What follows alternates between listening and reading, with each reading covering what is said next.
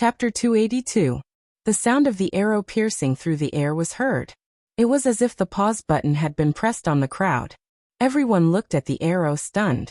At this moment, some people in the crowd raised their heads in horror and realized that there were hundreds of imperial guards with bows and arrows standing on the tree branches above their heads. On the hill behind him, Wei Shiyu, who was dressed in shining golden armor, was slowly putting away the crossbow in her hands. At this moment, a young man wearing a bright yellow robe on a white horse also slowly urged his horse to stand on the hill. When the soldiers of the Chung residence saw this person, they all knelt on the ground. "Greetings, Your Highness the Crown Prince." "What? Crown? Crown Prince?" Even the Crown Prince is alarmed? "Oh my God. Sob, I knew it. I can't take advantage of this." When the crowd heard the Crown Prince's name, many people hurriedly knelt on the ground. Some were so frightened that they peed and shat. Li Qingqian's face was very cold. Just a moment ago, he had watched that person die. If it wasn't for the fact that he was deployed, he wouldn't have been able to resist the urge to kill this group of rioters who had only killed about 500 people. At this moment, Wei Shiyu urged her horse forward and said calmly, "Chengqian, leave this to me. You're too impulsive. You can't do this." As she spoke, Wei Shiyu shouted coldly, "Everyone kneel. Anyone who doesn't kneel will be treated as a mob and shot to death. Kneel." Instantly, a large group of imperial guards rushed out from all over the mountain and shouted angrily in unison. At this moment, all the citizens finally panicked. Above them, the imperial guards drew their bows even more. It was as if they would immediately shoot anyone who did not kneel. At this moment, among the people kneeling on the ground, someone lowered his head and shouted in horror, "Your Highness the Crown Prince, the imperial guards are killing people. Are you not going to do anything?" Whoosh! However, what awaited him was a cold arrow. This made all the citizens even more panicked. Wei Shiyu did not seem to see it. She continued to urge her horse and looked coldly at the crowd. "I'm sure all of you know what these people mean. I know that most of you have been bewitched, but I also know that many of you are purposely trying to create chaos and send you to your deaths. I'm not a murderous person. My name is Wei Shiyu and I'm the captain of the Golden Guards. My father is Wei Zhang, and I'm sure you all know my father's name. I'll give you a chance to turn over a new leaf. Remember, I'll only say it once. If you know each other, as long as you tell me your home addresses and who else is in his family, I will let you go. After the imperial guards in the city investigate, they will let you go home. However, if you are still lucky, then I, Wei Shiyu, will use the authority of the Golden Guards to convict you of treason. Your Highness, may I ask how the crime of treason should be decided?" Wei Shiyu didn't even turn around. The bright silver spear in her hand was even colder. Li Chengqian said indifferently, 9 familial extermination." Hearing this, everyone was terrified. Among them, some could no longer sit still. They all stood up and reported their homes. I'm Wang Guden. I live at the foot of the 10-mile slope. There's a big chestnut tree at the door. My family only has me and my mother. My brother joined the army 3 years ago and hasn't come back yet. The one beside me is called Chen Erniu. He has a cow and 2 sisters. His father used to be a soldier too, but now he's a cripple." Wang Guden seemed to be scared out of his wits. As he spoke, he pulled the dark-skinned 13-year-old boy beside him, who was only wearing a loincloth, and kowtowed desperately. Wei Shiyu waved her hand. In an instant, 2 armored soldiers came forward and tied the 2 of them to a book. Then, they used arrows to nail a note to the 2 of them. Following the lead of these 2 people, more and more people also stepped forward and introduced themselves. Among the crowd, there were still some people who panicked. Although they were kneeling on the ground and trembling, their eyes were darting around, looking for an exit. However, they realized in despair that there were at least 1,000 imperial guards around them. Not far away, in the woods and beside the river, they spotted another person with sharp eyes, Qing Yaojin. And behind him, there were tens of thousands of Chang and garrison soldiers. This time, they were completely flustered. The person on the treetop stared at the crowd with sharp eyes. The bow in his hand moved according to the movement of his eyes. At this moment, if anyone made the slightest movement, then, "What should we do?" In the crowd, there was a man who looked like a farmer. However, his face and arms were white outside of his clothes. He was not as dark as the Zhuang family. He used his leg to nudge the person next to him. That person trembled as if he did not hear anything. After a while, that person said hurriedly, "Quick, we can only take the poison now. We can't drag the family down." Okay. The two of them seemed to have discussed it beforehand. They slowly reached into their clothes. However, the moment they took out a packet of powder and were about to throw it into their mouths. Whoosh! Whoosh! In an instant, a few sharp whistling sounds made their souls fly out of their bodies. Puff, puff, puff, puff. Followed by a few muffled sounds. The two of them were horrified to find that 4 arrowheads had penetrated their shoulder blades and thighs. They did not have the strength to move at all. And this was not the most important thing. At this moment, Wei Shiyu's ghostly voice sounded behind the two of them. "Are you going to take the poison and commit suicide?" Chapter 283. Hundreds of people were able to clean up the mess quickly. In less than 2 hours, more than 70 people had been picked out from the crowd of more than 700 people. What a terrifying number this was. It was these 70-odd people who had almost caused Cheng Yaojin to be branded with an indelible infamy. It was even a tragedy where his family would be exterminated. There was even something deeper. However, at this moment, Wei Shiyu waved her hand and ordered these people to be sent to the prison in Chang and city to await the emperor's punishment. The rest of the people had either committed suicide by taking poison, or they were tied up and hung from a book. Wei Shiyu pulled out a sharp and narrow knife from her bosom and gently flicked the blade in her hand. She inspected the crowd. "Are you saying? Or die? Or are you waiting for us to find out? And then you can wait for your family members to accompany you on your journey?"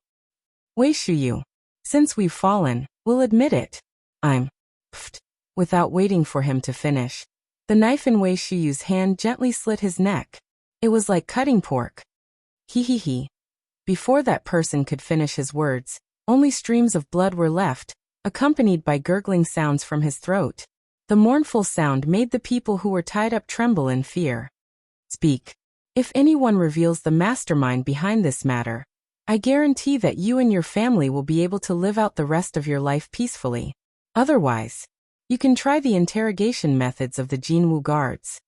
Don't think that I don't know anything. You're backed by the Guanlong group, aren't you?" When everyone heard this, their eyelids couldn't help but twitch.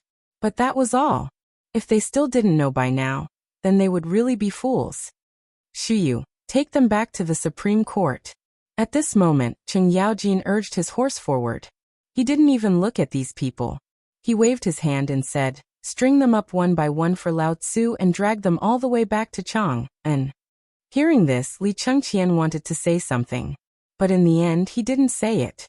Cheng Yaojin glanced at him and didn't say anything. With a wave of his hand, he ordered the tens of thousands of soldiers of the Chang and garrison to guard these merchants in the woods. Then, he led the imperial guards back to Chang'an. On the way, Cheng Yaojin looked at the pale-faced Li Chengqian and asked, "Does the crown prince feel that our methods are too cruel?" "Yes, Uncle Cheng, since the matter has been investigated. Why don't you give them a quick death? Why do you want to do this?" Cheng Yaojin fell silent. He pointed at Wei Shiyu and said, "Shiyu is a good kid. Have you ever thought that if you show even the slightest bit of mercy today, then you don't deserve to be the emperor? You are still too young to understand these things. Learn from your father, and talk to brother Zhang Feng more. You will understand that this world is not as beautiful as you imagine it to be. You've heard it too. If my subordinates couldn't hold themselves back and killed these commoners today, and you happen to be here, can you imagine the consequences?" Li Chengqian closed his eyes in pain. However, the insults those people said to Cheng Yaojin still flashed in his mind. If it were him, he would definitely order people to kill them. If you really want to kill them, then you have fallen into a trap. Cheng Yaojin's eyes flashed with horror. He continued, "They are forcing us to act. Once we act, we will kill the commoners by mistake. The old man will also be punished for their crimes.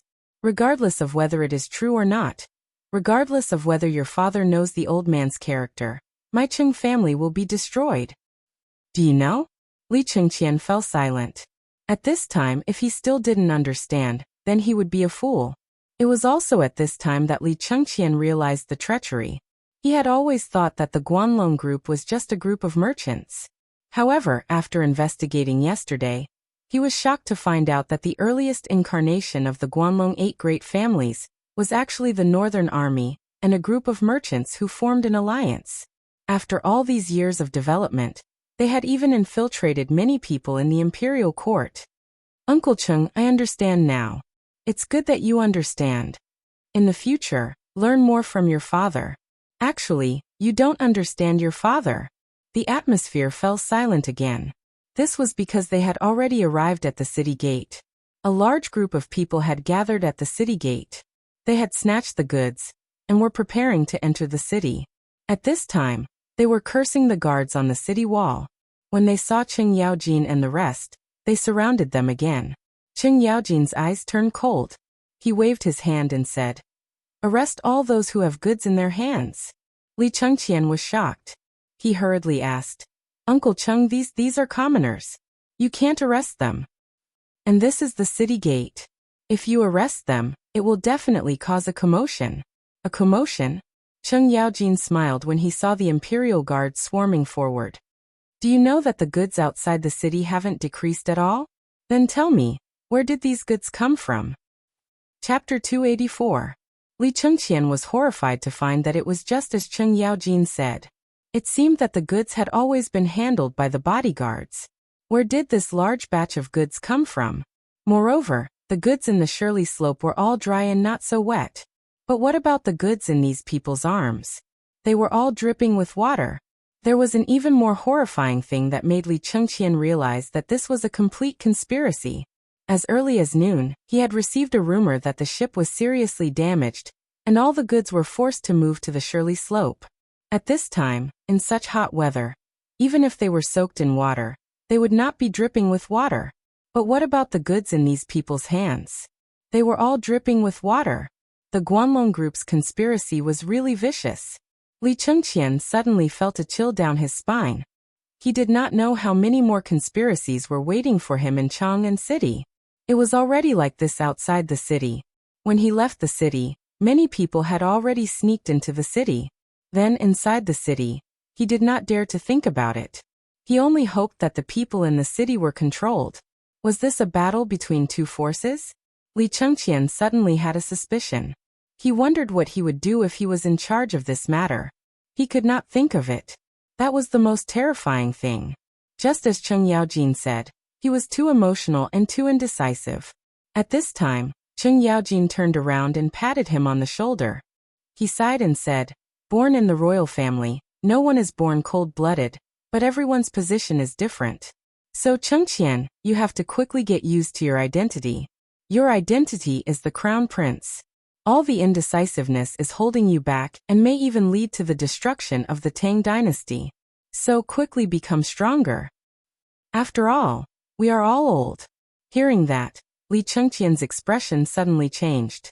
Looking at Cheng Yaojin's fluttering hair under the golden helmet, it had already turned gray. Only then did he remember that his imperial father was also like this. Thank you, Uncle Cheng. I understand. Ahaha. Let's go into the city. Cheng Yaojin did not even turn his head. He smiled and waved his hand. Only then did the crowd slowly escort the hundreds of people into Chang'an. Smash, smash, smash. When the heavy city gates slowly opened, a loud noise could be heard. Cheng Yaojin, who was wearing a mask, walked in front of the crowd with a long-handled battle axe in his hand. His entire body was emitting waves of murderous aura, causing those who were still at the city gates to be aghast. What's the situation? Look, Demon King Cheng can't even take out his weapon. Heavens! Could it be that he killed all the people in the 10-mile slope? Look at the people behind their horses. F***CK. Why were they scurrying around like dumplings? Is this even something a human would do? Damn it, if Devil King Cheng doesn't do this, he doesn't deserve to be called Devil King Cheng. Damn it. Is this a rebellion? How dare he slaughter the people of the Tang dynasty in public? I'm afraid he's going to rebel. Behind Cheng Yaojin, Wei Shiyu also put down her mask. Even Li Chengqian put on a veil. They were not afraid of these people, but of Zhang Feng. They were afraid that Zhang Feng would join in the crowd and see their faces.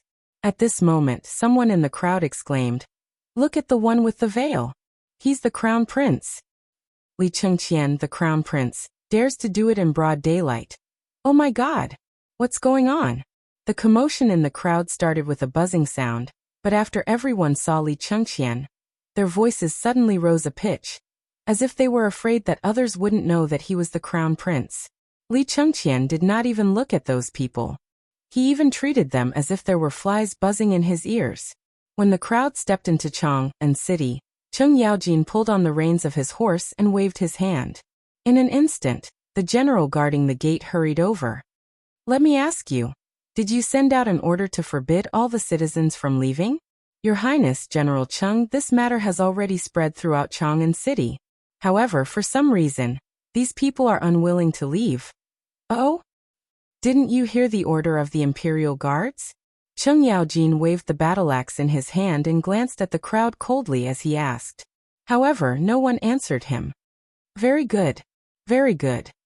Your Highness, if it's you, how do you think these people should be dealt with if they are unwilling to return to their houses despite knowing that there is an imperial edict?" This was a test. Li Chengqian understood. His gaze swept across everyone's face. Then he gave a fist salute and said, "Uncle Cheng, these people are not ordinary people." "Oh, why do you say that?" Cheng Yaojin's interest was piqued. "Look at these people. Although they seem to be wearing the ordinary clothes of commoners, look at their skin. It's not as dark as commoners' skin. This means that they have not been exposed to the sun much. As ordinary people, how can they not be exposed to the sun?" "That's right. Congratulations, Your Highness. You have an epiphany." Cheng Yaojin gave a fist salute sincerely and asked again, "Do you think we should kill these people? Arrest them? Or release them?" "Arrest them." "Good. Guards, capture these traitors for this general. In addition, investigate everyone in the city. Do not let any house go. Arrest all those who participated in the robbery outside the city." "Yes." Chapter 285. In Taiji Palace. Li Shimin listened to Li Chengqian and Cheng Yaojin's report, but his expression did not change at all. It was as if he had already known all of this. Wei Zheng and the others present were the same. "I didn't expect that these people would be the first to make a move on Cheng Yaojin. You are my right-hand man. For them to think of cutting you off from my hands first, it seems that these people have really put in a lot of effort into everything about me." Li Shimin took a deep breath and said, "Cheng Aiqing, immediately secretly transfer 10,000 elite light cavalry from Longyu Dao, Tongguan and other places, to wait outside the city. During this period of time, you must pay more attention." Cheng Yaojin heard this and hurriedly knelt on the ground. "This general obeys the order. But Your Majesty, the Crown Prince is also involved in this matter. I think it's fine. This is what I asked Chengqian to do. On one hand, he should know something. On the other hand, I also want to tell Guanlong that I am angry. Let's see if they are willing to stop." Everyone was silent. Wei Zheng asked again, "Your Majesty, what do we do with the people we arrested today?" "Kill them. Investigate all of their criminal records for the crime of rebellion. If they don't have a criminal record, just put them on. After all, their butts are not clean. Tomorrow at noon, execute them at the gate of the imperial city. Also, put up the identities of each of them, as well as the names of their family members, word for word at the gate of the imperial city." Everyone heard this and felt a chill in their hearts. The emperor was really angry. However, this plan was really amazing. On one hand, it could intimidate Guanlong and his subordinates. On the other hand, it would let everyone see who these traitors were. The family members would be tortured by public opinion in the end. This would also let those who were prepared, as well as those who had already joined these forces, see that this was the result of going against the imperial family. At this moment, little Gizi hurried into the imperial study. He reported, "Your Majesty, news just came from the Vermilion Bird Gate. Some officials are preparing to jointly request an audience with Your Majesty because of the matter outside the city." "See me?" Li Shimin smiled. How could they not know what these people wanted to do? They wanted nothing more than to accuse him of oppressing the common people. They wanted nothing more than to accuse Cheng Yaojin of arbitrarily leading his troops and kidnapping the common people in broad daylight. Would he be afraid? Pass down my orders. From the entrance of Taiji Palace to the entrance of the Imperial Study, arrange for 100 people to be beaten. If anyone wishes to have an audience with me, they are to be beaten with the rod. After 100 strikes, they are to come and see me. Yes, little Gizi hurried out. Regarding this, no one in the Imperial Study asked who those people were. Was there a need to ask now? Other than the people from the Guanlong group, who else could come so quickly and appear here on time? 100 strikes.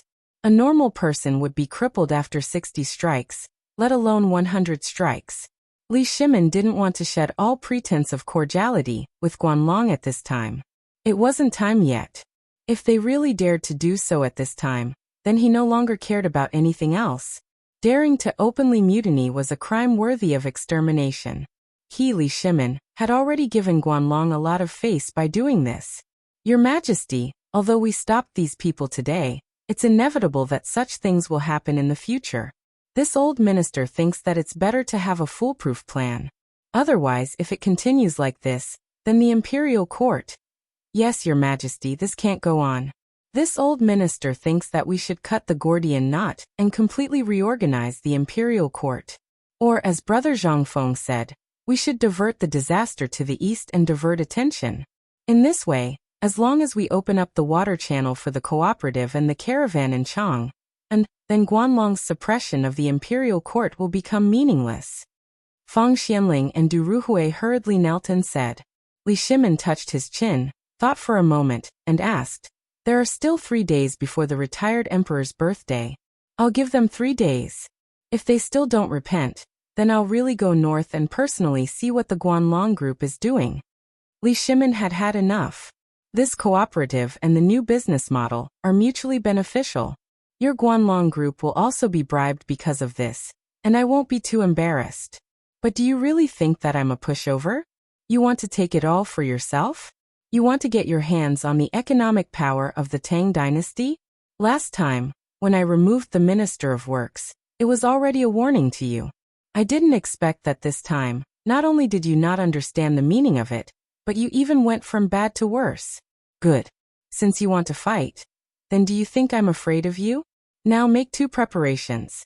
On the one hand, Fang Xianling and Du Ruhui, from today onwards, you two will thoroughly organize the details of all the good merchants in Chang, and on the other hand, Zhang Sun Wuji, you and Wei Zheng quickly investigate the disaster situation in Tubo, Tuyuhan and the Turkic territory. If Tubo can wait, then I'll add fuel to the fire. I'll make him unable to sit still. The public opinion created by the Guanlong group this time has given me a good idea. Send it to these 3 countries as it is. I'd like to see how long they can wait. This minister obeys Your Majesty. Chapter 286. The ban was finally lifted. Chang and city once again returned to its usual hustle and bustle. However, this hustle and bustle hid a lot of fear. Yesterday's incident left a deep impression on everyone. A group of rebels actually rioted right under the emperor's nose, tricking them into robbing the emperor's goods. What was this? This was a capital crime that would send them to hell. At this moment, the eyes of all the people in Chang and city turned red. As they walked on the streets, their eyes seemed to be filled with something. They felt that everything they saw was a rebel. At this moment, those who were usually sloppy or those whose families were relatively well off could not sit still. They always felt that there was a pair of eyes staring at them from behind all the time.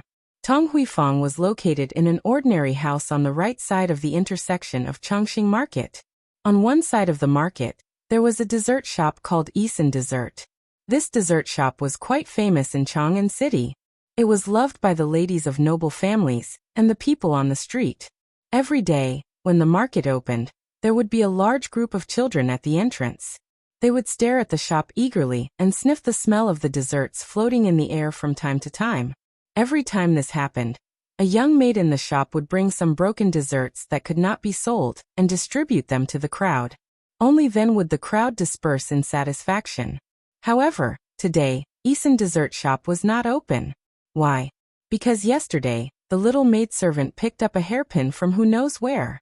Moreover, it was an emerald green hairpin. It was said to be from Zhenla.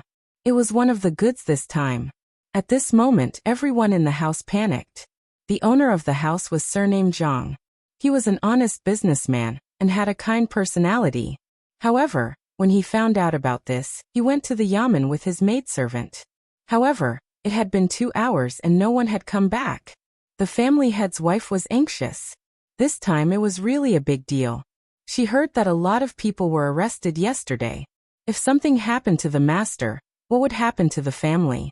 Just as the family head's wife did not know what to do, an old woman in Zhang Mansion whispered to Zhang Lushi, "Grandmother, don't worry. Have you forgotten that old Madame Wang came to propose marriage a few days ago? That old elementary scholar is experienced and knowledgeable. He's not a bad choice. I've also heard from the people in the streets that the future son-in-law is a great philanthropist, a great talent." Zhang Liushi's face was full of worry. "Io, old woman Cui, can't you just say what you want to say? Right now, even old master doesn't know what's going on. Will he be punished? Why are you talking about this?" The old woman said with a smile. "Grandma, you've wronged me. We are all women, so we don't have anyone to make the decision. However, if we ask the old scholar to look for the son-in-law, on the one hand, we can see if the son-in-law can handle this matter properly, and see if he is really talented. When the time comes for the young miss to marry into the family, you can rest assured, right? On the other hand, I heard that young master." "That's enough. We haven't even started dating yet, and you're already calling him son-in-law?" Although Zhang Lushi was scolding, she glanced at the ear in the crack of the door in the inner room, and felt as if she had eaten honey in her heart. "Well, quickly go find the old scholar, and tell him everything about the family. As a matchmaker, if he doesn't do his best, then the old scholar will miss my daughter." "Mother." I mean, can you let Cui go with you? It's not convenient for me to go out, but Cui can help us to see if that Zhang Feng is really like what the rumors say." At this moment, a woman in a pink gauze dress, whose face was as red as a peeled egg, hurried out of the inner room and said timidly. The woman's name was Zhang Yuyao. She was very beautiful and charming, and all the neighbors were praising her. She was more beautiful than the person in the painting, and even more attractive than that Huji. Her big eyes were watery, and people couldn't help but fall into them. Her body was not plump but not thin. Although she was only 17 years old, she should be quite perky, more perky than ordinary girls. Because of this, since she was 12 years old, Zhang Yuyao's father and mother strictly forbade her to take a step out of the house.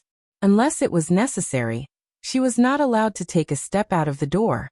Therefore, she could recite the 4 books and 5 classics, and the female rules written by the empress. If she went out, the door of the Zhang family would be kicked down, not to mention that there were 4 big devils in Chang'an City. If she was targeted by them, how could she survive? But a few days ago, when Grandma Cui went out to buy groceries, she happened to chat with the old scholar. The old scholar tricked her, and used a piece of jerky to trick her into telling him about Zhang Yuyao's situation. Then, there was the matter of Grandma Wang's visit. At this time, Zhang Yuyao knew about Zhang Feng. Both families were surnamed Zhang. At first, Zhang Yuyao's father refused, but after learning about Zhang Feng's deeds and the old scholar's recitation of the poem Zhang Feng had recited, Zhang Yuyao's father agreed as if he was possessed. These few lines of the poem were also heard by Zhang Yuyao, who was hiding behind the door and eavesdropping. She was instantly shocked. After learning that Zhang Feng was only 20 years old and was unusually handsome, she couldn't help but admire him. At this time, when she saw that her mother was going to test Zhang Feng, she couldn't help but jump out. Zhang Lushi smiled bitterly. "A grown girl can't be kept at home. Okay, let Cui go with her. Remember, bring some snacks." Chapter 287. Zhang Feng was very free. He was so bored that his balls hurt. Other than fooling around with Guzi and the others from time to time, he had nothing else to do. As for Chang'an City, forget it. He was too lazy to go for a stroll. He had just cleaned up the river. The stench was comparable to piling up a large house of snail powder. One smell would make him feel like he was in heaven. How would he dare to go out? Even if it was his favorite crooked tree, He was too lazy to sleep under the shade of the tree. Now he was hiding in the backyard and drinking wine. It was quite beautiful. Most importantly, as soon as he went out, he would see Lao He sighing and scolding him indirectly. He said that he was 20 years old, but he still didn't find a wife and start a family. He was like a wild child who didn't want to make progress. Zhang Feng's ears hurt when he heard that. He might as well hide here and enjoy the peace and comfort. But thinking about it, Zhang Feng felt a toothache again. He had a lot of skills, but the damn system threw a tavern to Lao Tzu at the beginning and then disappeared? Damn it. What did it want Lao Tzu to do? He didn't dare to leave. What if this was a task from the system? But if he didn't leave, damn it, how long would he have to wait? The more he thought about it, the angrier he got. He wished he could drag the system out and give it a good beating. He was the man who would always sit side by side with the emperor in the future. How long would he have to wait? However, Zhang Feng took a big gulp of wine and stopped being angry with himself. Why was he angry with him? After thinking for a while, Zhang Feng stopped thinking about it. Instead, he began to think about all the things that had happened recently. Recently, he had been involved in a lot of important matters in the imperial court. He couldn't figure out what the emperor was planning. With his supernatural power, he must have known about his existence. But until now, he didn't say anything. That wasn't right. Could it be that there were too many spies like Guanlong and Tubo, so he was secretly protecting me? So he didn't expose me? Zhang Feng's back was drenched in cold sweat. He thought of the nest of Turkic spies next door. Dispatching the Golden Guards in the middle of the night. Was this domineering? Or Zhang Feng didn't dare to think further. It was better to stay a little further away from that foul place. At the very least, he had to wait for the emperor to settle all his affairs before he could enter the imperial court as an official. Otherwise, before Lao Tzu could enter the imperial court as an official, he would be King killed. At that time, he would have nowhere to cry. Thinking of this, Zhang Feng secretly made up his mind. In the future, if there was such an important matter in the imperial court, he didn't care who it was. In any case, whatever he could think of, the emperor had already thought of it. Fengzi. At this moment, a sound came from outside the door. When this voice rang out, it gave Zhang Feng a huge fright. The wine pot in his hand also fell to the ground. Clang! There was a crisp sound. Now there was no way he could dodge. Zhang Feng stood up speechless. He shouted weakly, Coming. You're rushing me." He didn't need to think to know that the person who came was the old elementary scholar. At the very least, no one would be able to imitate the old elementary scholar's voice. Opening the door, as expected, there was an old elementary scholar dressed in a gray robe standing at the door. However, behind him stood a girl who looked to be about 15 years old. The girl was dressed in a servant's uniform. At this moment, Gaboli was waiting with a food box hanging on her neck. Her large eyes were looking at Zhang Feng from head to toe. Old elementary scholar. Are you an old cow eating young grass?" Hearing this, the old elementary scholar's face stiffened. "You little imp. Serve old man some wine. Bring some good wine. Oh right, bring some good dishes too." The old elementary scholar glared at him, then walked around Zhang Feng, entered the small tavern, and sat down at the head of the table. The servant took the opportunity to sit beside the old elementary scholar. Without saying a word, she stared at Zhang Feng, which made Zhang Feng's hair stand on end. "All right, wait a moment, I just made a pot of tiger bone soup. But this young lady you are, don't worry about her. She's here to thank me for writing a letter for her and finding her family. By the way, this old man is tired of the things in this basket. You're lucky. This is good stuff from Isan Pastry Shop." Isan Pastry Shop? Hearing this, Zhang Feng understood. Are they here for an inspection? Fine. My performance is a little bad. I heard that the Zhang family is not a famous family, but it is a little famous in Chang'an City. The daughter of the Zhang family is as beautiful as a fairy. But you should at least come in person, right? Why did you send a servant girl? Lao Tzu was a good young man from the 21st century. Marriage was such an important event. You should at least give me a few days to date, right? You're already forcing me to marry? Damn it. King know what's behind your back. Is it ugly or beautiful? Zhang Feng did not escape the description of beautiful women in the Tang dynasty. Voluptuous. That's a fat girl. I'm as skinny as a chick. If I marry a fat girl who weighs 300 pounds, then Zhang Feng shuddered at the thought. This marriage must be cancelled. However, just as Zhang Feng was thinking about how to cancel the marriage, he was shocked to find that Old Ho and Old Madam Wang were at the entrance of the tavern again. Chapter 288. Old He and Old Madam Wang knew Chui. After meeting each other, they greeted each other. Old He stared at Zhang Feng. Feng, is this how you treat your guests? You don't even pour a cup of tea? Uncle He looked at Chui with a smile, and took out a white clay pot from the counter. It was the last bit of tea leaves that Zhang Feng had stir-fried himself. Zhang Feng closed his eyes. He couldn't bear to look at it. The tea leaves of the Tang dynasty were all foam. What did the people here call it? He threw the tea leaves into the pot and boiled them for 2 hours. Then he hugged the big bowl and drank all of it in one go. The taste. It was no different from Chinese medicine. No. It was slightly better than Coptis chinensis. His tea leaves were all collected from outside the city, using his connections and money. He had needed almost a caddy of tea leaves himself. Looking at the big handful of tea leaves in Old He's hands and the old scholar's eyes, Zhang Feng knew that he had completely given up on the pot of tea leaves. She angrily chopped a braised chicken into pieces in the kitchen, making loud noises. Then he grabbed a big handful of salt and sprinkled it. You're begging for death. A moment later, Zhang Feng slowly walked out of the kitchen with a large pot of stew containing all kinds of meat. Then he gave everyone a small bowl of tiger bone soup and kept silent. What else could he say? Looking at the wine jar on the table and the tea leaves scattered everywhere, his heart ached. Ahem. The old scholar showed his generosity at this time. He said, Everyone, let's eat.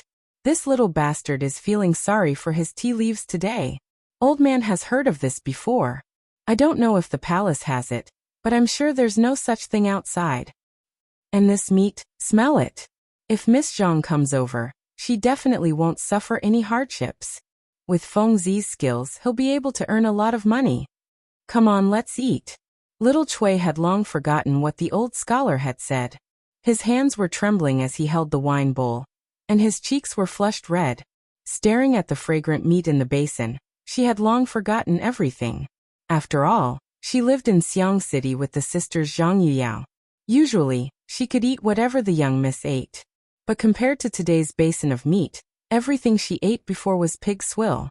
As for old Lady Wang, there was no need to even mention her.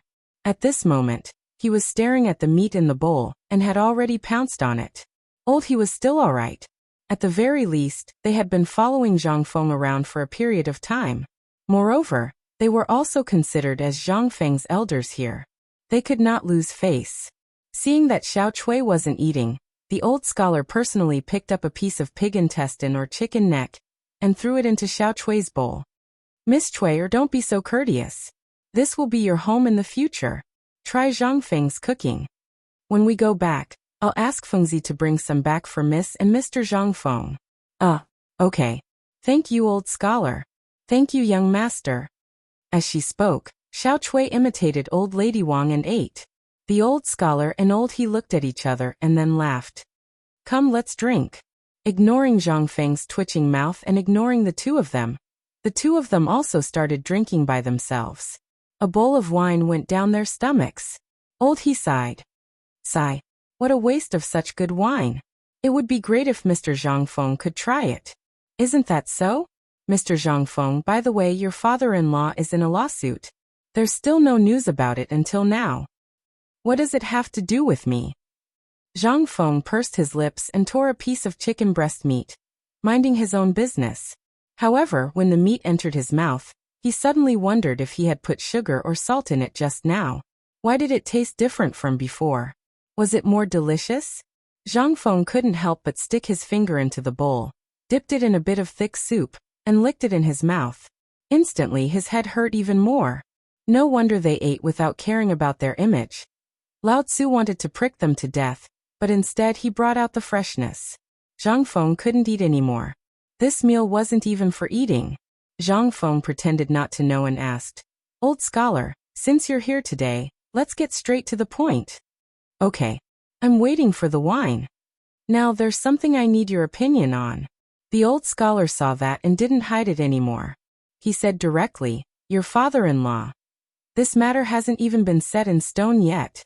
You should at least let me see the girl, right? Zhang Feng directly interrupted the old scholar. The old scholar didn't mind. Fine. It's like this. Do you still remember what happened yesterday? One of the maidservants in Zhang Mansion had gotten a jade hairpin from somewhere. Moreover, it was one of the goods this time. Therefore, shopkeeper Zhang was very scared. He sent it directly to the yamen. But it's been almost 4 hours and she hasn't returned, not even a trace of news. So, the Zhang family is out of ideas, so they want you to come up with an idea to see what's going on. Zhang Feng frowned slightly when he heard this. This matter is a little difficult.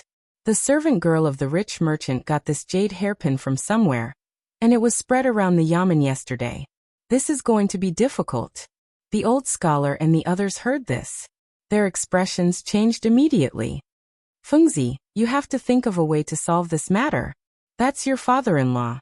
Zhang Feng was speechless. How many times had he said it? Nothing was set in stone yet, and he was already addressing him as father-in-law?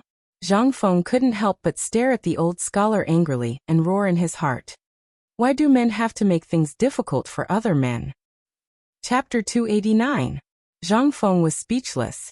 If it weren't for the fact that the old scholar was old, he would have beaten him up. Damn it, there was nothing going on. He hadn't even seen the girl yet, and he was already calling her father-in-law? He seriously suspected that the old Xiaocai had taken a fancy to the servant girl in the mansion. Zhang Feng couldn't help but glance at Cui Er.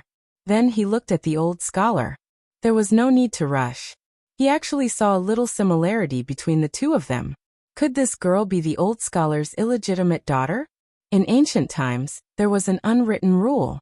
When a young lady got married, her servant girl had to accompany her as a concubine. Could this girl be the old scholar's illegitimate daughter? Otherwise, why would he care so much about her? The old scholar sat and waited. He didn't see Zhang Feng speak. Instead, he saw Zhang Feng's eyes darting between him and Cui Er. Not only that, his face revealed an expression of understanding. The old scholar was so angry that he raised his chopsticks and scolded him. He said that it was Zhang Feng who ruined his reputation. He clearly thought that Zhang Feng was overflowing with talent, but he didn't say anything. He even wasted his time here. He couldn't help but feel that it was a pity. He thought that if he could find a wife for Zhang Feng, it would make Zhang Feng feel better.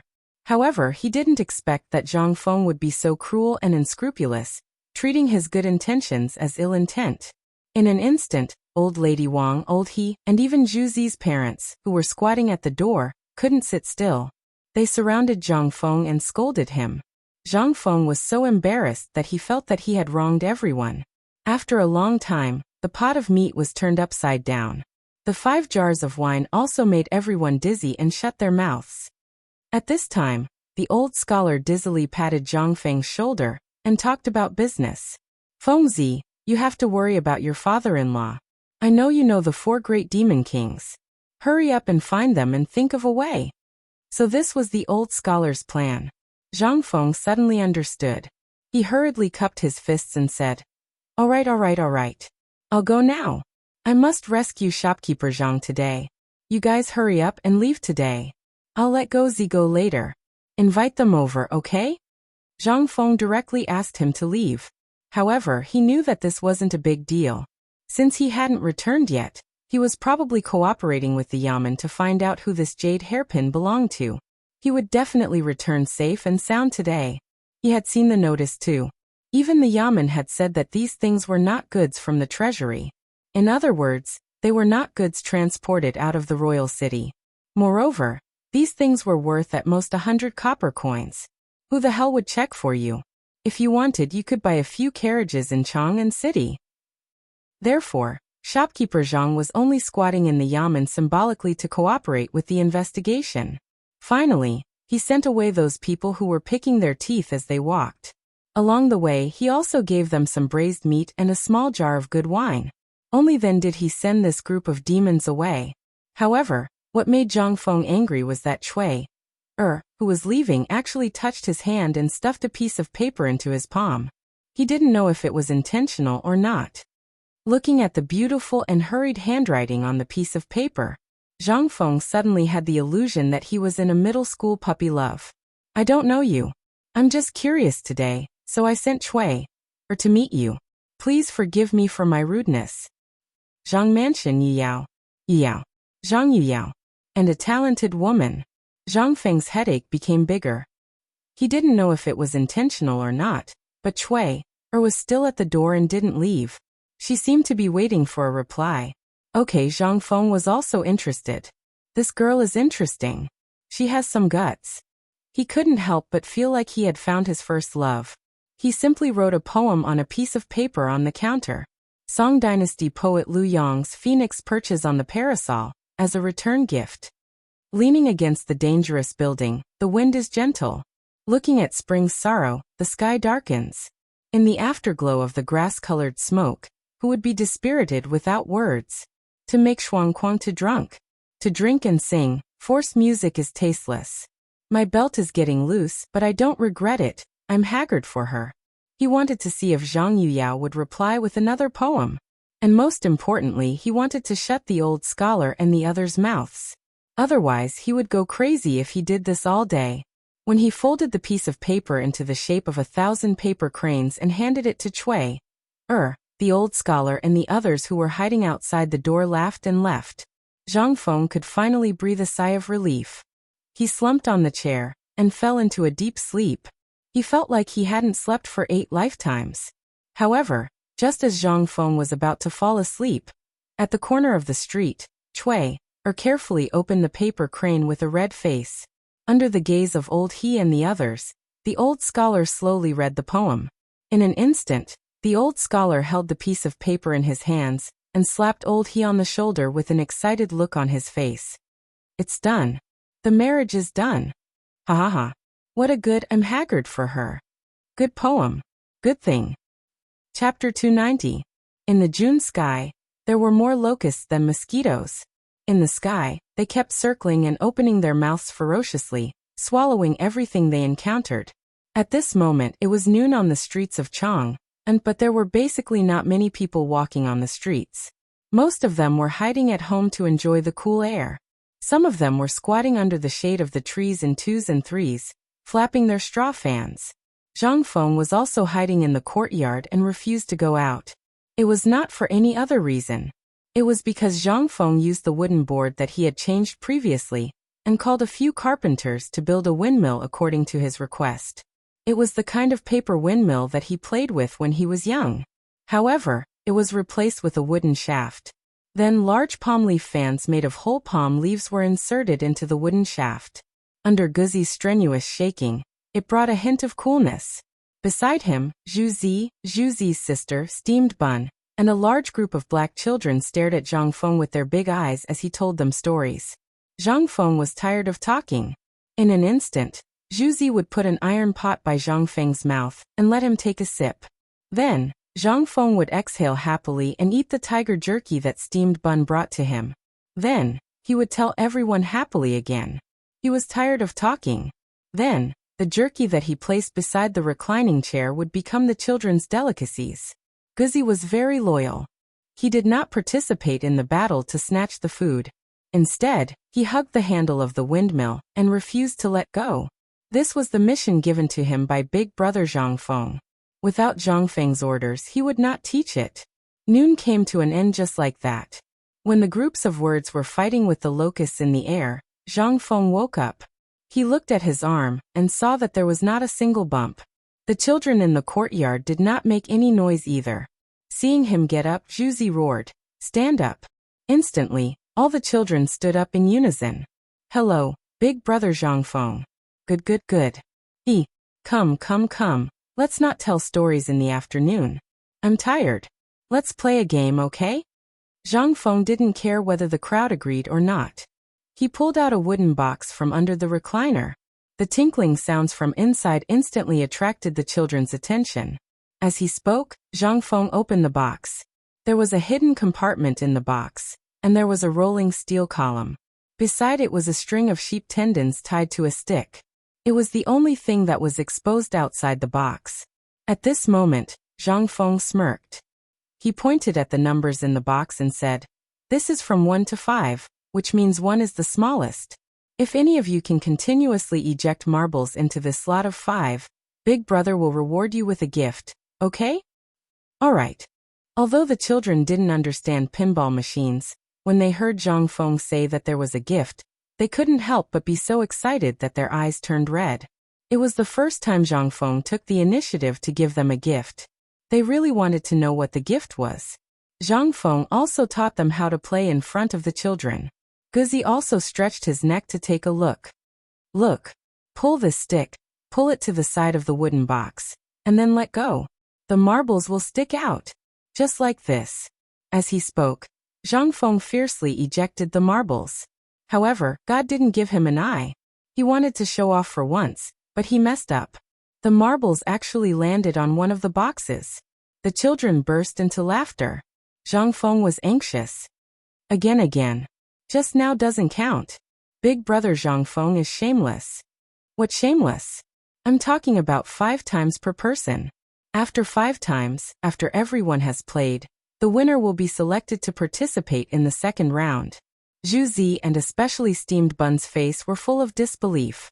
Zhang Feng pretended not to see and ejected the marbles again. This time, the marbles landed on 2. Zhang Feng was anxious. Again. 1. Again. At the end of the 5th time, he finally threw the marble into the grid of 5 while praying for it to happen.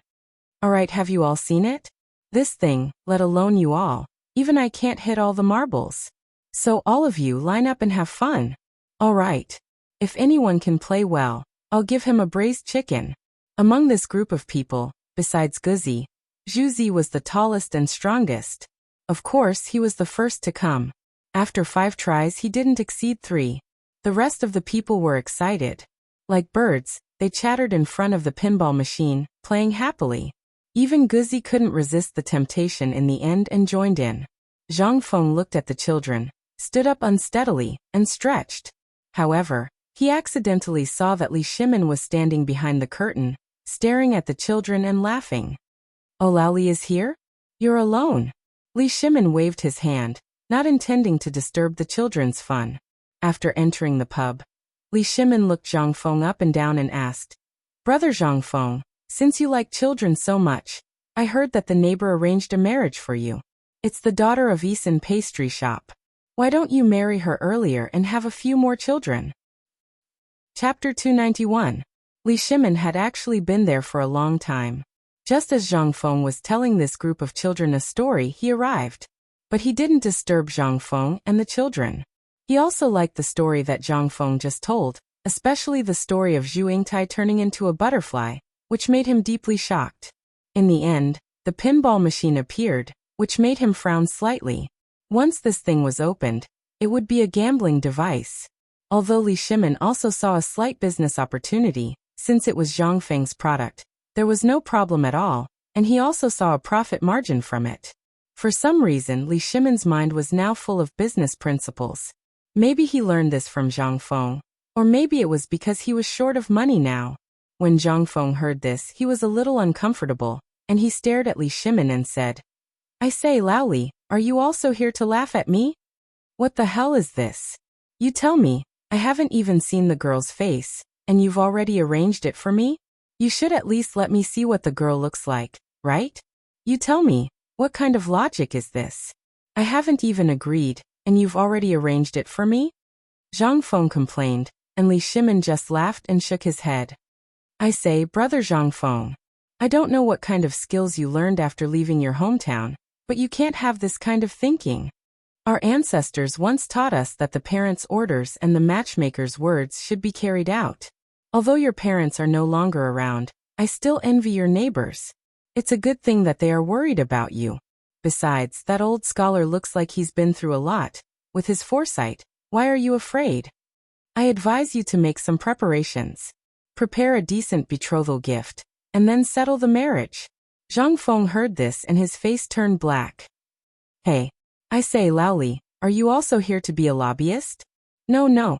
Li Shimin held back his laughter. He looked at Zhang Feng and said, "Actually, I've heard of the daughter of the Zhang family. Her beauty is not worse than those concubines in the palace. She is even prettier than them. Do you know the Empress's rules? I heard that girls can recite it backwards. Marrying you is not a disgrace to you." "No, no." Zhang Feng shook his head repeatedly. "It's not even close yet." "Oh right, how did you know about this? Could it be that you were also sent here by the old scholar?" "No, it was just a coincidence yesterday. Old Cheng's son went to the government office to handle some matters, and happened to meet shopkeeper Zhang. When he was chatting with him, he heard about this matter, so Tai Niu went back to tell his father. Ha ha ha, old Cheng might have already started preparing a congratulatory gift for you at home." "You know everything?" Zhang Feng's eyes almost popped out of their sockets. "Yes, I know everything.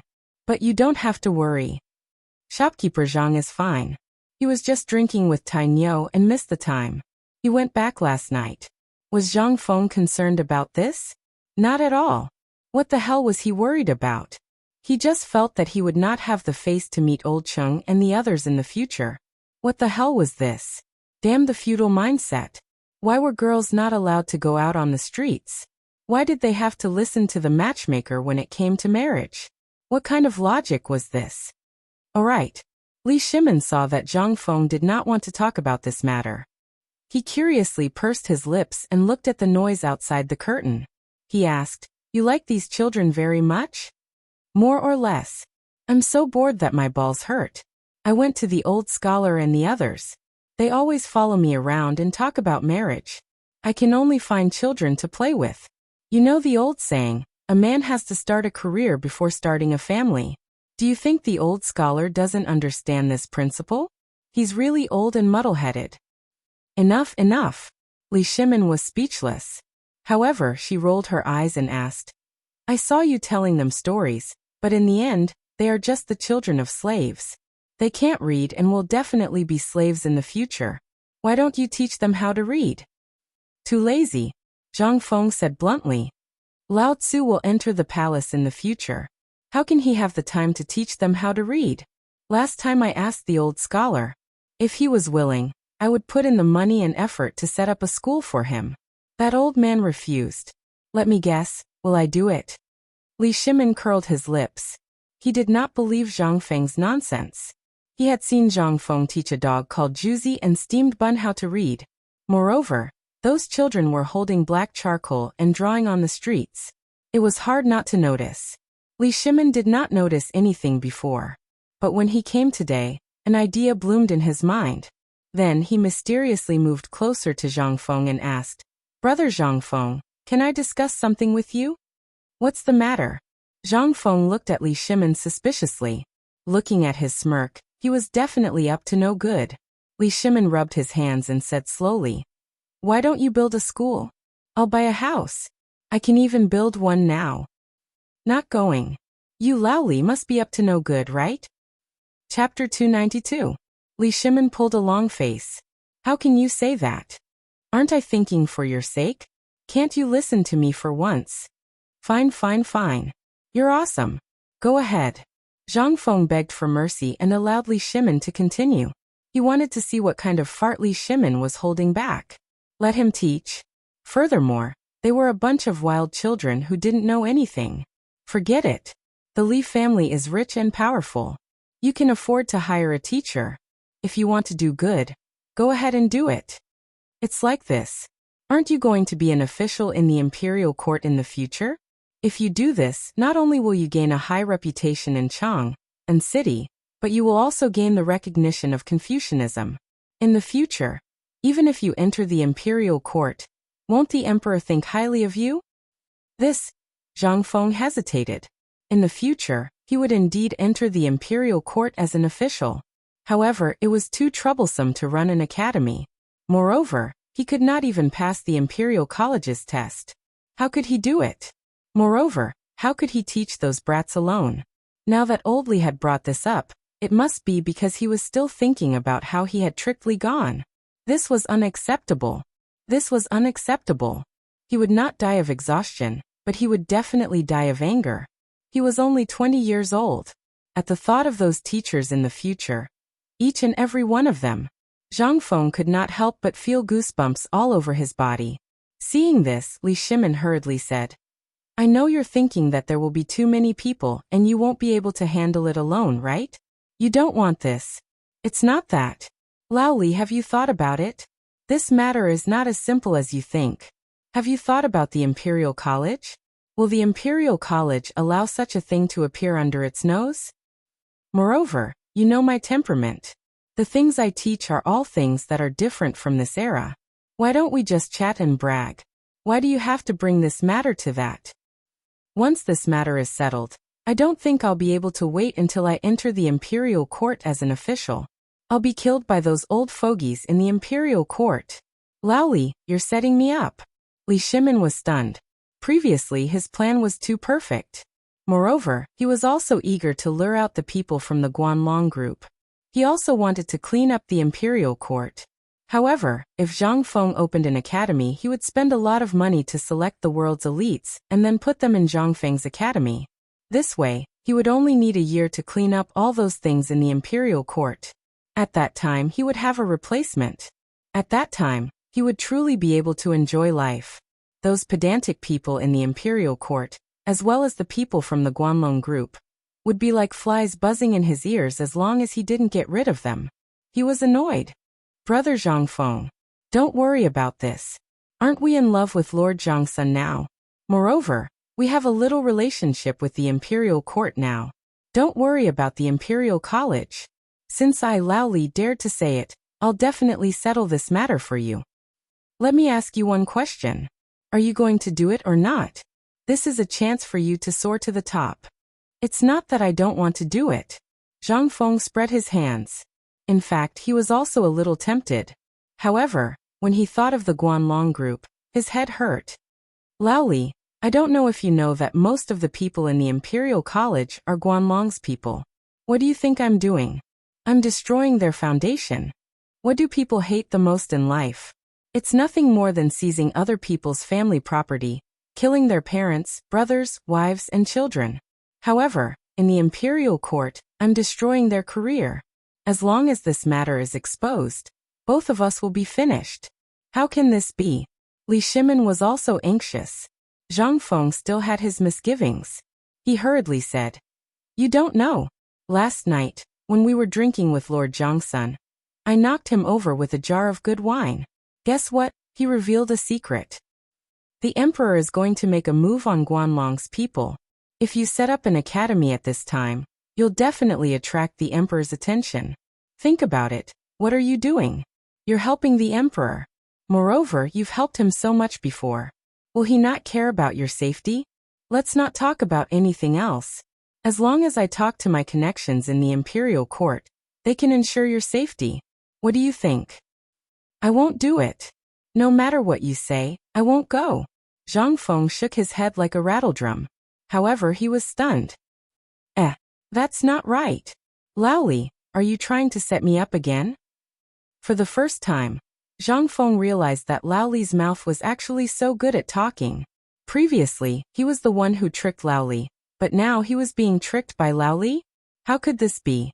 Li Shimin was stunned when he heard this. But who was he? After thinking about it, he instantly understood what was going on. He smiled and patted Zhang Feng on the shoulder. Brother, I'm rich now, but when I think about your future, I can't sleep all night. So I thought about it with Old Wei and the others, and after seeing it today, I thought of this idea. Think about it. If we can help you suppress the matter of Guanlong, would you do it? On one hand, it can accumulate your reputation. When the time comes, if you can obtain the recognition of the Great Confucian before entering the Imperial Court and become a Great Confucian scholar, even the 5 surnames and 7 hopes, as well as the Guanlong group, will have to think about your weight. How about it? Do you want to do it? Chapter 293. Zhang Feng was a little hesitant. If Lao Li could really get Zhang Sun Wuji to take action to ensure his safety, and if the emperor was really going to take action against Guanlong, then this could be done. Right now, the attitude of the 5 families and the 7 hopes was still unclear. That was to say, the 5 families and the 7 hopes didn't really want to shed all pretense of cordiality with the Imperial Court. Then, if it was just Guanlong, and the emperor was really prepared to make a move, wouldn't that mean that no one would notice his little library? As for the Great Confucian, Zhang Feng was confident. He could just pull out something from his memories, and he would be able to take care of them. If it really didn't work, then Lao Tzu could recite all the 300 poems of the Tang dynasty. Let's see if anyone could take it. The more he thought about it, the more the light in Zhang Feng's eyes burned. As long as he became a great Confucian, even if he entered the palace in the middle of the night, no one would dare to stop him. The title of a generation of literati, in this era, would allow him to do whatever he wanted. Thinking about it, Zhang Feng felt excited. Asking Li Shimin, after seeing the passion in Zhang Feng's eyes, finally let go of the worry in his heart. In his opinion, this time the bluff was successful. Zhang Feng agreed. Sure enough. At this moment, Zhang Feng slammed the table and said with excitement in his eyes, "Lao Li, this time we'll do it. But the premise is to ensure our safety. After all, Guanlong's power is too great. With our current status, he can crush us with his little finger. Don't worry about this." Li Shimin patted Zhang Feng's shoulder. "I heard from Lord Zhangsun about this matter last night. The emperor is already planning for this matter." "Who is the emperor?" "That's the emperor. You also said that the emperor can think of anything that you can think of. Do you think the emperor will let such a thing happen? And right under our noses?" Good. With your words, our Zhang Feng is relieved. But let me say this first. You don't even know how to read a single word, so don't bother me. If you can find a teacher, it would be best if you can invite the old Xiaocai over. I understood. Li Shimin patted Zhang Feng and said with a smile, "Do you think I don't know you? He is so lazy that he is famous in Chang. You only care about those who are talented and intelligent, right? That's enough. Just keep this matter in your heart. Do you think anyone is qualified to learn it? Then he'll have to ask the Lord Zhongsuan's Ministry of Justice first. Moreover, when the time comes to set up the academy, you will be the one to set all the rules. I know you have a lot of bad habits." Hearing this, Zhang Feng heaved a deep sigh of relief, but at the same time, he was also thinking about how to make this matter perfect. After all, if he wanted to do something, he had to do it well. Just thinking about this identity was exciting. He would not have to kneel when he saw the emperor. This was the power of a great scholar. With a wave of his hand, all the students in the world would respond. When he stood at the imperial city gates, a large group of students wearing white student robes would kneel on both sides of the road and shout his name in unison. At that time, he would be able to swagger around the imperial city with girls in his arms. Just thinking about it was exciting. However, Zhang Feng knew that all this was just what Lao Li had said to him when he saw him playing with the children, and what he said to Lao Xiu last time. Lao Li must have heard it and brought it back to him. This was not the purpose of his visit this time. "By the way, Lao Li, why are you here this time? Can't I come for a visit if there's nothing?" Li Shimin minded his own business and went to get a jar of wine. He picked up a bag of tiger jerky from the counter and said, "Tiger jerky? Brother, you are so unlucky. I've been here for so long, and you don't intend to take out such good stuff for me to try? Didn't I forget? You're always talking about this and that." Zhang Feng felt a little wronged. Li Shimin opened the oiled paper package. In an instant, a spicy and peppercorn smell filled his nose, making his appetite, which had no appetite during this period of time, salivate leisurely. The jerky was only 2 fingers wide, and as long as a chopstick. It was very hard. However, it was very chewy. Li Shimin poured a bowl of wine for Zhang Feng and took a big gulp before saying, "Even though I've eaten all kinds of delicacies, your food is still the best. By the way, brother Zhang Feng, why don't I call the residence's chef over and you can teach him?" "Get lost." Zhang Feng was anxious. "I knew that you, Lao Li, don't have good intentions. Let's not talk about how I tricked your son last time. Now you're thinking about my ability? This is my only source of income when I become an official in the future. Don't you dare snatch it from me. In the future, these things will be given to the emperor at critical moments to save his life. I won't give it to you." Zhang Feng shook his head like a rattledrum. What a joke. He would not give this stuff to ordinary people. If this stuff were to spread, With the brains of these people in this era, he was sure that this stuff would be available all over the Tang dynasty in less than a year. Wouldn't he suffer a loss then? How much money would it cost? By then, he would marry dozens of wives and have a bunch of children. What would he use to support them? With that little salary, it would not even be enough to fill the gaps between his teeth. Li Shimin was a little speechless. Didn't I just say it? Chapter 294. You can't even talk about it. You're always thinking about what I have. You're really guarding against fire, theft, and brothers. If you want to eat it, then come. When the time comes, I'll exchange this thing for benefits from the emperor. I guarantee that you'll be the first to pass it on. I'll also let you Lao Li have a family craft. Li Shimin was amused when he heard this. So, what you said before can't be passed down. That thing can be passed down, but sooner or later, those secrets will be learned by others. But this ingredient of mine has a secret recipe. As long as you keep the secret recipe, I guarantee that in the future, your Li family will definitely rely on this thing to be immortalized for generations. Really? Li Shimin was also interested. Zhang Feng glanced at Li Shimin, who was holding 2 pieces of tiger jerky and chewing it. You'll know when you see it. Okay, let's not talk about this for now.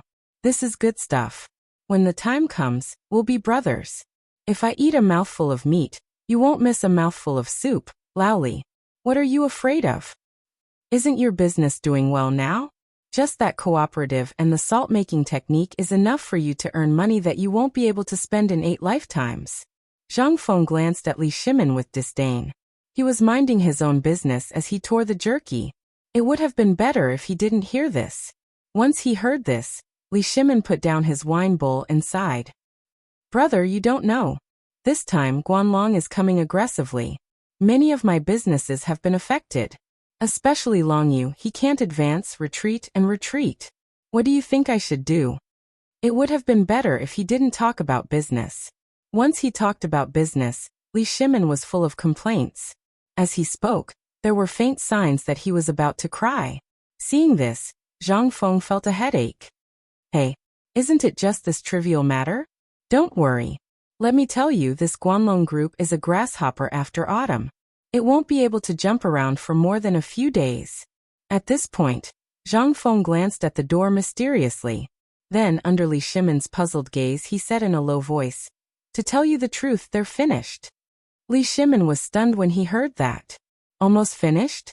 How come I didn't know about it? My head is about to explode because of Guanlong. Yet you're saying that he's done for. Are you kidding me? That was the Guanlong group. The 8 great clans, which had been operating for over 100 years, were about to be destroyed? Brother Zhang Feng, please don't use this matter to brush me off. Don't worry, I understand this matter. Li Shimin shook his head in distress. Hey, you still don't believe me? Zhang Feng simply rolled up his sleeves and hooked Li Shimin's neck. He pointed at his own nose and said, So you think that I Zhang Feng am joking? Li Shimin didn't say anything. He only looked at Zhang Feng's indifferent expression and smiled disdainfully. Zhang Feng wasn't willing. Come. Let me help you. Although I, Zhang Feng, am usually not very serious, but look at that matter of mine. Does it look like a joke? Li Shimin heard this and frowned slightly. It seemed like it really was. Every time Zhang Feng said something, it would come true. And every time he didn't care, reality would give him a hard slap in the face. This made Li Shimin puzzled. He hurriedly asked, Brother Zhang Feng, you said that Guanlong is finished. Where did this come from? Don't keep me in suspense. Okay. Don't be anxious. How can I not be anxious? Zhang Feng patted Li Shimin's neck and said, This time, Guanlong's forces were suppressed by the emperor. They will definitely take action. You only need to shrink all the industries under your hands. If that's not possible, sell all the industries suppressed by Guanlong's forces. Then concentrate all the major industries near the waterways. Li Shimin was surprised. Brother Zhang Feng, what do you mean? Zhang Feng said faintly, Because the Guanlong forces are about to be finished. Li Shimin was speechless. It was this sentence again. This was the second time Zhang Feng said this sentence today. But Li Shimin saw from all the information, documents, and everything else that Guanlong's forces were preparing for a big action. How could a force that had existed for more than 100 years be so easy to deal with? It's almost finished. I think you're saying that I'm almost finished. But Li Shimin also knew Zhang Feng's ability. He couldn't help but ask, Brother Zhang Feng, don't beat around the bush. Just say it directly. This is making me anxious. Li Shimin poured a bowl of wine for Zhang Feng and smiled bitterly. Seeing Li Shimin like this, Zhang Feng leisurely drank a mouthful of wine and said slowly, Lao Li, think about it. I told you about the plan to deal with Tubo. Think about it first, then think about what I'm saying now. While speaking, Zhang Feng patted Li Shimin's neck and said, think about it carefully. Li Shimin's face suddenly changed. He remembered that Zhang Feng had also told him about the plan to deal with Tubo and the Turks in the tavern. Could it be that this time, Brother Zhang Feng also wanted to use this method to deal with Guanlong's forces? But how could a cooperative fight against Guanlong? Li Shimin couldn't help but ask hurriedly, Brother Zhang Feng, if you have something to say, just say it. You are making me anxious. Chapter 295. Li Shimin was really anxious. This time, he came to the pub to drown his sorrows. Although the last matter was resolved in a domineering manner, the Guanlong forces in the court made Li Shimin want to kill people every day when he went to court. Moreover, he had to face all kinds of impeachment memorials every day. He couldn't stand it anymore. From the information he just received, the Guanlong forces seemed to be making a big move this time, but he didn't know what it was.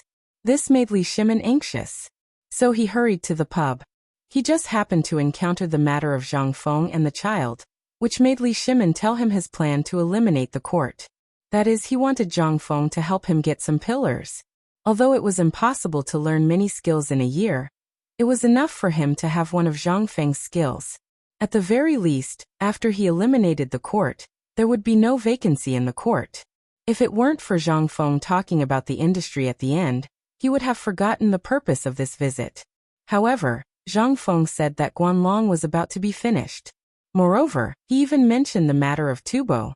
This made Li Shimin shocked. The plan to deal with Tubo and other countries last time was premeditated from the beginning. And to deal with those uncivilized places, it was okay, but Guanlong was different. Seeing Li Shimin anxious, Zhang Feng said faintly, Brother, you are still anxious. You didn't think of the cooperative I set up before? You didn't think of the relationship between the salt-making technique and the plan to deal with Tubo and other countries. You didn't think of the 8 rivers transportation I asked you to set up before. What is it? Buzz. Li Shimin's head exploded in an instant. Are you saying that the 8 rivers transportation broke through the blockade of the Guanlong trade route last time? Was the beginning of the plan? I can understand this, but what is the salt-making technique and the cooperative you mentioned? The art of making salt is easy to say, but this cooperative, anyone can learn it. When the time comes, Guanlong will not use it. Li Shimin threw out 3 questions. Zhang Feng smiled. He waved his hand to calm Li Shimin down. Then he said slowly, Lao Li, you're thinking too much. Let me tell you about this 8 water transportation. You should know about the Silk Road, right? And now, all the trade routes are built on the Silk Road. I really wonder why you didn't even think of this until now. What kind of business is this? I don't believe that you, Lao Li, don't know about the Silk Road. Well, I was too excited and forgot about it. Li Shimin hurriedly laughed it off. The Silk Road you're talking about is... Zhang Feng saw that Li Shimin still didn't understand. He sighed and said, Lao Li, I wonder how you do business. I've already pointed out the waterways to you, and you still don't understand. Okay, I'll explain it to you. Remember this. I think the Emperor should be implementing it now. Let me ask you, where does this waterway lead to? Li Shimin said without thinking. The Yellow River and the Great River. Zhang Feng nodded. Then where do you think these 2 places lead to? Up, the Great River leads to Bazhou and enters Tufan, and down to Hangzhou and into the sea. The same goes for the Yellow River. It goes up to Longyu Road and down to Tsangzhou and the sea. You don't want to take such a natural waterway. Why do you insist on taking the dry road? Are you stupid? The trade route is blocked by you. And you still want to go up? Don't you know how to be flexible and take other trade routes? In this case, I've calculated for you. You usually buy a batch of goods from Jinla, and it takes more than a month to travel on the dry road, or half a month if it's better. But if you take the waterway, you can reach Jinla from Chang, and in less than 10 days. Think about it. What does this mean? Li Shimin was shocked. He had never thought about this.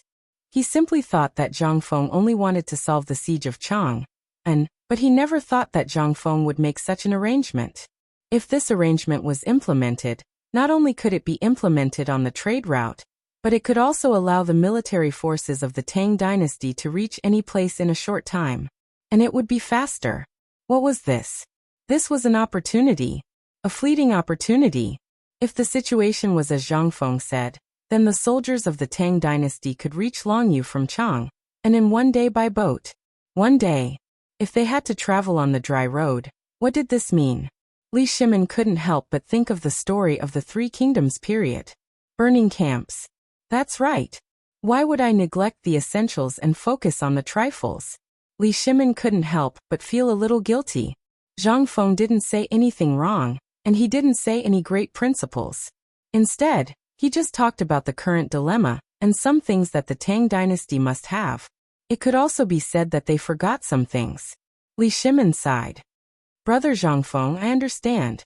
You mean to connect all the roads in the Tang dynasty? Yes.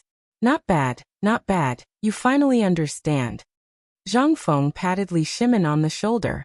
Then he let go of Li Shimin. It was hot. But Zhang Feng frowned slightly. I think that when the 8 rivers of Chang'an were opened, His Majesty should have made arrangements.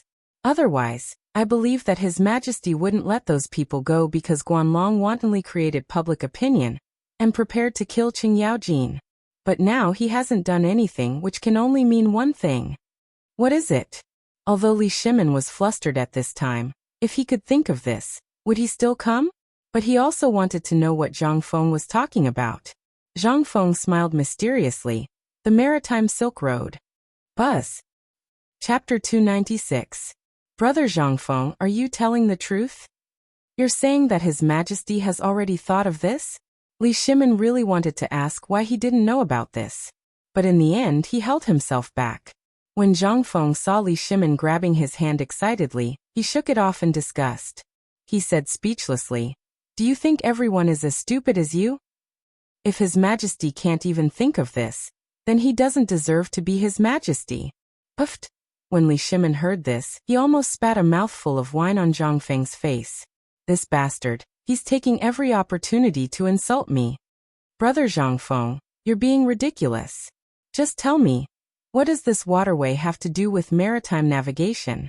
And as far as I know, the seaside is basically a piece of land with nothing to show for it. How could such a poor place form a new trade route? Zhang Feng was speechless. Tell me, how did the western region become a golden trade route when it's filled with King sand? He really wanted to bring Lao Li to the modern world, and let him see Shenzhen and other places. At that time, he probably wouldn't say this. Lao Li, no matter what, as long as someone walks on it, it will form a route. Let me ask you, since you often go to the various countries in the western region to do business, where did the merchants of the Tang dynasty go on the furthest route? Li Shimin frowned, and a map of the western region flashed in his mind. As far as I know, the furthest route is the black-clad Abbasid Caliphate. After that, it seems to be a sea. Yes, the sea. Zhang Feng patted Li Shimin. Let me ask you, you've been doing business for many years. Can you calculate how long it will take to reach the black-clad Abbasid Caliphate, if there are no natural disasters blocking the way? Probably at least half a year? Li Shimin was a little uncertain. Zhang Feng patted Li Shimin's shoulder. Brother, half a year. You know, if the fleet of the Tang dynasty directly buys things from Jinla, with the power of the 5-tooth warships and the assistance of the iron sheet boats, do you believe that the caravan of the Tang dynasty can reach Hai in only 1 month? Do you believe it? Furthermore, do you know what's on the other side of the sea? At this moment, Li Shimin's mind was already a mess. 1 month. Half a year. This. He finally remembered some things from the previous dynasty. Emperor Yang of Sui was preparing to establish maritime trade, which was the Maritime Silk Road. Since the Spring and Autumn period and the Warring States period, such things had already existed. Even in the Qin and Han dynasties, and even the previous dynasties, why didn't he think of it? He had always been thinking about how to make the Tang dynasty prosperous, but why did he forget about this? At this moment, he could not help but recall the Silk Road on the sea that he had seen in the secret history. He had actually forgotten about all of this. Li Shimin's face was burning. Zhang Feng looked at Li Shimin, who was lost in thought, and did not say anything. He knew that Li Shimin was now enlightened. After all, these things were things that even the ancestors knew. It was understandable that a small businessman like Lao Li did not remember. However, the emperor must also be preparing for this at this time. In this matter, he only played the role of adding fuel to the fire. The one who really made this matter have a real effect was the emperor. He believed that the emperor must have thought of this point. It was only a matter of time. After all, even if the emperor did not remember, he still had someone by his side, Wei Zheng. He also had Zhang Sun Wuji, who was smarter than a monkey. He even had Feng Mao and Du Duan. How could Li Shimin not know these things? Now that he had made the fuse of the 8 rivers, and Li Shimin did not think of it, then there must be someone in the imperial court who knew about it. The opening of Hainan Airlines was also the best solution that Zhang Feng came up with to deal with Guanlong. You Guanlong are awesome. You occupied a mountain and became a king. You monopolized the Silk Road of the Tang dynasty. You are awesome. However, Lao Tzu started his business from the waterways. You can't do anything to me, right? Moreover, the emperor has the most awesome 5-tooth warship of this era. He also has Lao Tzu's iron sheet boat. If you have the ability, you can go too. Lao Tzu's iron sheet boat can't kill you. In fact, he was doing this to save his own life. After all, he had caused too many things in the past. Moreover, he was in Chang, a city where crooks mixed in with honest folk. Although his appearance was inconspicuous now, as long as Guanlong wanted to find out the manufacturing method of the official salt and his information, it would be as simple as crushing an ant.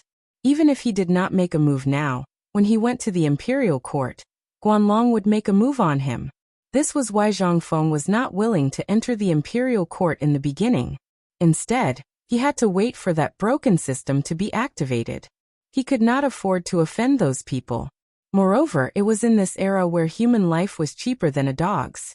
Therefore, he needed to borrow some people's hands to help him get rid of the obstacles before he entered the imperial court.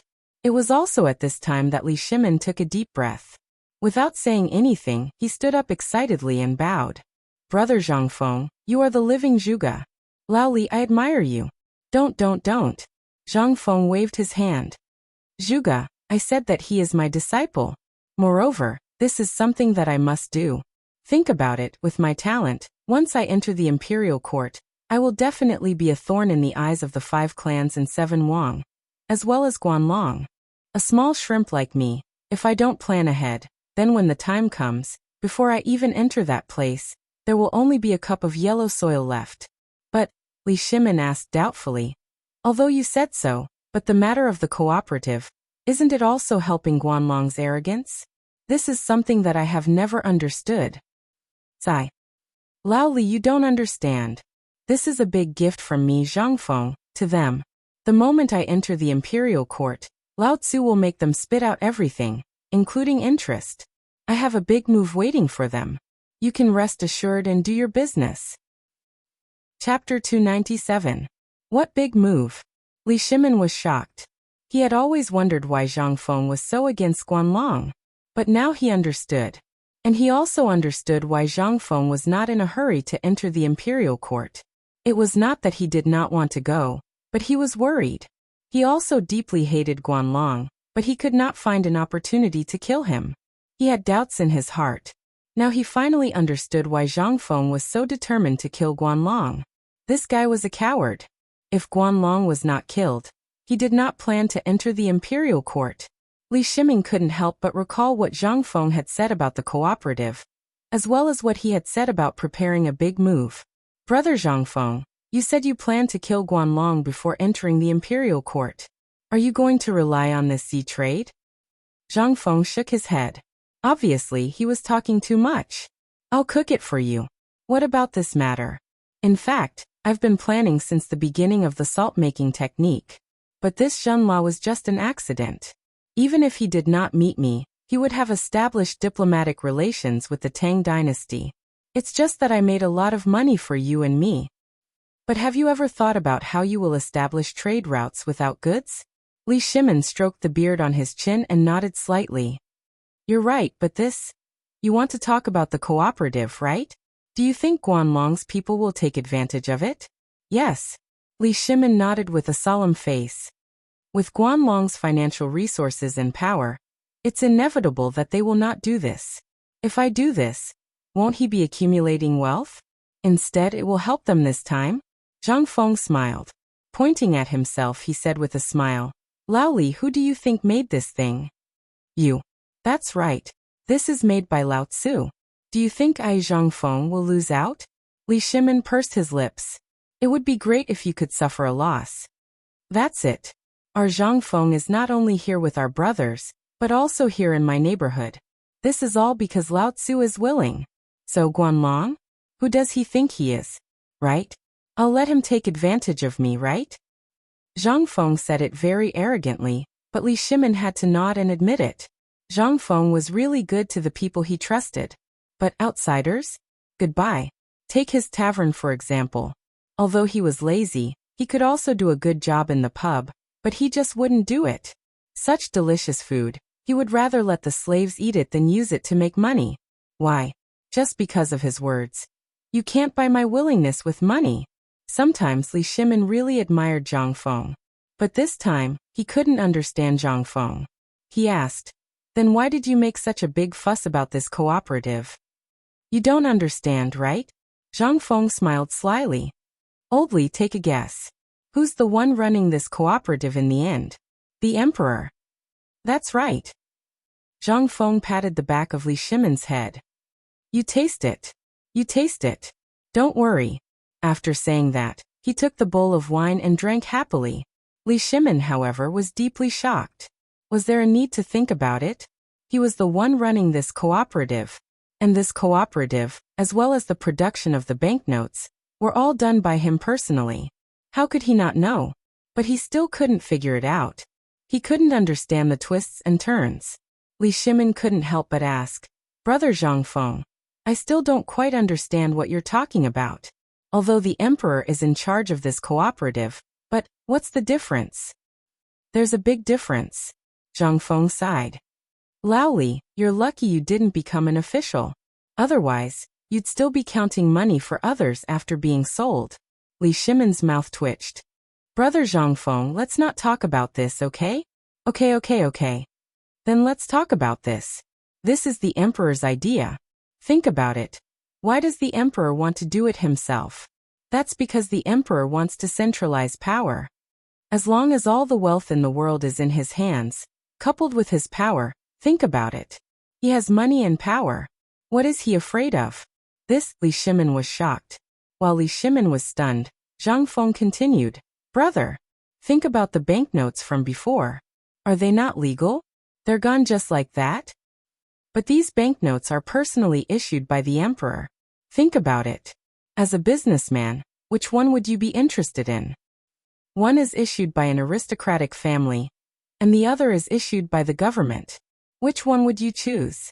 When the time comes, as long as the maritime trade starts, the emperor can wave his hand and refuse to accept any banknotes that aren't issued by the government. Do you think Guanlong can sit still? When the time comes, I'm afraid that those businessmen will tear him apart alive. Moreover, this is only the initial stage of my plan. At this point, Zhang Feng's voice paused. He whispered into Li Shimin's ear. Lao Li, remember my big move. Don't tell anyone. Don't worry. Li Shimin was excited. He wanted to hear what other big moves Zhang Feng had. Zhang Feng said word by word. When I enter the court, I must give the emperor a big gift. And this gift is the thing that will completely destroy Guanlong. What thing? The bank. Chapter 298. What's a bank? Li Shimin was confused again. Zhang Feng's face showed a trace of reminiscence. This word was familiar to him, yet strange at the same time. It was familiar because here, He could only use some things from the future to remind him of his identity. He had to let the protagonist remember that he, Zhang Feng, was an earthling at all times. Otherwise, even his last trace of hope would not exist. Even now, many people in his memory could only be remembered when he dreamed in the middle of the night. However, he could only remember their voices and smiles, or some familiar yet strange names. However, the blurry faces made him panic.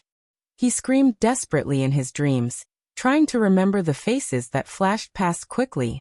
However, as time passed, the faces of Old Li, Old Scholar, and the others began to appear among the blurry faces of these people. Zhang Feng sighed and said, "A bank. You can just treat it as a bank. But my bank is more unique than the current bank and the current cooperative. It is something recognized by the royal family. Think about the cooperative, and this thing is much better than the cooperative. It is more authoritative. What do you think?"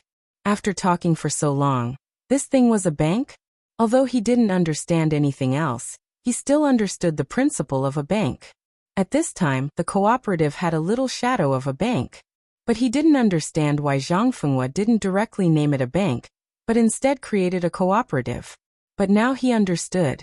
When the time came, once the bank operated by the current emperor was officially opened, including this cooperative, then it was hard to imagine how huge the accumulated wealth would be at that time. And at that time, the alleys would be mature. How many merchants would be attracted by the alleys and boats that could save so much time? How many places along the coast would become prosperous? Li Shimin did not dare to think about it. There was no need to think about it. When the time came, all he needed to do was wave his hand, and to board the boat, all the goods must have the documents written by him personally. But if it was the documents, then what? Wouldn't he be able to do whatever he wanted? Li Shimin couldn't help but be overjoyed. But at the same time, he was shocked and hurriedly asked, "According to what you said, from the very beginning, you had already thought about how to arrange everything?" More or less.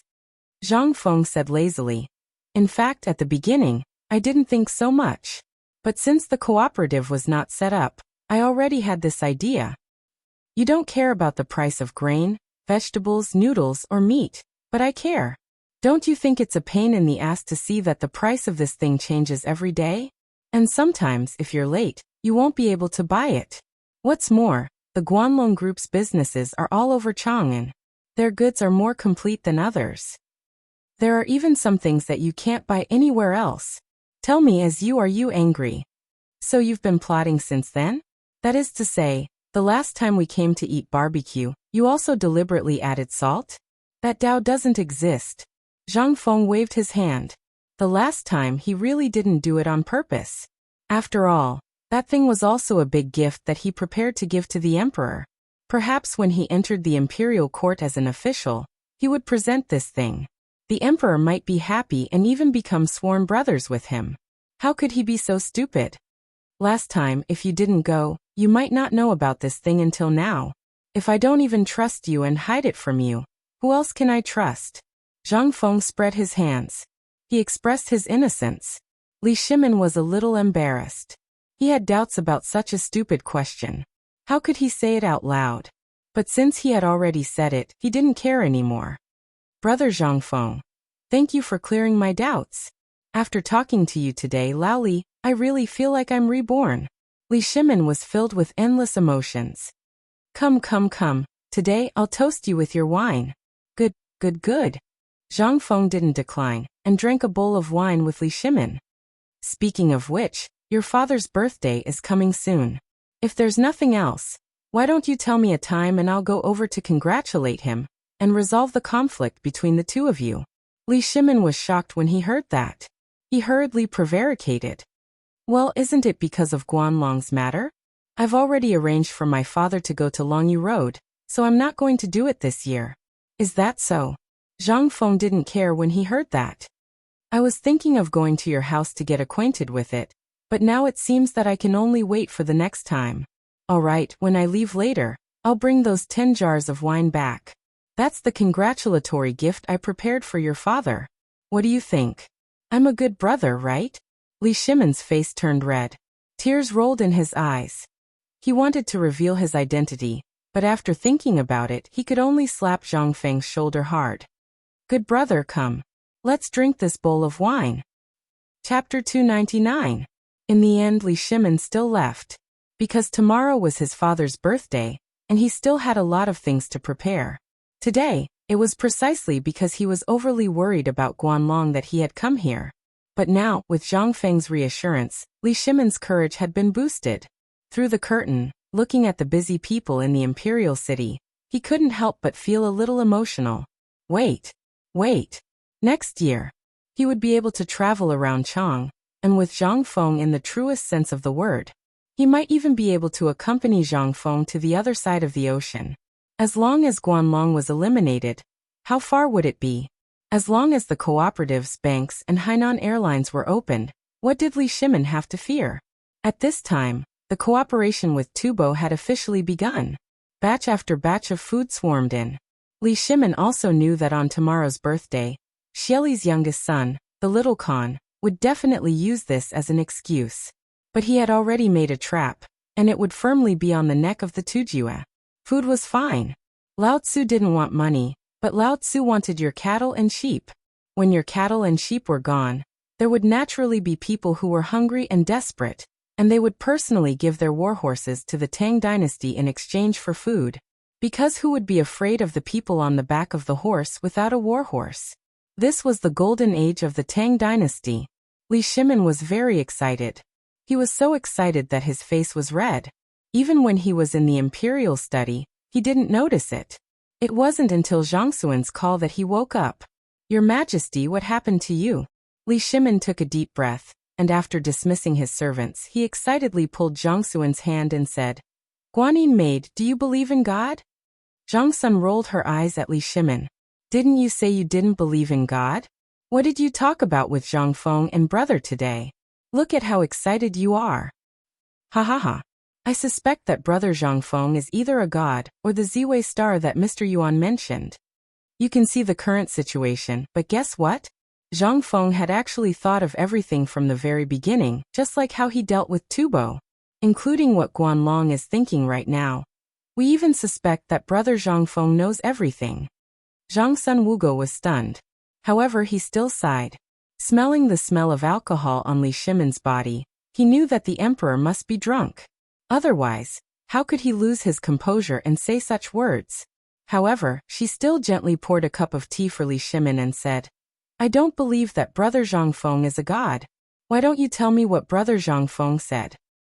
This concubine is also a little curious about this person. Why are all of you so fascinated by a small name in the marketplace? Even Qianer is crazy all day, talking about brother Zhang Feng, brother Zhang Feng. Ha ha. Li Shimin laughed and hugged Zhang Sun Wugo. Guanyin maid is angry. However, this brother Zhang Feng is indeed a great sage. Do you think that the Chang and 8 Rivers is to remove the blockade of Chang's trade route?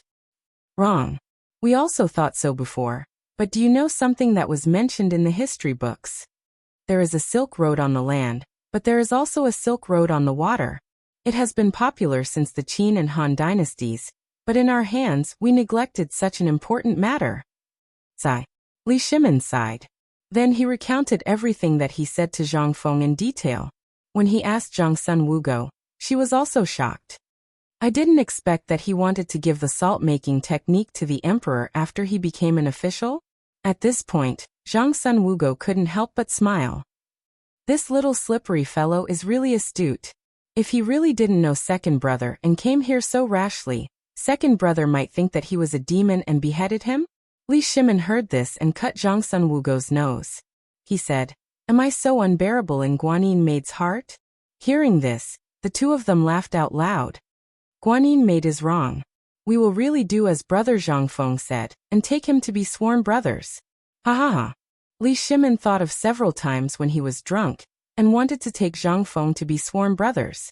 Now that he thought about it, how ridiculous it was. How lonely. Moon pass. The person who was imprisoned by the moon. Li Shimin couldn't help but look up to the sky and sigh. This world was good. The heavens treated him well. He had a virtuous wife and mother like Guanyin by his side. The matters of the harem never hurt him in the slightest. Below him, He had Wei Zhang and the others to support him. At this time, he also met a true brother that no emperor had met before. How lucky was this? Seeing Li Shimen's strange expression, Zhang Sun Wugo also sighed. She snuggled tightly in Li Shimen's arms, as quiet as a cat. However, this silence didn't last long. A soft voice in return quickly separated the two of them. Reporting to the emperor, Prime Minister Wei and Zhang Sun Wugo, Feng Xianling, and Du Ruhui have come to report on the preparations for the retired emperor's birthday. Li Shimen tidied up his clothes and waved his hand. Come in. Chapter 300. Dong, dong, dong. As the bell rang 6 times, over the imperial city, horns sounded one after another. Woo! As the horns sounded, the Vermilion Bird Gate slowly opened. A red carpet spread from the imperial city to the main road of Chang'an City. On the main road, rows of tables were neatly arranged. As the gate of the imperial city opened, the firecrackers of Chang'an City, which had long been spread out, roared like thunder. The imperial edict is here. At this moment, a tower-like man in armor appeared at the gate of Vermilion Bird Gate when the firecrackers sounded. When these 3 words sounded, all the people in the city knelt on the ground. The man's eyes, which were as sharp as swords, slowly swept across the audience. After seeing everyone on their knees, he roared, "By the will of heaven, the emperor decrees. Today is the birthday of the retired emperor. The whole world is celebrating. I'll hold a banquet for all the people in the city to thank you for what you've done before." "Thank you, Your Majesty." Everyone choked on their words. 3 days ago, they got the notice from the government that the emperor would hold a banquet for all the people in Chang'an City on the birthday of the retired emperor. Everyone thought it was impossible. But today they really saw what was possible. In just one night, thousands of imperial guards had laid out red carpets and tables in Chang'an. It was not until the imperial edict was announced that the people woke up from their dreams. It turned out that all of this was true. The emperor really wanted to hold a banquet for them. After thanking the emperor for the imperial edict, the strong man waved his hand. "Start the banquet." Although Chang'an City was full of jubilation at this time, but in the imperial city, at this time, civil and military officials were kneeling outside Li Yuan's palace in fear and trepidation, waiting. The emperor, the empress, and the crown prince had been in there for 2 hours, but they hadn't come out until now. No one knew what had happened. In Li Yuan's palace, Li Yuan was leaning against a concubine's chest, watching the singing and dancing in the field, ignoring Li Shimen and his family, who were standing in the hall with their backs bowed. Little Gizi couldn't stand it anymore. He wanted to step forward, but Li Shimen stopped him with a look. However, at this moment, in Chang'an City, the sound of firecrackers reverberated to the sky, making Li Yuan slightly frown. He waved his hand to stop the singing and dancing and asked, "What's going on outside? Is it the Turks?" Replying to retired emperor, "Today is your birthday. The firecrackers outside are for your birthday celebration." "Oh? It's my birthday?" At this time, Li Yuan faintly shot a glance at Li Shimen. "No wonder Your Majesty only had time to come to Zhen's place today. It turns out that you wanted to put on an act for the world to see. Go back and tell them that I'm unwell this year, and won't be able to celebrate my birthday." This. The old eunuch by Li Yuan's side was instantly embarrassed. Looking at Li Shimen, he didn't know what to do.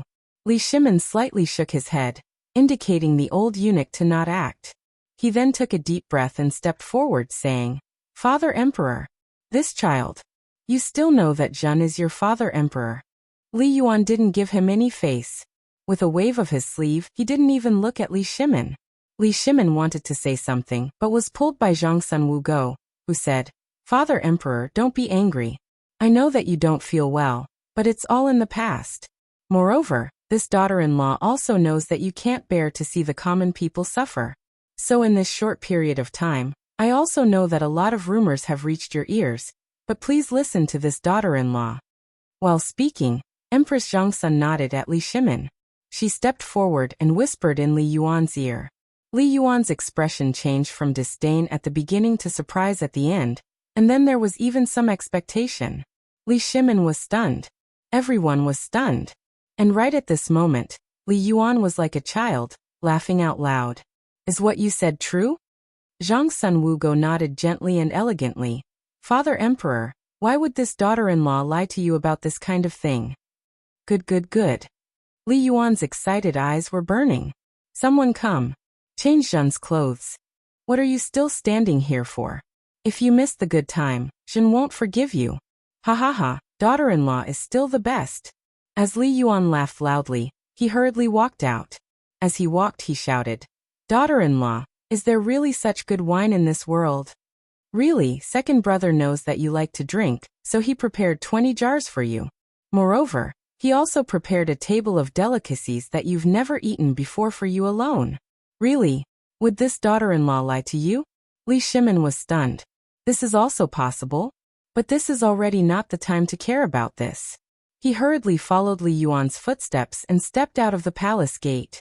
Once out of Li Yuan's palace, the hundreds of officials whose legs were numb from standing instantly saw Li Yuan rushing out of the palace in a hurry, and with a face full of joy.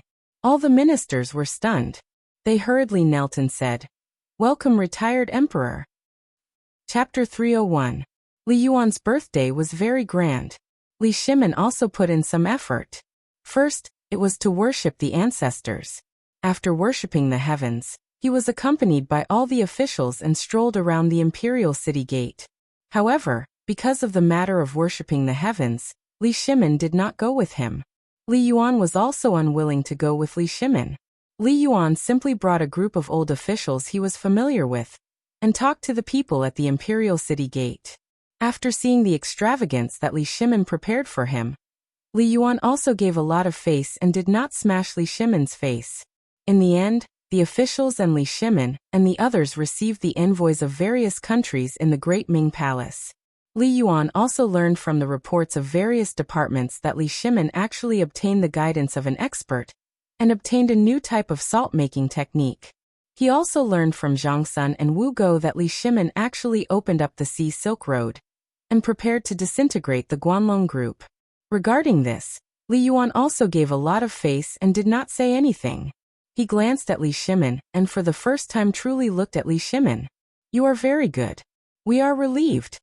Dealing with Guanlong and wanting to get rid of the Guanlong gentry was actually a sore point for Li Yuan. The reason why he could not bear to see Li Shimin was that the Tang dynasty's rivers and mountains were, after all, fought by himself. Although he and Li Shimin had a gap, that was all family matters. Compared to the Tang dynasty's rivers and mountains, it was not enough to be used as a basis. However, Li Yuan was very concerned about that eccentric person. However, Zhang Sun, Wu Go, and the others also knew the significance of Zhang Feng to the Tang dynasty. Therefore, they just made a careless mistake and passed by. Seeing that he could not get an answer, Li Yuan sighed and did not say anything else. However, everyone was pleasantly surprised to find that the gap between Li Shimin and Li Yuan was actually eliminated on this matter. At the banquet, when Li Yuan looked at the table full of dishes that he had never seen before, as well as the civil and military officials, as well as the constantly twitching noses of the outsiders, Li Yuan could not help but be greatly pleased. What is this? This was face. Even the current emperor only ate the same dishes as the ministers, but what about his table? Although he didn't eat it. But just that alluring fragrance as well as that color made Li Yuan feel incomparably happy. At this time, Li Shimin personally poured a cup of wine for Li Yuan. At this time, it was also the first time that Li Yuan actually saw gray in Li Shimin's long hair. This scene involuntarily touched Li Yuan. Imperial Father, I propose a toast to Imperial Father. I wish Imperial Father a long life. Good, good, good. Li Yuan's eyes were a little moist. He lowered his head and tried hard not to let his tears flow out. He got up and drank a cup with Li Shimin. Just as Li Shimin expected, this wine was Zhang Feng's wine. Anyone who drank it for the first time would be infatuated with such a fine wine. This was the true meaning of fine wine. After Li Yuan raised his neck and poured it down, his face instantly became incomparably red. But he still raised his head, closed his eyes, and enjoyed that ball of fire in his mouth, slowly flowing into his stomach. Only then did he exhale and shout, Good wine! My son, what wine is this? He did not call Li Shimin by his nickname, nor did he call him Imperial Father. Instead, he called him my son? The Guanlong group that was prepared to watch a good show was shocked. All the officials present were aghast. The outsiders were shocked. Even Xieli's youngest son, that incomparably arrogant little Khan, also narrowed his eyes slightly at this time. They were all waiting to see Li Shimin make a fool of himself. As long as Li Shimin made a fool of himself, then they would be able to come up with a countermeasure at this time. But at this time, they were disappointed. And Wei Zhang and the rest also finally relaxed at this time. These were all arranged and handled according to the previous arrangements of Zhang Feng and his brother. Li Shimin did not know about these. Zhang Sun Wuji turned his head slightly, recording all the expressions of everyone in his mind. Only then did he nod to Wei Zhang. The plan succeeded. Naturally, the trouble between the Turks and Tubo was also resolved. And the matter of Guanlong also went bankrupt in this nickname. Li Shimin did not know. But Li Yuan was not stupid. He was facing the officials. What kind of expression the officials had, how could he not know? At this moment, he finally believed in Li Shimin's actions. Come, Ching Qian, good daughter-in-law. Come, Quan Erke Qing Ke, all of you come, let's toast a cup of wine together. Li Yuan finally resolved the estrangement between Li Shimin and himself. Zhang Sun Wugo and Li Shimin personally filled the cups of wine for Li Yuan and the princes. Then they stood behind Li Yuan and faced the officials. Officials, I am very gratified today. I am very gratified. With you, the glory of the Tang dynasty is just around the corner. I am old, but I am not confused. I have seen everything you have done. I hope that in the future, you will assist the emperor well, and take care of the Tang dynasty well. How about it? How could the officials dare to be rash? They hurriedly got up and knelt on the ground. Even the foreigners got up and knelt on the ground at this time. We swear to die. Good. In the end, Li Yuan's tears still fell, but at this time, the tears were so happy. Good. Come, let's drink this cup. Thank you, Your Majesty. Thank you, Your Majesty. Thank you, Your Majesty. May Your Majesty's happiness be as great as the East Sea, and as long as the South Mountain. Chapter 302. Huitong Square. This was the place where the East and West markets connected. Today, everyone in the city came to eat a feast. It was the Emperor Emeritus's birthday, and the Emperor invited the whole city. How could they not come?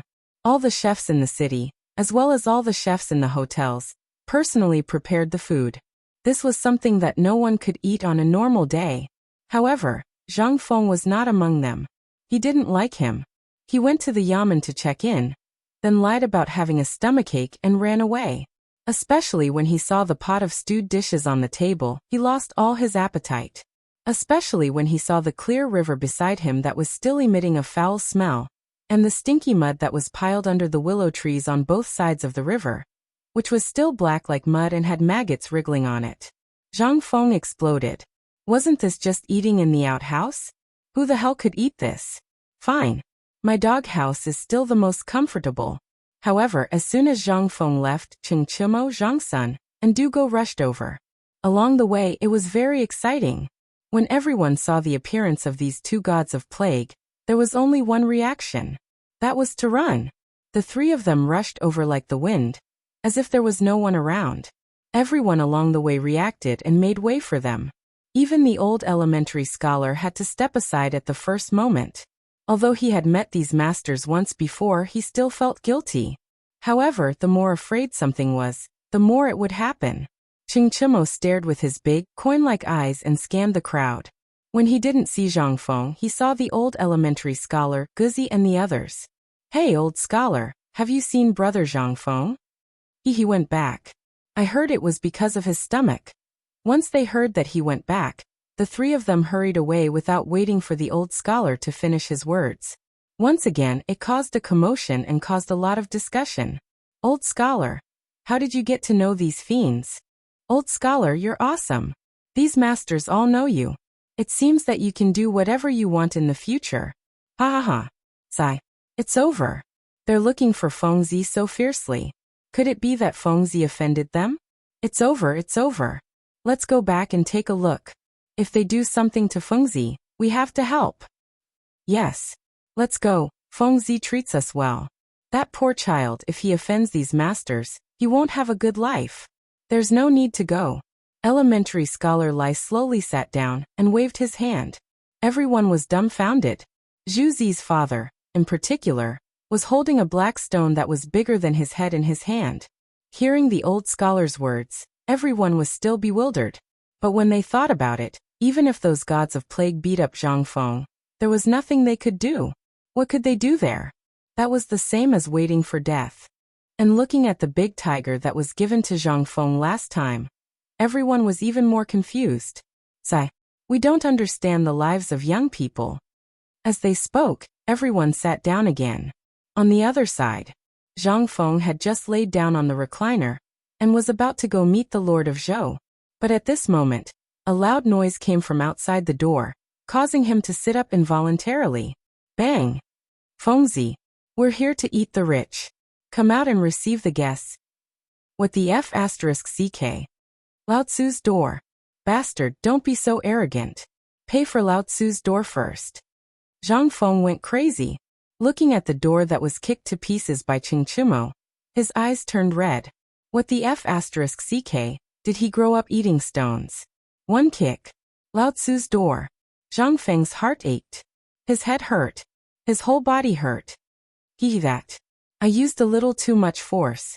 But don't worry, I'll change it for you. I'll change it to a Phoebe Jinan door. Ching Chimo saw Zhang Feng's face as black as the bottom of a pot and knew that he was in trouble. But he was excited. Today, his father and the others knew that Zhang Feng was not used to the common goods on the street, and was sure that he would come back to hide. So he asked the three of them to come and accompany Zhang Feng, lest the magistrate court came to settle the score with him. At this moment, the few of them were excited. They had wanted to look for Zhang Feng for a long time. Zhang Feng once said that heavy cavalry, light cavalry, and what was learning? How could the three of them resist? If it weren't for the recent major incident in Chang and City and their father's order for everyone to help, they would have come long ago. Originally, Wei Shiyu wanted to come too, but today he had to protect the emperor, so he could only tearfully ask the three of them to come and ask when they could learn that thing. Zhang Sunchong was quite tactful.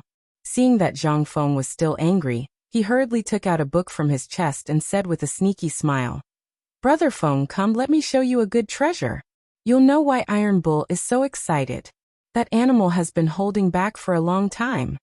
Zhang Feng was suspicious, but seeing that even Du Dabing was looking at it from the corner of his eyes, he couldn't help but be interested. "What is it? Come on. Sit and watch. Brother, I guarantee that you'll like it when you see it, hee. Damn. Too wretched. This must be." Zhang Feng smiled disdainfully. Just as he was about to say that he was a gentleman and not that kind of person, he flipped open the first page of the thread-bound red book without any cover. His eyeballs almost popped out. What the F***CK this is? Jinping Mei? Chapter 303. Zhang Feng was shocked. Isn't this Jinping Mei? F***CK. This? Zhang Feng was a little stunned. Looking at the book in front of him, he felt like he was secretly reading a novel when he was in school.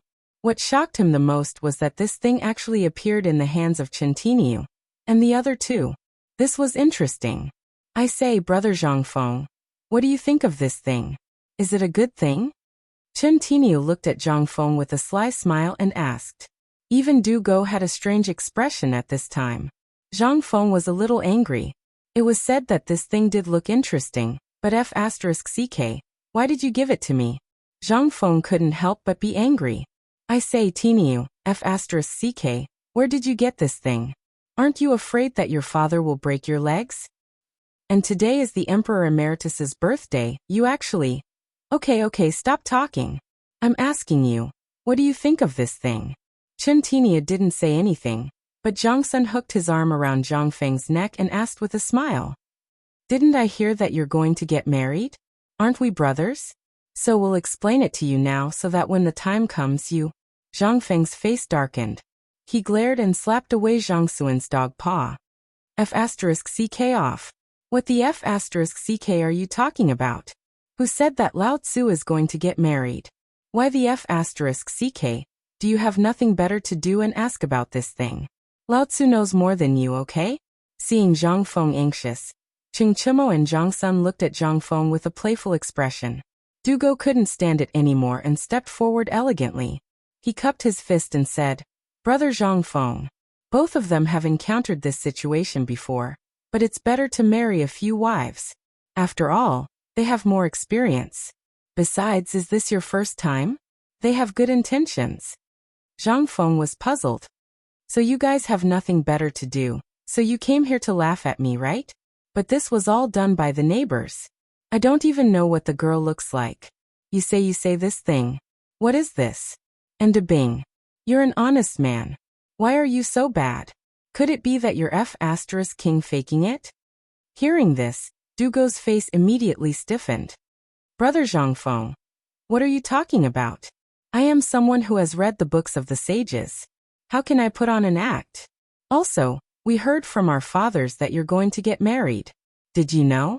When father found out that your wife was the only daughter of the shopkeeper of the Zhang family's Yixing bakery, do you remember how shocked we were? You don't know, but although that girl never goes out, there are rumors that she is as beautiful as a fairy. You don't know this, but I once accompanied my father to the imperial palace. That was a good fellow. Do you know that the concubines in the imperial palace, and even the princess, are not as beautiful as that girl?" Zhang Feng couldn't help but be confused. He hurriedly asked, "Could it be that you've seen that girl?" "No." The three of them shook their heads in unison. However, Zhang Sun continued, "Although we haven't seen her, but someone from our residence had once bought some pastries from the Yixing bakery. I heard from the servants that once, a servant had coincidentally seen the beauty of the Zhang family's young lady. I heard that good fellow. Then, to be honest, if you really don't want to marry her, then tell brother. Brother will immediately go and propose marriage. What do you think?" Zhang Suan's expression instantly changed into one of eagerness. He even seemed a little impatient, as if he couldn't wait to capture that Zhang family's young lady. This made Zhang Feng a little mad and speechless. He hurriedly changed the topic. "I remember that it was the retired emperor's doing today. Everyone has to eat properly. What's the matter with you guys? Why are you here?" The three of them sighed in unison. "Sigh. Isn't this all because of you, you brat? Chief Laoli knew that you would definitely be restless. You definitely wouldn't be able to eat such a meal. So he concluded that you would definitely come back. However, you should know that this is an official's treat. If anyone dares to secretly go back and not eat at this university, that would be looking down on the emperor. If you're caught by the officials, you'll definitely be punished. That's why Chief Laoli asked us to come and take a look. Oh no, it's our father. He wanted us to come and take a look. If we really can't do it, then we'll just pretend to be careless. After all, we have people in the palace now, so there's nothing to be afraid of." Hearing this, Zhang Feng heaved a deep sigh of relief. Fine. It seemed that he had thought too much. However, he was still a little scared. Just now he had casually made up a lie and ran away. He didn't expect that there would be such a rule when it came to an official's treat. Whether Lao Tzu eats or not, it's none of your business. If he doesn't eat, he'll be punished? Defy the imperial edict? Zhang Feng was a little speechless, but he didn't think too much about it. He waved his hand and said, "All right. Since the three of you are here today, then let's drink until we're drunk. Lao Tzu has been very annoyed recently, so you three bastards, don't ever mention anything about blind dates to me. Otherwise, this little tavern won't be able to accommodate you in the future." Chapter 304. When Ching Chimo and the other two heard this, how would they dare to fart? Their happiness for the rest of their lives was in Zhang Feng's hands. Moreover, Zhang Feng had preached and taught them things before. They seriously suspected that Zhang Feng was fooling them. It had been so long, but he did not mention it. Although a lot of things had happened in Chang and City during this period and they had to help deal with some things, the more they thought about it, the more they felt that something was wrong. They were more and more happy that Zhang Feng was fooling them. Otherwise, why did they feel that this grandson was just idling around in the pub and had no intention of teaching them? Coincidentally, they also took advantage of today's matter. Therefore, the three of them hurriedly rushed over to this place with gratitude. That was why the scene just now happened. When the Devil King went to war, not even a blade of grass would survive. Zhang Feng did not think too much about it. His head was hurting during this period. If anyone talked about this marriage, he would have a headache. Damn it, he would feel like he was going to be a bachelor. 20 years old, 20 years old, 20 years old, this damn it. When Zhang Feng thought of this, he felt an impulse to bang his head against the wall. Moreover, when he saw a person all day long, he felt that that person was talking about him. He was very depressed. When he met Lao Li, he wanted to complain to him. However, this time, he was either egging him on to mess with the school or encouraging him to do this and that. It was not easy to persuade Lao Li to leave. Good heavens, he waited for these fools to come. Unexpectedly, this group of old men was not reliable at all. When they came up, they said that if they could not talk to him, they should not jump out. Moreover, when they came in, they even broke the door with a kick. Damn it, Lao Tzu is not closing the door tonight? If I lose something, will you pay for it? Zhang Feng cursed in his heart as he walked into the kitchen and knocked on the wok with a clanking sound. However, he could not afford to offend them with his small body. A slap from them almost took his life. How could he dare to offend these old men? He looked at the big skewer of tiger meat hanging on the stove, and then looked at the new smoked chickens. They carelessly cut off a pig's hind leg from the stove with a chopper and put it in the pot. They brushed it fiercely, and then set up a fierce fire to cook it. In any case, this group of people were all rough men. Eating meat and drinking wine was not a problem for them. Therefore, he didn't choose the meat carefully. Instead, he cooked it all in one pot, scooped it out, and chopped it into several large pieces. With pepper and other condiments in his mouth and a pot of chopped smoked meat in his hand, he slowly walked into the front hall and threw it on the table with a bang. Instantly, the natural fragrance of the smoked meat attracted the attention of the three people. Zhang Feng's food was simple and crude. Although it looked bad, it had a different kind of forthright feeling. Moreover, although it was simple cooking, whether it was the smell or the taste, it was better than pig food. Ever since the three of them had eaten Zhang Feng's food, they felt like vomiting when they tried their own food. It couldn't be helped. They were picky. At this time they couldn't care about other things. Each of them picked up a piece of meat that was not much smaller than their heads and gnawed on it. While gnawing, the three of them even stepped on the stool with one foot. Brother Zhang Feng, brother, where is the wine? Bring the wine, bring the good wine.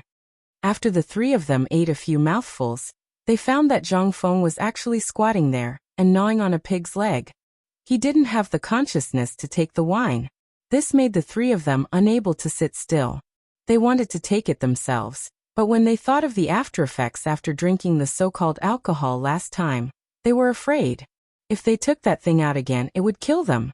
Zhang Feng heard this and got up reluctantly. He went to the wine cabinet and deliberately knocked out 3 jars of strong liquor with a degree of 65, and threw them to the three of them. He then took out a jar of liquor from the bottom of the wine cabinet.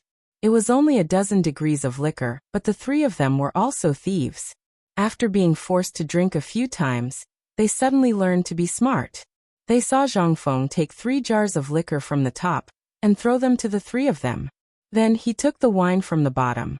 Even Cheng Chumo knew that this guy was definitely going to force them to drink. How could this be? The three of them were not fools. They were also good at drinking. Seeing this, the three of them laughed. You don't want to take the wine, right? Fine, then I'll take it myself. Cheng Chumo snatched the jug of wine from Zhang Sunchang's arms and slapped the mud seal off the jug. He gulped it down like water and threw it to Zhang Sunchang after gulping down a few mouthfuls. Only then did he let out a deep sigh. Good wine. Ha ha ha, this is good wine. But isn't this a little too King bland? Zhang Feng's eyes twitched when he heard that. He had a bad feeling about this. While Zhang Feng was dumbfounded, Chen Chimo took a jar of wine from the top of the wine cabinet and squatted in front of the dumbfounded Zhang Feng. Zhang Feng's legs started to tremble. The wine on the top. Damn, that was liquor with more than 70 degrees. He was finally being pecked in the eyes by an eagle. He slapped his eyes and didn't want to look at Chin Chimo and the other two. He said painfully, Brother, I've been heady recently. I can't drink this stuff. Are you trying to kill me? Hearing this, Cheng Chimo didn't know what Zhang Feng was going to do. He glared and straightened his back. He kicked Zhang Feng's stool and shouted, Brother, we're brothers. We're brothers in life and death, aren't we? Just tell me whether you think highly of us or not. Although you're about the same age as us, you're a little older than us. You have the nerve to take the wine from the bottom? As an elder brother, you should have the consciousness of an elder brother. Come on, don't talk nonsense. Drink. What else could Zhang Feng say? He gritted his teeth. He closed his eyes and slapped the mud seal off. He shouted as if he was going up a mountain of knives. Drink. Who doesn't drink? Who's the grandson? Chapter 305. Sometimes when it came to alcohol, it was a good thing. Just like that. Zhang Feng, Cheng Chumo and the other two were drinking merrily as if nothing had happened. Cheng Chumo and Zhang Sunchong were veterans at drinking. Today, they came prepared. They wanted to drink Zhang Feng until he was drunk. Revenge for last time. No matter how Du Go tried to persuade them, it was useless. After Du Go tried to persuade them a few times, he gave up. It was not that he did not want to persuade them, but he was drunk now. What was the most important thing? Zhang Sunchumo whispered in Du Go's ear. If you want to learn Zhang Feng's skills, then you have to drink. And you have to serve Zhang Feng well. Otherwise, who knew what kind of trouble this kid would cause? They were afraid. At this time, Zhang Feng drank half a jar of wine in one breath. He did not even know his surname. Brother, you are awesome. Lao Tzu can't drink anymore. Burp. You guys drink. Brother, I'll lie down for a while. Lie down for a while. As Zhang Feng spoke, he wanted to get up. But before he could get up, he lay down on the table. Du Go, who could not wait any longer, hurriedly asked, Brother Zhang Feng, didn't you say last time that you wanted to teach me mathematics? You see, Zhang Feng was annoyed by Du Go. He waved his hand and said, What's the rush? Why the F***ck are you grumbling like a monk? Come. You want to learn mathematics, right? Come. Bring me paper. Du Go, Zhang Sunchong and the other two heard this and their eyes flashed with joy. They hurriedly took a pen and ink from the counter. Zhang Feng also dizzily dipped some ink. He bit the tip of the pen and thought for a while. Then he wrote on the paper, 9 to divide. 1 to 1, 1 to 10, 2 to 5, 2 to 10, 3 to 31. 9 to 1, 9 to 10, 9 to 10.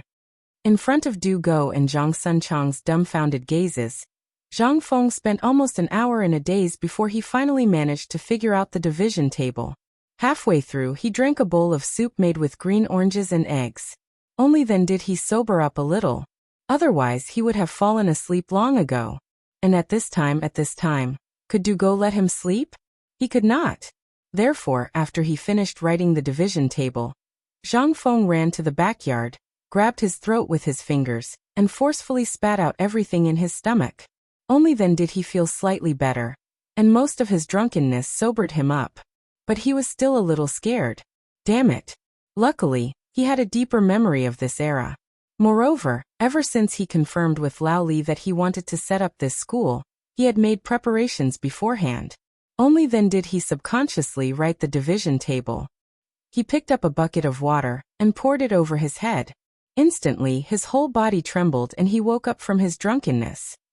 Drenched in water, Zhang Feng leisurely walked into the hall, while Du Go and the others stuck there, butts out to study the division table.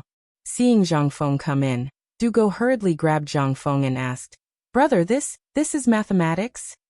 Yes. Let me tell you. It's not that Zhang Feng is bragging, but this thing. As long as you can memorize it and combine these numbers to make the correct division, when you reach 3 digits, you can instantly calculate it in your mind. Then you can F***king graduate. So simple? Du Go was stunned. Mathematics. He had only seen it in some books, and there were only a few records. But this was the first time he saw such a complete division table. What was this? This thing, let's not talk about whether it could be as awesome as Zhang Feng said. Once this thing was announced, then Zhang Feng could become a great master in mathematics. He gave it to me just like that? Du Go doubted the authenticity of this thing. Not for other reasons, but because Zhang Feng was too F***king bragging. He seriously doubted whether this thing was as simple as it seemed. No. He was not drunk yet. He had to drink him until he was soaked. Otherwise, he would not be at ease with this thing. Come, brother Zhang Feng. You are my Dudebing's benefactor in this life. Come, little brother, let me toast you. Good. Seeing that he had finally led this bookworm, who was even more talkative than Tang Sanzang, astray, Zhang Feng was also happy. With a wave of his hand, he poured him a big bowl. And with the division table, if Dugo could really calculate the division within 3 digits in an instant, Zhang Feng dared to guarantee that Dugo would definitely become the most awesome existence in this era. Not for other reasons, but because all the accounts, as long as he went through them once, he could easily calculate the intricacies within. Wasn't this awesome? Even if his descendants were amazing mental arithmetic masters and mental arithmetic prodigies, without 7 to 8 years of practice, they would not be able to do this. Although Zhang Sun and Qing Chimo were not too interested in these things, seeing that Dugo had gotten what he wanted, they could not help but feel anxious again. Brother. Come, big brother will toast you too. Okay. Iron Bowl. Big brother, I am not boasting with you. If you want to learn mathematics, then forget it. I still have something here. That thing, big brother, I did not intend to tell you. That is a life-saving measure when I enter the imperial court in the future. What? The 3 of them were dumbfounded. Physics department. That is something that surpasses mathematics. And it is something that encompasses all things in the world. Do you want to learn it or not? Learn. You don't want to teach your grandson? Qing Chimo's eyes were red. Damn it. He directly set a trap for Zhang Feng. Zhang Feng also lost his temper. He slammed the table and roared. Good. Damn it, your grandson doesn't want to learn. Let's go, let's stop talking nonsense. Let's go find some fun. Zhang Sun was smart. He saw that Zhang Feng was almost done drinking, but he was still a little short of that realm. They still had a very important mission today. That was to bring his brother to the brothel, to break his chastity. And now was not the time to talk about this. No matter how awesome he made it sound, the other party would either be asleep or sober. In the end, everything he said would be for naught. He might as well pull him onto this pirate ship first. As long as he was on this ship, wouldn't Zhang Feng forget about home? When Qing Chimo heard this, how could he not understand the meaning behind it? He patted Zhang Feng on the shoulder. Let's go, let's go. Brother, I will bring you to a good place. A paradise on earth. Really? Zhang Feng's eyes were red, and he asked with a drunken stupor. Qing Chimo and Zhang Sun patted their chests loudly. Brother, would we lie to you? Let's go, let's go. Lead the way. Chapter 306. Dugo was hopeless. Now he was completely immersed in the physics that Zhang Feng had mentioned. Although he was very curious about the physics, he only subconsciously thought that it was definitely the so-called martial arts of the boorish man. He despised those things from the bottom of his heart. He took the initiative to take the responsibility of guarding the door, so that they could go out freely. Hearing this, Zhang Sunchong and Qing Chimo raised their hands in agreement. They did not want to do such a joyous thing. Why would they put a fly on the side when they had nothing to do? Just like that. The 2 of them carried Zhang Feng and walked slowly out of the tavern. When they walked out of the tavern, they realized that the banquet outside had already ended. The sun had also moved from the top of their heads to the west. On the street, a group of bare-chested men were holding palm leaf fans or straw fans, swaying back and forth on the street. It seemed that they had eaten too much, and were now digesting the food. However, at this moment, they saw Qing Chimo and Zhang Sunchong carrying Zhang Feng out of the tavern. They followed the gaze of the 3 of them, and saw that the door of Zhang Feng's tavern had been broken into pieces, and was still piled up at the door. Zhang Feng was quite popular. At this moment when they saw this, everyone was shocked. Although they were afraid of the stubbornness of these 2 devils, Zhang Feng was being carried by them. They did not know if he was drunk or something, but now he was calling these 2 guys brothers? How could this be? Uncle, he could not help but pick up a stick. Although his legs were shaking, he still stood on the road and blocked Qing Chimo's path. Two masters. Did Feng offend the 2 of you in any way? If that's the case, I'll help him. Get out of here. Qing Chimo had a bad temper, and was a stubborn child. At this moment, when he saw that a slave dared to block his path, he could not help but wave his hand in annoyance. They were waiting for Zhang Feng to treat them to a drink, and also wanted to see the so-called physics knowledge. who would not be annoyed when they were suddenly blocked.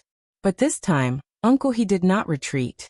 Although the cold sweat on his face had wet his chest, he still did not retreat. At this moment, the dog took out a stone from nowhere and threw it at Ching Chimo's big butt from behind. Ching Chimo grimaced.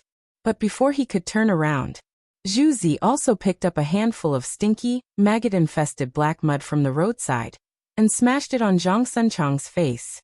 In an instant, these two guys were furious. Damn. Little bastard, you dare to hit me? Believe it or not, Grandpa will feed you. Beat him. Save Fengzi. At some point, the old scholar held a bamboo pole and hit Ching Chimo with it. Although Ching Chimo did not faint, at this moment he saw stars. Men. Fengzi has been caught by the devil. Save Fengzi for me. The men in Guanzhong were so united. Even if Zhang Feng had only given them a little favor, when they saw that Zhang Feng was taken away by bad people, they could not sit still. Even if they knew that they might lose their lives, they would still try to save Zhang Feng from the tiger's mouth. As the crowd dodged their gazes, they rushed forward. Although the two of them were stubborn, it was only Cheng Cheng's words. When it really came down to it, they didn't dare to make a move. What should they do? If they killed one of them with a punch, although the authorities would not do anything to them, the god of plague at home would skin them alive. Involuntarily, the two guys finally woke up and hurriedly shook Zhang Feng awake. Zhang Sun even pinched Zhang Feng's tongue with his finger, making Zhang Feng spit out the wine in his stomach. Only then did they get out of the predicament. Zhang Feng woke up shakily and saw that he was surrounded by so many familiar faces. He could not help but be stunned. Old scholar? Old He Zhuzi's father? What are you doing? Fengzi, how did you offend these two gods of plague? Quick, don't be afraid. Even if I have to risk my life, I will save you. Quick, let Fengzi go. Otherwise, Lao Tzu will smash you to death. Stop. Although Zhang Feng still did not understand what happened here, he vaguely remembered some time. He hurriedly explained. Fellow villagers, you misunderstood. We're brothers. We're tired of drinking in the tavern, so we're going to find a better place to drink. Let's go. Let's all go. Today, I Zhang Feng will treat everyone. If anyone doesn't go, they'll be looking down on me, Zhang Feng. Zhang Feng roared while swaying unsteadily. This time, everyone was dumbfounded. Was there a F***king mistake? However, the old scholar was still worried. After all, the shadow of a human and the bark of a tree. Neither of these two was good. At this time, Zhang Feng was obviously guilty. What could he do with Zhang Feng at this time? Fengzi, tell me honestly, what are you doing? Where are you going to drink? Old scholar you. Ching Chimo gasped and said. What do you mean? Are you going to buy Fengzi? Didn't we hear that Fengzi was too embarrassed to agree to this marriage? As your brother, aren't we anxious too? You just want to take your brother to see it for himself, so that he can agree to this marriage, right? What are you doing? Are you trying to kill him? Chapter 307. Everyone was dumbfounded. So that was the case? But how could they not know that a person who could be called the Devil King in Chang and be a good person? Fengzi was a god given to them by the heavens. Their child was still hoping to get a little bit of Zhang Feng's true teachings and bring glory to their ancestors. If these things led Fengzi astray, wouldn't that be terrible? No. If Fengzi doesn't agree, no one is allowed to take Fengzi away. The old elementary scholar was also going all out. He blocked everyone. Although no one said anything, they had already explained everything with their actions. They raised sticks and stones high one by one. Even Cheng Chimo felt a headache coming on. Was it so difficult for Lao Tzu to bring his brothers to the brothel? F***ck. Just as Cheng Chimo was about to lose his temper, a bowl of hand-squeezed sour orange juice the size of a quail's egg was poured down Zhang Feng's throat. That sour feeling caused even the people present to feel a toothache. However, the effects were visible. After a few shivers, Zhang Feng finally woke up with a red face. He stared with bloodshot eyes and smacked his lips. In an instant he vomited again. F***ck. Who the hell poisoned Lao Tzu? F***ck. What is this? It's the green orange juice that mother made. Steamed Bun hid behind the others and said timidly. This time, Zhang Feng was even more jealous. But this thing was still useful. Zhang Feng finally woke up completely. He had to wake up. He seriously suspected that if he was forced to drink another bowl of this thing, he would definitely die. He waved his hand and said, "I'm fine. Thank you for your concern. I'm going to drink with my brothers. There's no need to welcome me with sticks, right? Disperse. Disperse all of you. Let's go to the tavern another day. Fengzi will treat you to a drink." That's right. Fengzi is going to discuss the opening of an academy with us this time. If you continue to be like this, do you want those academies? Academies? Everyone was shocked to hear this. Then everyone was in an uproar. At this moment, everyone seemed to have understood something. So Fengzi wanted to set up an academy for them?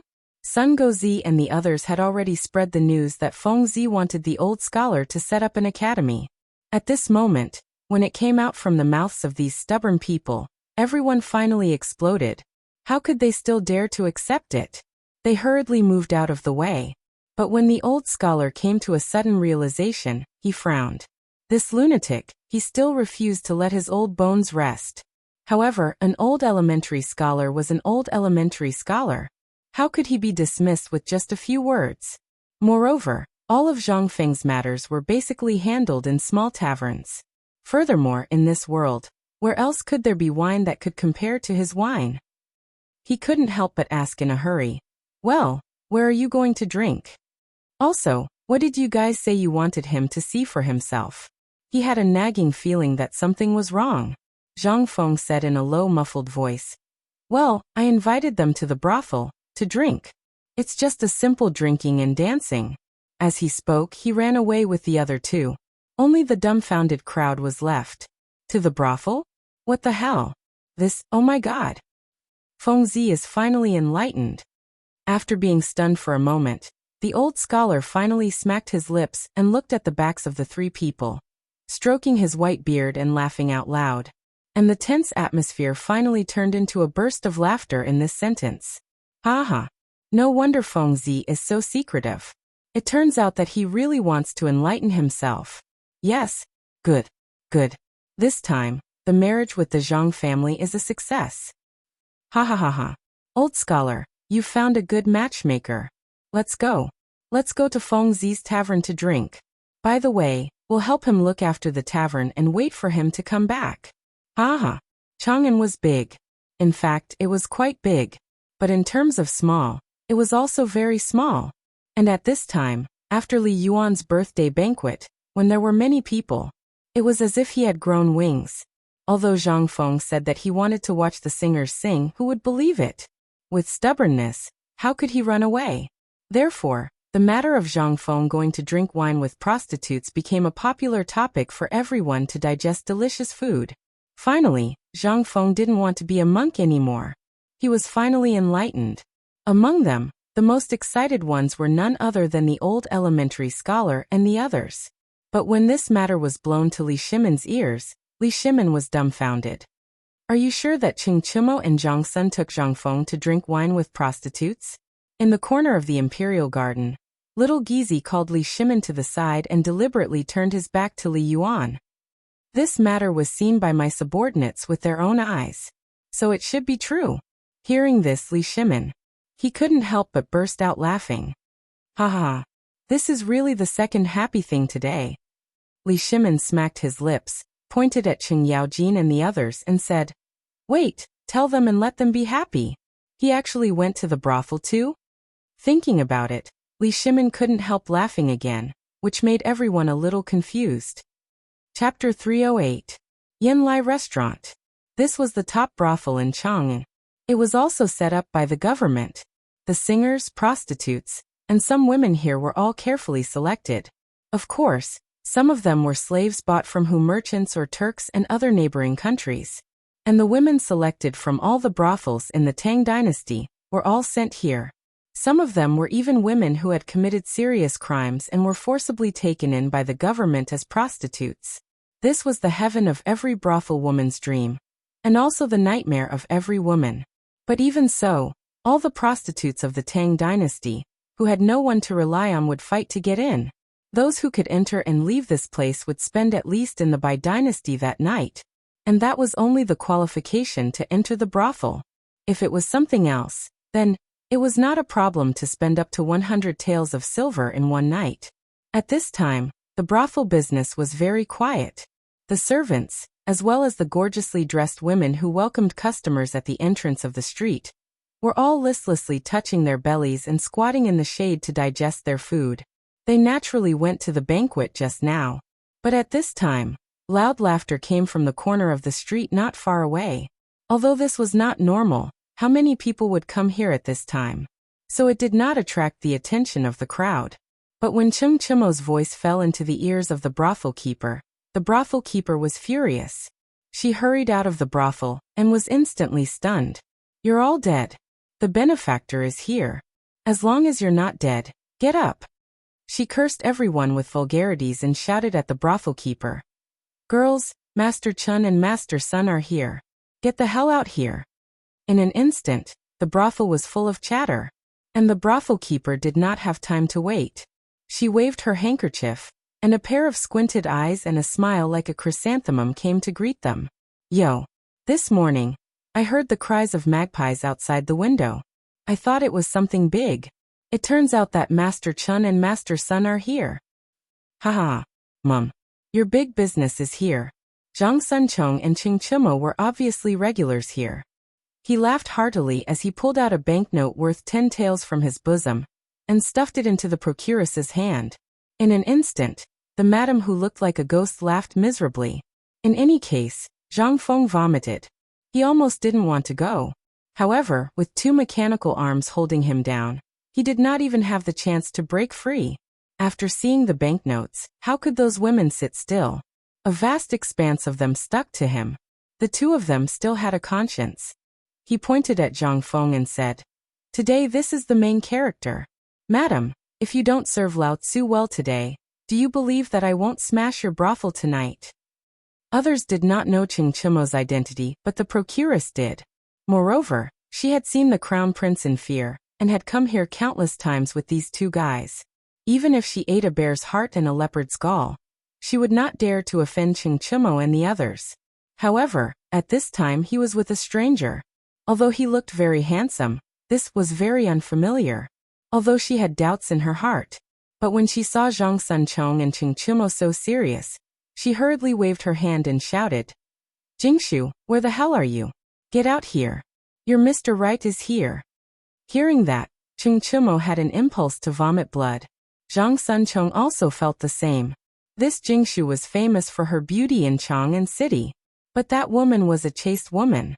Unless it was her Mr. Right, she would definitely give up her life. She was too beautiful, so no one dared to force her.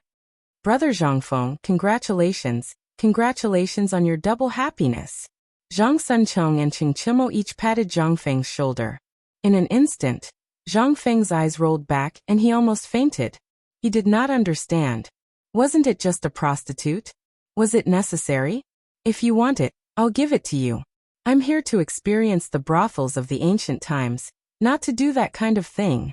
But he did not dare to say it now. He could only be carried into the brothel by the two, surrounded by a group of women. In an exquisite and small attic on the 3rd floor of the brothel, a woman with a thin face but incomparably beautiful, cold and elegant, was gently stroking a guqin. She was very beautiful. She was as beautiful as a snow lotus on an iceberg. She was once the daughter of a big shot in the previous dynasty. When she was only 10 years old, she was sold to the brothel. 9 years. Although she was born in such a brothel, her amazing knowledge and talent in poetry and song made her famous in the entire Chang'an City in an instant. She had heard the brothel keeper talk about the Mr. Right countless times. However, all of them disappointed her to the core. So, she never stepped out of the clean place that she risked her life to fight for here. Ding! She gently plucked the strings of the zither in her hand. A melodious zither sound instantly filled the air like a refreshing breeze.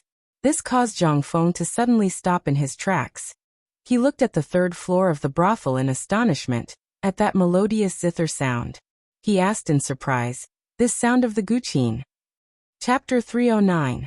Guzheng. Especially an ancient Guzheng song. It was very particular. Zhang Feng didn't know much. After all, it was an elective class in university. He took the Guzheng course to show off. But before he could show off, he came here. At this moment, Zhang Feng was stunned when he heard this song.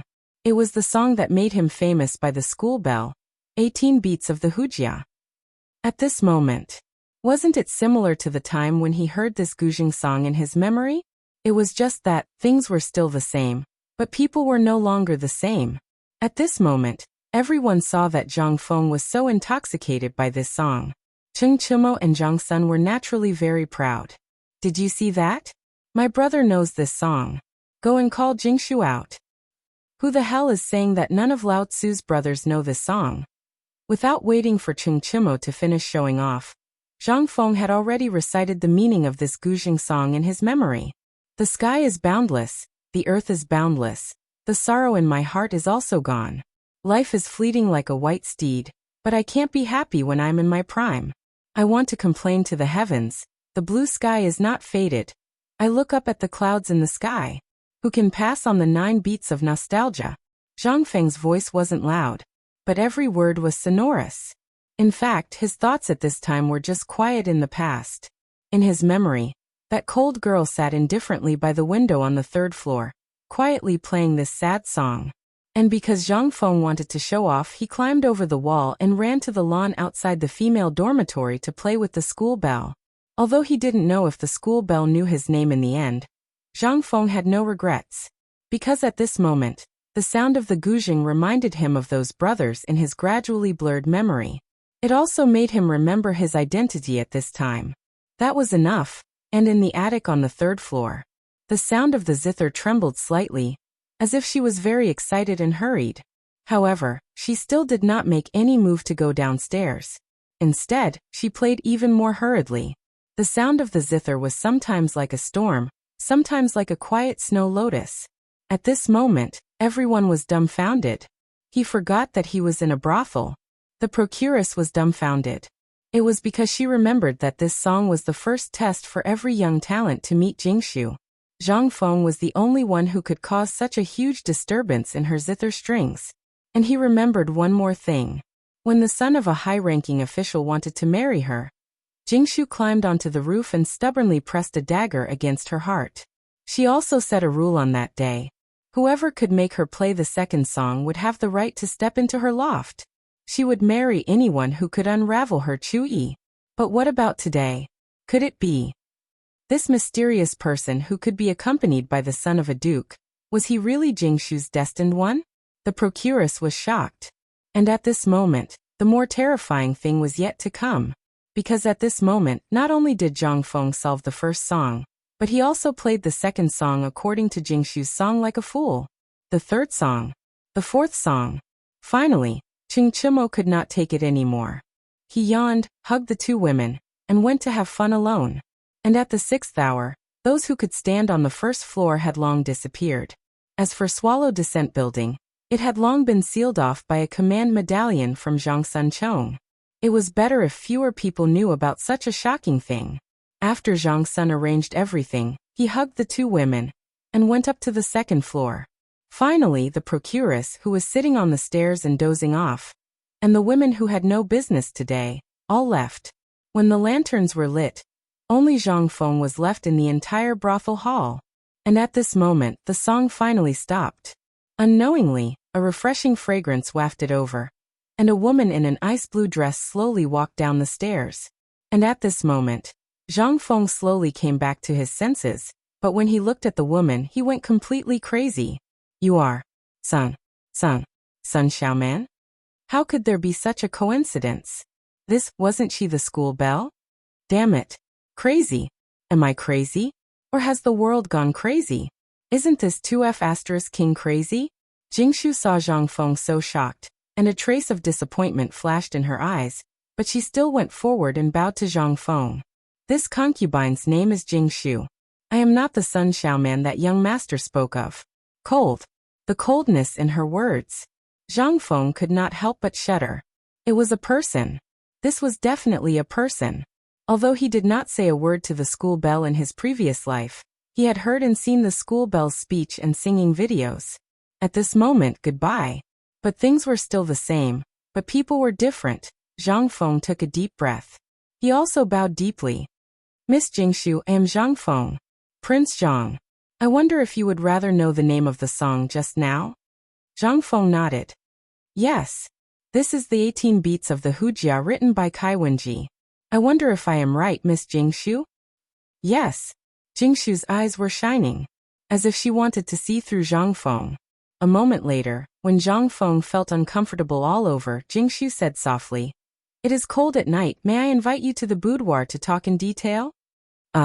Chapter 310. The room was not big. There was only a flower bed, a tea set, and a table and chairs. The rest could be discussed. It looked so poor. It was simple and plain. After Jingshu invited Zhang Feng into the room, she boiled a small pot of tea. He made some tea foam and placed it on top of an oil lamp to burn it. Although it was inferior tea from the Tang dynasty, the way she boiled the tea was different because she was beautiful. The tea would definitely be fragrant and sweet. During this period, Zhang Feng watched Jingshu's every move. Jingshu was also carefully boiling the tea. Jingshu was very beautiful. Her long eyelashes covered her small but memorable eyes. Her eyes were so clear that no evil thoughts could be seen in them. What does Prince Zhang do for a living? I heard that there is no such person as Prince Zhang in Chang'an City. But I just learned that you are acquainted with Qing Tiniu and the others? Jingshu asked very directly. Zhang Feng was a little confused. Why was she not following the script? Didn't she ask about the lyrics first? Could it be that she was really a transmigrator? Zhang Feng was excited at the thought of this. If he could really meet a transmigrator, and it was the school belle of his previous life, then it would be awesome. This world would not be so lonely. Zhang Feng thought for a while. He said, I was originally from Liang province. A few years ago, there was a mountain flood. I was learning from my master outside, so I avoided the disaster. After I finished my apprenticeship, there were many places I could go. I remember that there was a business in Chang, and that had been shelved for many years. So I came to Chang'an a few years ago and opened a small tavern. Although the business is not very good, it is very leisurely. Oh? Jingshu frowned slightly when she heard this. I'm really sorry. I hope you can forgive me. I don't know about your family matters. It's fine, it's fine. Zhang Feng waved his hand and asked, Miss Jingshu, where are you from? Why were they in this Swallow Descent restaurant? Looking at Miss Jingshu, she is not a prostitute. Why was she born in a prostitute? To tell you the truth, when Jingshu was 10 years old, she was sent here because her family used to be a high-ranking official of the previous dynasty. And because Jingshu used to learn zither, chess, calligraphy, and painting from the geisha here, she was blessed by the ancestors. Because of her talent and intelligence, this little girl was able to find a place to stay in this dusty place. Then, Jingshu told Zhang Feng everything that had happened to her, including her age. Zhang Feng couldn't help but feel a little strange. Didn't the women of this era care a lot about their own information? Why did he ask about her family the moment he met her, and then report his birthday to a stranger? This isn't right. Was the Tang dynasty so liberal? Or was she testing him? Zhang Feng couldn't help but ask, I wonder if Miss Jingshu has ever heard of a musical instrument called the piano? He was looking forward to Jingshu saying it out loud, or nodding her head. But he was wrong. This woman was a woman from the Great Tang, a woman through and through. Although he was disappointed. But Zhang Feng didn't feel too much despair. After all, transmigration wasn't just a visit. Then he chatted with Jingshu for a while with a lack of interest and then took his leave. He really couldn't stand that kind of silence. He was afraid that he wouldn't be able to control himself. Goodbye, Jingshu. He went downstairs. But he met Dugo, who had a strange look in his eyes. Brother Zhang Feng, you went into Miss Jingshu's room? Yes. What's wrong? Zhang Feng asked. Dugo did not reply, instead sizing up Zhang Feng from head to toe, left to right, and asked, You've only been up there for less than 2 hours, and you've already come out? Didn't you do anything? I drank a bowl of tea. Debing, are you drunk, or are you suffering from hysteria? Why are you talking so weirdly today? I'm weird. Dugo exploded. Do you know what it means to be able to enter Miss Jingshu's room? Do you know how many people in the Tang dynasty have designs on Miss Jingshu? Do you know Without waiting for this angry lemon spirit to finish, Zhang Feng interrupted him and asked, "Can we talk properly? What ability does Miss Jingshu have?" "You don't know?" This time, it was Dugo's turn to be confused. Zhang Feng spread his hands honestly. Dugo almost spat out a mouthful of blood. He pulled Zhang Feng to sit on a stool on the first floor and said, "Brother, you're awesome. Do you know that Jingshu is the most important woman in the hearts of all the stubborn men in Chang and city? All the stubborn men fought once for Jingshu, but in the end, for some reason, all of them signed a silent agreement. That is, only someone who can really use his own talent to break Jingshu's zither song is qualified to marry her." Zhang Feng was stunned. "Are these F***king stubborn idiots? Isn't it just a song? What's so difficult about it?" Difficult? Dugo really wanted to hammer Zhang Feng to death. He stared at Zhang Feng with bloodshot eyes and said, "Do you know that Miss Jingshu's song is the only copy? Rumor has it that it was passed down to her by an old palace made after she accepted Jingshu as her disciple. Even if the princess wanted to learn, she wouldn't pass it down. How difficult do you think this song is?" Zhang Feng was speechless. On the other hand, Dugo's face was like a dog's. He said word by word, "Do you know that once someone breaks Jingshu's song, it means that Miss Jingshu is going to marry him? No matter who he is, no matter who he is, no matter how old he is." Zhang Feng spat a mouthful of old blood on Dugo's face. What did you say?" Chapter 311. Zhang Feng was dumbfounded. What kind of bullsh**t logic was this? Wasn't it just the 18 beats of the hujia? Did she want to marry someone just to break this tune? What if the other party was an old man who was about 80 or 80 years old, with half his neck in the ground? Mother f***ker, you still want to marry him? F***ck. What the f***ck? What kind of f***king rule was this? Not only that, Zhang Feng thought of a horrible thing. Was it the rule that Dugo had mentioned before? The one that all the stubborn people in Chang and had to obey? Had he unintentionally broken it? Zhang Feng felt a little dizzy. He could not help but think of the real stubborn people in Chang and city. Zhang Sunchong, Qing Chemo, Wei Shuyu and the freak Dugo. These four were the real leaders of the stubborn people in Chang and city. Although these men usually did not show off, they controlled all the stubborn people in Chang and city. What the f***ck? Why the f***ck did I come here for nothing? I'm really here to look for excitement. Thinking of this, Zhang Feng hurriedly asked, "Brother, is it too late for me to back out now?" "It's too late. Now that you think about it, I'm here." "What does that mean?" "All the stubborn people in Chang and city know about this." Seeing that Zhang Feng wanted to run, Dugo said dejectedly, "Don't even think about running. Now that the door is closed, you can't get out of Chang'an. Tomorrow morning if Tiniu and Zhang Sunchong take action, you might still have a whole corpse. Chen Tiniu taking action, what good would it do?" Zhang Feng wanted to cry. Why the f***ck did I come here for nothing? Why did I come here for nothing? F***ck. They were all gods of plagues. He could not even hide from them, but now he had unintentionally offended these men. Cheng Chimo, Zhang Sunchong, and Wei Shuyu were all lustful men. If they knew about this, then Lao Tzu know. Bing.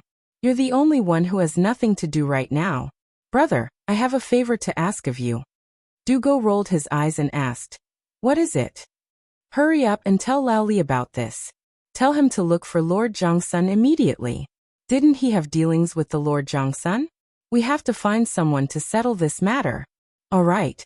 That's easy, but what's the physics you're talking about? I want to see it for myself." Zhang Feng was about to agree, but when the words reached his mouth, he was stunned. Who would have thought that this guy would be so cunning? "All right, you big pancake, you're trying to take advantage of the situation. Fine. Wasn't it just physics? Let me tell you. Go and do the experiment for me first. As long as you can complete this task for me, then what's wrong with Lao Tzu teaching you? What is it?" Dugo was also trembling with excitement. After so much scheming, he finally managed to dig out 2 types of bows from Zhang Feng. Zhang Feng didn't waste any more words. He said, "Don't tell anyone else about this. Let me tell you. If you can make a 10-kilogram iron and 10 kilograms cotton throw down from 100 feet, and make them fall to the ground at the same time, I'll pass it to you. But there's a requirement. On the cotton, other than the rope, you can't tie anything heavier than 1 kilogram. This was aerodynamics, which was also a kind of physics trick. If Dugo could really crack it, then it meant that he had a talent in physics. What's wrong with giving him some elementary school knowledge? After all, when the school was established, this grandson would be a ready-made free teacher. Sure enough. When Dugo heard this, he frowned deeply and started counting with his fingers.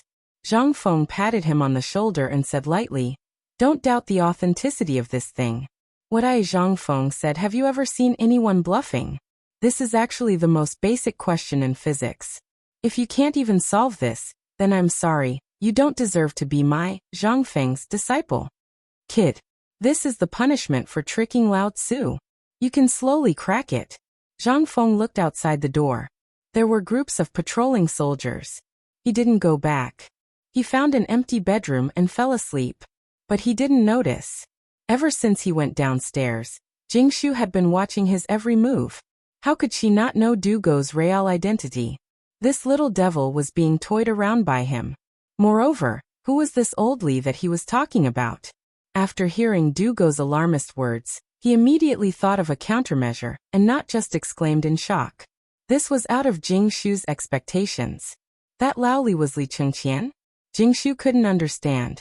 But at this time, she simply leaned on the bed frame and slowly savored the physics that Zhang Feng was talking about. 10 kilograms of iron and 10 kilograms of cotton at the same time? Interesting, your future husband. What kind of person are you to this song?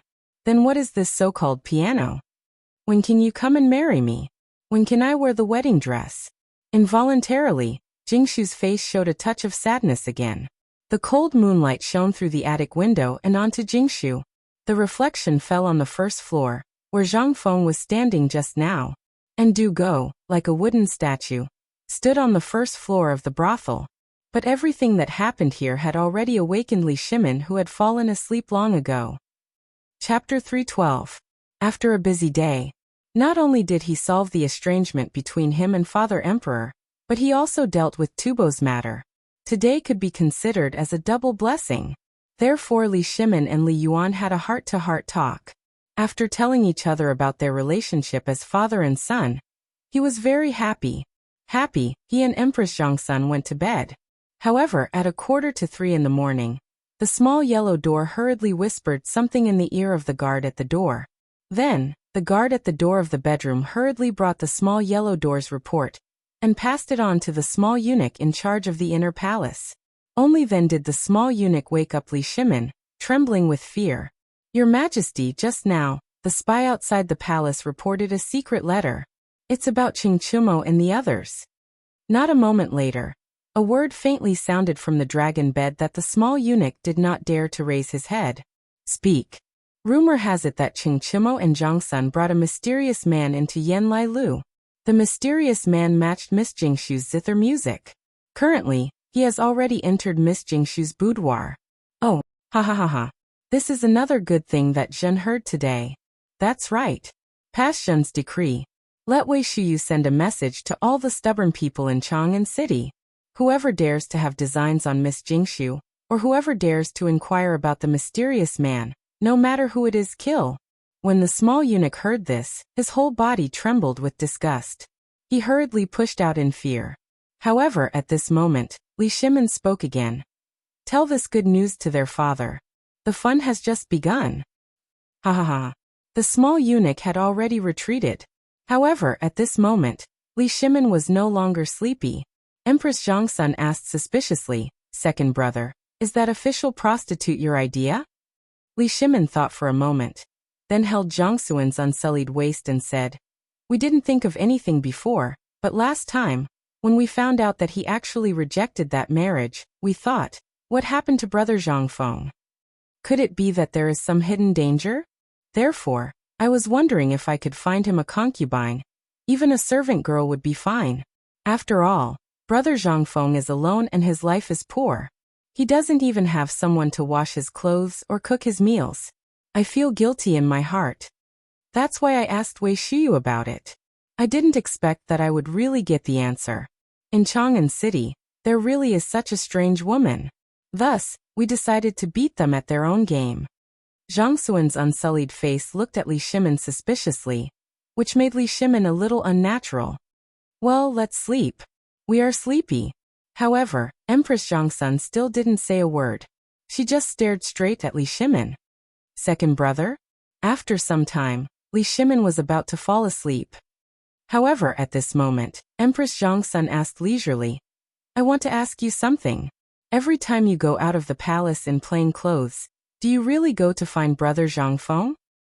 On the other side, when the hour was about to reach the hour of the morning, a team of Jinwu guards, holding the emperor's token and 3 small yellow flags on the backs of their horses, came out of the imperial city.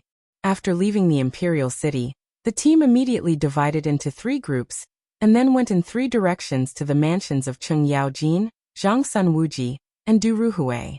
Even if it was the great idiot Yuqi, he could only stare with wide eyes at that imperial order, at Wei Shiyu's haughty manner as she sped past his eyes. Cheng's mansion. Wei Shiyu came to Cheng's mansion in person. It was worthy of being the home of the army god. Although it was late at night, the 10 generals at the gate were still standing straight. If all the lights were blown out, strangers passing by would definitely be mistaken for stone or clay statues. Clatter, clatter, clatter. The moment the faint sound of horse hooves sounded, at the gate of Cheng's mansion, the 10 generals in armor also looked at the place where the sound of horse hooves came from. Their hands subconsciously grasped the hilts of their swords at their waists. This was instinct. This was the instinct of soldiers. And it was in the middle of the night. Those who could come here were either from the palace or enemies. Who are you? At this moment, a man with a body like an iron tower took a step forward. In an instant, the 10 servants formed a simple battle formation. The guard shouted angrily. His voice was like a thunderclap, and the sound of horse hooves that were rapidly approaching became a little chaotic. However, at this moment, in the sound of horse hooves in the distance, Wei Shiyu shouted anxiously, Uncle Ning, don't shoot. I'm Shiyu. I'm Wei Shiyu. Hearing this, the guards at the gate of Cheng's mansion breathed a deep sigh of relief.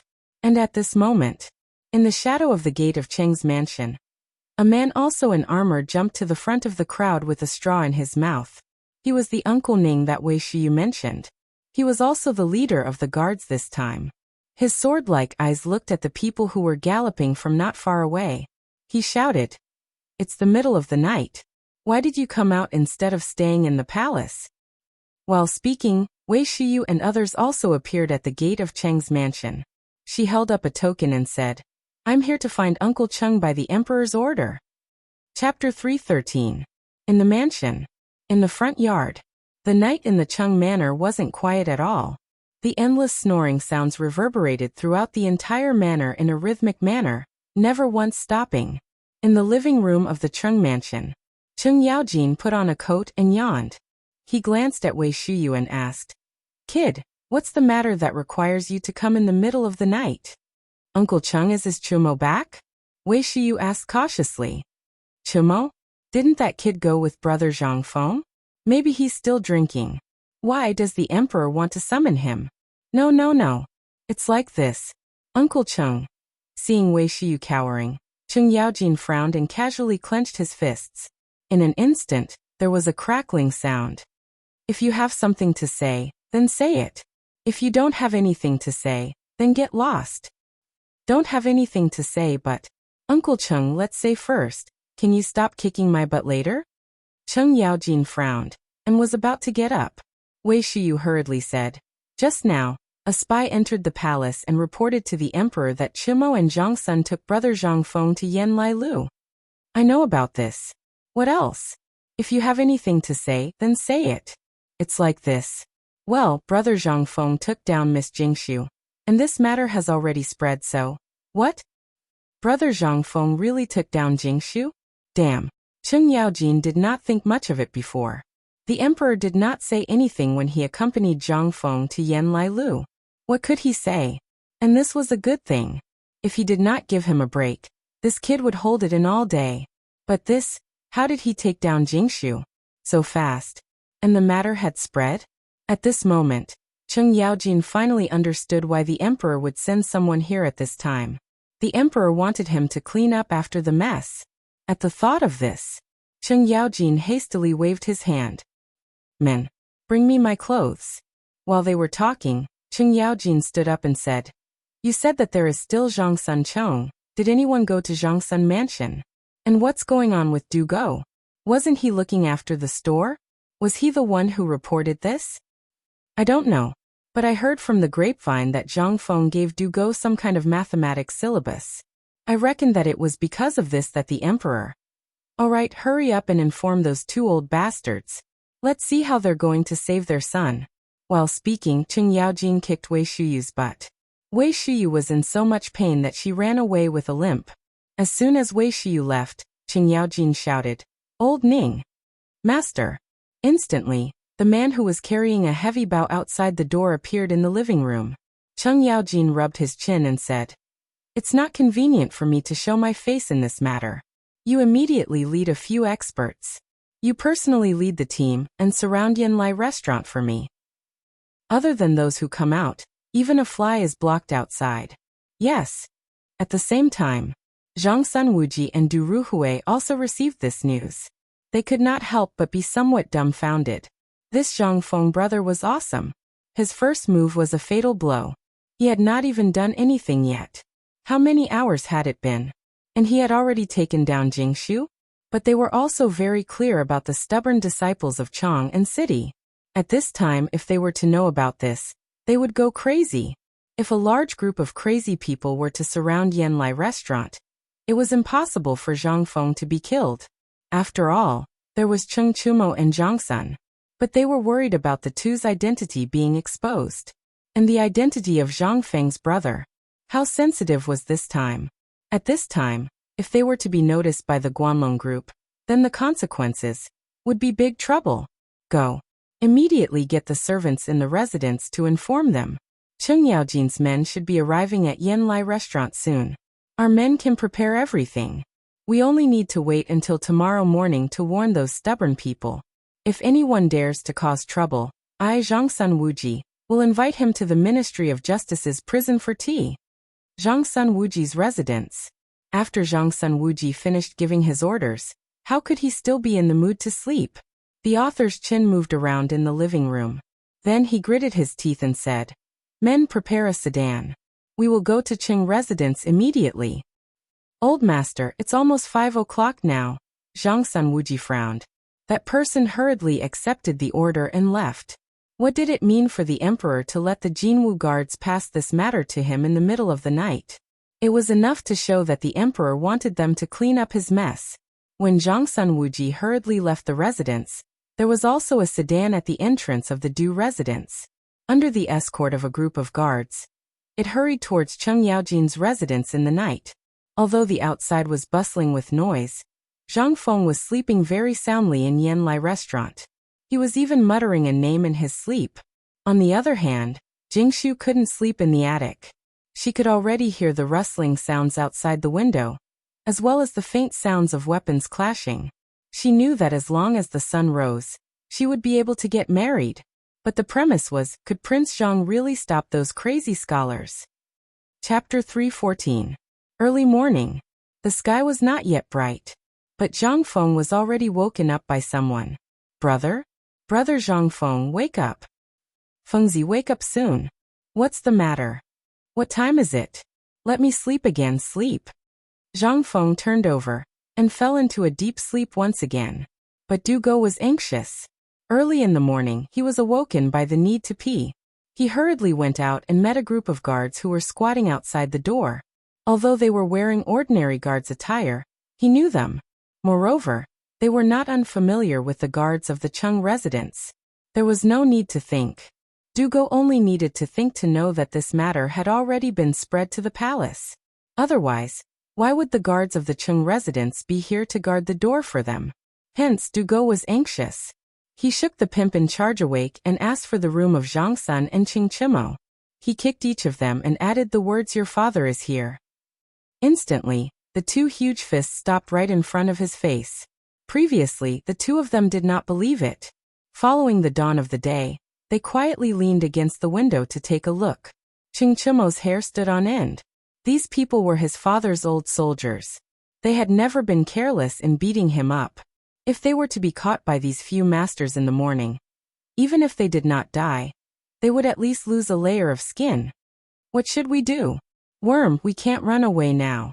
My Uncle Ning is a divine archer. Nothing can escape his eyes and ears. By the way, De Bing, what happened at the end last night? I remember that Brother Zhangfeng was reciting poems with that Jingshu. Finally. Right, when did you come? Dugo's face twisted when he heard this. Tai Niu, do you know that the two of you are in trouble? Last night, the two of you went to have fun. Do you know that Brother Zhangfeng took down Miss Jingshu? Ha! Took her down. Damn, so awesome? He really took her down? Cheng Chimo and Zhang Sunchong ignored Hu Ji, who was trembling with fear on the side, and asked, Awesome! He really is my brother. Ha! Awesome! Dugo was so angry that his nose became crooked. Do you know what trouble you've caused? Who didn't you provoke? Why did you have to let Brother Zhangfeng poke the hornet's nest? I reckon that when the sun rises, we won't be able to leave even if we want to. You guys are in trouble this time. Even His Majesty knows about this. What? Emperor? Cheng Chimo and Zhang Sunchong were stunned. Wait. That's not right, Big Flat Cake. You heard it yesterday too. What they said was for us to play with Brother Zhangfeng, right? But you also know which part of Chang and City is the easiest to fool around with. It had to be this Swallow Descent Tower. Besides, you also knew about this, but you didn't say anything at that time. Since we're going to play, Brother Zhangfeng definitely can't play with those vulgar women, right? If Brother Zhangfeng is taken by us to play with vulgar women, then there's no need for others to say anything. Wouldn't all of us lose face? So the two of us came up with a plan and brought him here. What's wrong with that? Dugo was about to faint. Wrong. You motherfasterous curs. Why can't you bring Brother Zhangfeng to play? Why did you have to bring him here to poke the hornet's nest? Jingshu is good, but you should know that Brother Zhangfeng will get into trouble. Who dares? The two fools were furious. Looking at Zhangfeng, who was sleeping soundly on the bed, they scratched the back of their heads. Regarding this matter, Iron Bull can just stand there. Who dares to say anything? Are they tired of living? If there's no other way, we'll call Chengqian out. No, let Shiyu bring the Imperial Guards. Lao Tzu wanted to see if the Crown Prince and the Imperial Guards could shut them up. You're wrong. Dugo interrupted the fuming Chingchimo and said, I think that since your family is here, it means that this matter is serious. I think that His Majesty arranged all of this. So, the three of us can only wait to be punished. Hearing this, Chungchimo shrunk his neck and realized the severity of this matter. What should we do? Worm, De Bing, this matter was decided by the three of us. You have to think of a way. Chungchimo knew how powerful his Uncle Ning was. It was definitely Lao Tzu's idea to get him to come out. It would be strange if he didn't lose a layer of skin when he returned. Zhang Sun was also anxious. At this time, Chungchimo's father knew, but what about his father? They could turn a blind eye to his frivolous behavior, but would he be able to get through today? Even His Majesty knew. Then who was it? That was his uncle's husband. When the time came, he would be beaten no less than these two idiots. Perhaps he would be beaten by his own aunt, Empress Zhangsun, if he was beaten by his own aunt. Zhangsun couldn't help but want to cry. Brother De Bing, among us, you're the only one who's in a hurry. Think of a way. What should we do now? It's going to be dawn soon. If we're caught, none of us will have an easy time. We'll definitely be punished for losing the face of the imperial family. Hearing this, Dugo's expression turned ugly. If he knew this would happen, why didn't he guard the shop and come here to join in the fun? *CK this. Dugo wanted to slap himself a few times. He pointed angrily at the two of them and shouted, My reputation has been ruined by the two of you. Chapter 315. Reputation? Cheng Chimo and Zhang Sun rolled their eyes. You're the most wretched one here, all right? You still have the nerve to talk about reputation? If there's something, why didn't you do it earlier? But now you're talking about it? Aren't you just giving advice after the fact? Enough, all of you shut up. From what I see, if we can escape before they discover us, there's still some leeway. If Uncle Ning and the rest wanted to catch us, they would have caught us a long time ago. But they didn't. What's the meaning of this? Hearing this, Dugo clasped his hands behind his back. Like a little old man, he rubbed the sparse tuft of black hair on his chin and said, "Since they didn't come in after finding out about this matter last night, then it must be for others to see." "For who?" Chung Chimo scratched his head and said doubtfully, "For us to see." "You're a pig. If not for you, then for whom? I suspect that on one hand, they're here to protect our safety and prevent those red-eyed stubborn people from rushing in. On the other hand, they want us to think of a way to escape after seeing them. If we can't escape, then someone will come in and stuff us into gunny sacks and secretly transport us out." Speaking up to this point, Dugo continued, "If we end up in a gunny sack, I suspect that the place we end up at won't be Zhang Feng's little tavern. Brother Zhang Feng will definitely be sent back, but for us, I'm guessing we'll end up in prison. Have you thought about it? If we're stopped here, then those officials will definitely impeach us in the morning court." Chung Chimo and Zhang Sun heard this and their expressions changed. "Damn De Bing, we're good brothers. Think of a way. If I'm caught by my father, then I'll definitely be skinned alive," Zhang Sun said with a sobbing tone. Damn it, if he had known earlier, he wouldn't have brought Zhang Feng and his brother here. He originally wanted to show off in front of this group of stubborn people how his good brother had plucked the flower in their hearts. Great now. His stubborn identity was about to be exposed. If this was exposed, they would have to face the impeachment of all the officials in Chang'an City. After all, these puppies were all brought up by them. If his aunt, who was the empress, found out, the consequences would be incomparably miserable. Young masters, don't panic. I know a path that will allow you all to leave safely. Just when everyone was anxious, Jingshu gently pushed open the door. It was as if she had heard everything that had just happened. No one had time to say anything. Chung Chimo looked at Zhang Feng, who was sleeping with his mouth wide open. In his heart he wished he could go up and kick him awake. But he didn't dare. After all, he still wanted to learn from Zhang Feng. More importantly, Jingshu was here, so he couldn't be rude. "Fengzi, wake up. Fengzi, your wife is here to see you. Fengzi, get the F*CK up, Lao Tzu, you're going to be beheaded." Just as Jingshu was frowning uneasily, and was about to come up to take a look at Zhang Feng, whose face was red from the slap, Zhang Feng stretched lazily and finally woke up.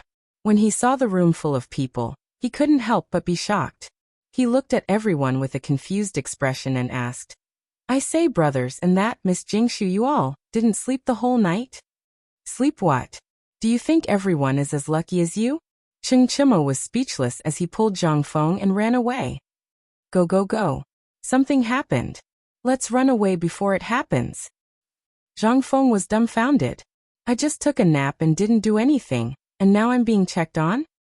Tiniu, what's wrong with you? Can you at least tell me what's going on?" Zhang Feng looked at Chung Tiniu, puzzled. "Io. Brother, you had a good sleep last night, but did you know that you stirred up a hornet's nest last night? Pui. You're in big trouble." "Yes. You're in big trouble." Chung Chimo was about to say that he stirred up a hornet's nest, but when he saw Jingshu's cold gaze, he couldn't help but change his words. Zhang Feng was even more confused. He looked at Dugo and asked, "De Bing, why don't you say it?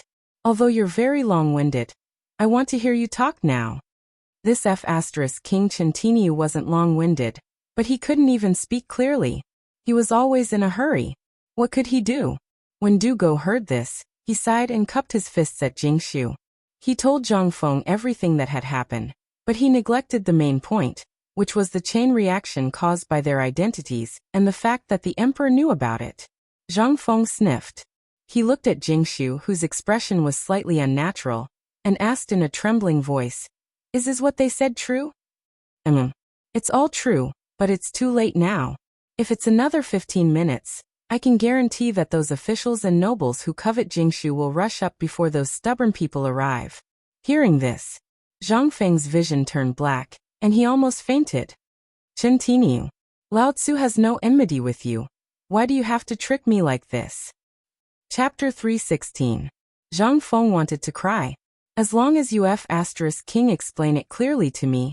Ah, now he had to do it. F*CKU. Zhang Feng's heart was filled with grief. But from Jingshu's point of view, it was a different expression. Young master, do you think that I am not worthy of you? Do you also think that I came from a brothel? No. No. This is a little too fast. My head is still dizzy. Miss, please don't misunderstand. After I have calmed down, I will personally visit you to explain today's matter. It was not that Zhang Feng did not like Jingshu. She was a flower of Chang'an City. F*CK, even if he married her as a concubine. How awesome would that be? Just thinking about it made him excited. But it was still too early. At the very least, he had to wait until he was an official and had a life-saving ability. Or perhaps some damned system would activate a life-saving ability. At that time, not to mention one. Even if you gave him 100, he would still dare to marry her. Moreover, they had just met and they had already decided? Zhang Feng was a little confused. But now was not the time to ask about these things. Zhang Feng took the opportunity to look at the people surrounding Yan Lai Lu from the window. He could not help but feel a little flustered. Go, let's go now. If we are F*King caught, none of us will survive today. How about this, Miss Jingshu? Is there anything of the sort here? If there is, please lead the way. When the time comes, Zhang Feng, I will definitely give you an explanation. Escaping was more important now. Moreover, from what Zhang Feng knew from the movies and dramas of the future, brothels were places with the most secret passages. But he was disappointed. Under the gaze of Cheng Chimo and the rest, he saw Jingshu shaking her head speechlessly. I have prepared a ladder for you in the backyard. If possible, you can follow the jujube tree in the backyard and reach the dye shop next door. I don't know what will happen after that. Good. Thank you, Miss Jingshu. Zhang Feng cupped his fists and urged Cheng Chimo and the other two to go downstairs. He was anxious. If he was caught by Cheng Chimo, Zhang Sun, and Wei Shuyu, then this day next year would be Zhang Feng's death anniversary. How could he not be anxious? Seeing this, Cheng Chimo and Zhang Sun immediately scampered off. After Du Go left, he returned and respectfully bowed like a Confucian scholar and said, Many thanks to miss this time. Many thanks for this time, but I have a question. Please ask. Young Master Du, I've long heard that Young Master Du is well read. It's my honor to meet you today. Jingshu is truly fortunate. Du Go did not beat around the bush and asked, Last night, Brother Zhang Feng and you, are you sure nothing happened? Prince Zhang is an upright person and did not do anything to Jingshu. However, although I have not been officially married to Prince Zhang, I have already kept my promise. I am Prince Zhang's wife. Young Master Du is Prince Zhang's friend and brother. Why are you suddenly asking about this matter? Du Go's face stiffened. He waved his hand and said, I don't have any other intentions. I just want to know the real answer. When the time comes, I will report it to my father and think of a way to resolve today's matter. I've disturbed you today. Let's meet again another day. As he spoke, Du Go hurriedly left. But just as he was about to leave, he paused and asked, We can escape, but Miss Jingshu. Jingshu was slightly displeased. But she still said patiently, Young Master need not worry about this matter. Jingshu can remain unharmed in such a filthy place. Naturally, she has her own means to protect her life. Young Master Du, please leave quickly. Don't drag Prince Zhang down with you. Du Go left, with a belly full of questions. What he really wanted to ask was, how did Zhang Feng match Jingshu's song? This was something he had thought about for a long time, but he could not get it. It was impossible for him, Du Go, to not have any improper thoughts about Jingshu. Miss Jingshu was now Zhang Feng's brother, and the woman of his future teacher. He did not dare to have any improper thoughts. However, he was a fool. He was obsessed with all kinds of things related to blood science. Especially after he obtained the mathematical formula last night. He was even more obsessed with Zhang Feng's words and actions. Not to mention the fact that it troubled the whole of Chang'an, and even the famous young talents of the Tang dynasty, who did not want to find the solution to this song as soon as possible and win the heart of the beauty. But now, after Du Go jumped over the wall and looked at Zhang Feng's back, he could not help but make up his mind. No, I must get the solution to this song. This was something that everyone was obsessed with. But would Zhang Feng give it to him? Obviously, it was impossible. This was all a story for later. The instant Zhang Feng and the others had just jumped into the dyeing workshop, carriages and palanquins arrived in front of Swallow Descent Restaurant, bearing the blazing clouds of the east. And at this moment, Old Ning and the rest slightly tightened their grip on the hilts of their swords. Halt, intruder! Chapter 317. Following Old Ning's roar, the people who had rushed over stopped at the foot of Yan Lai Restaurant. They had no choice but to stop, because they knew the person guarding the door. He was Cheng Yaojin's trusted general. How could they not stop? At this moment, an official from the Imperial College slowly walked out of the sedan chair. He looked around and cupped his fists. General, why are you guarding here? But who was Old Ning? He did not even look at him. He continued to look at the crowd with cold eyes. As more and more people came, all kinds of rumors spread among the crowd. F***ck, look at these people.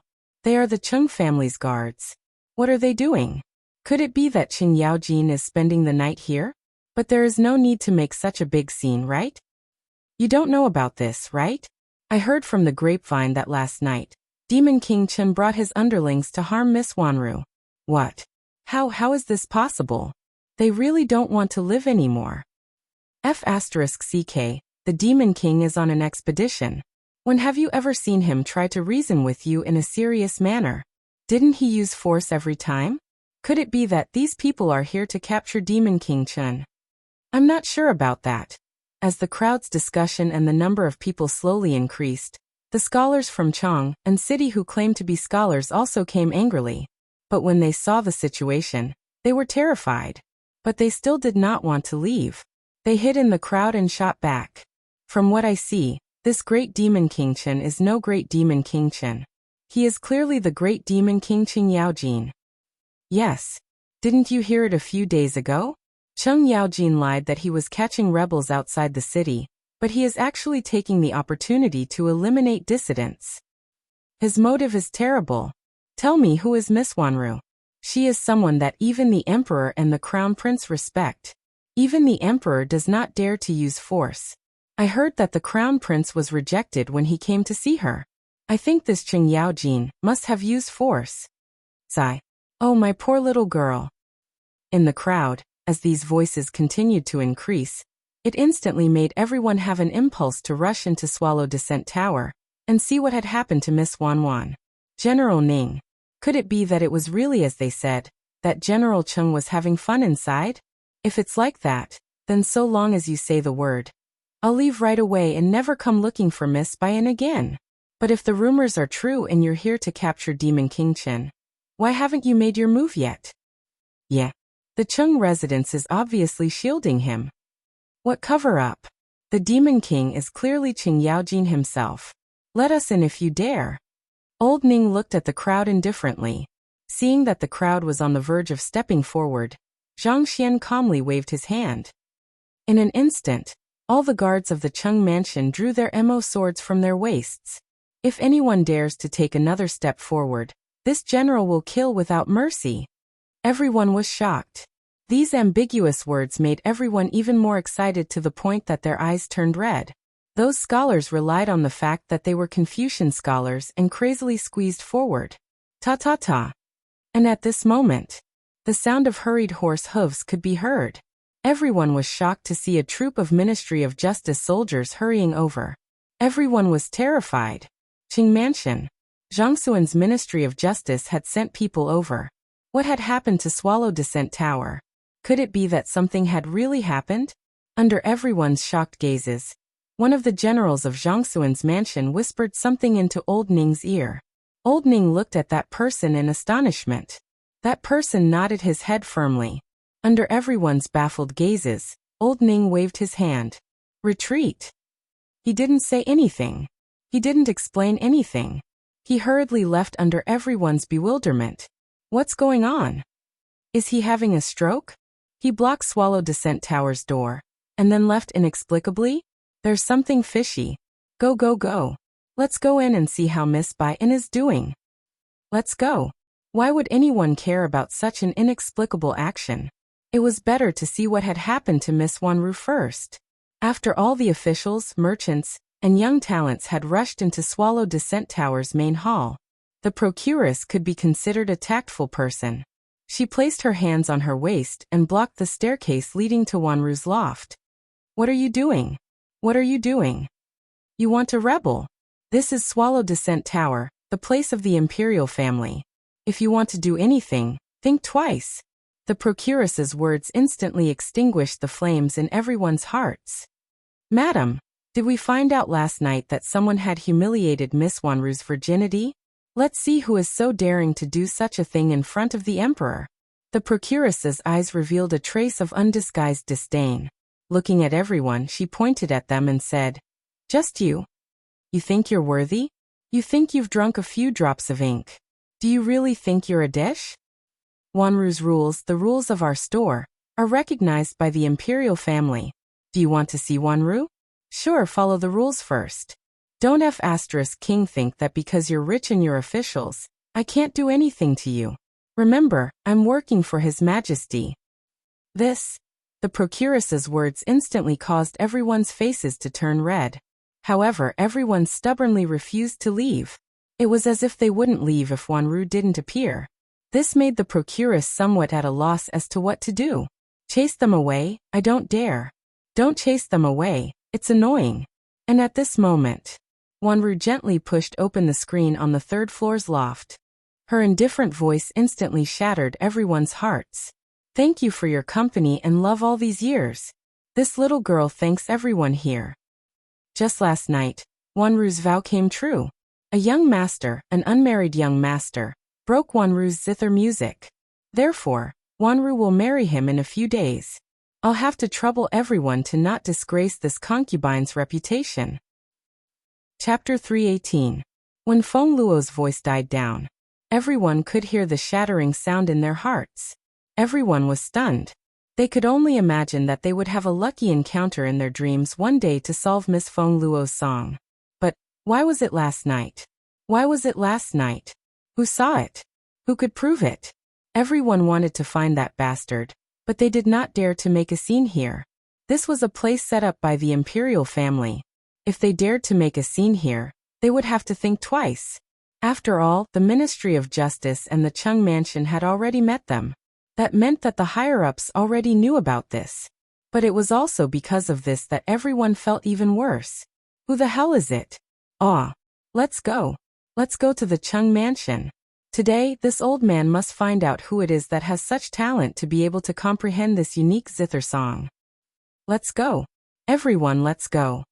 Damn it, if the Chung Mansion does not give us an answer, old man will definitely join Qing Yaojin in the morning court tomorrow. The farce here finally came to an end. However, this matter became more and more ferocious. They were happy to see how famous Miss Feng Luo had become. She could make all the men go crazy with just one song.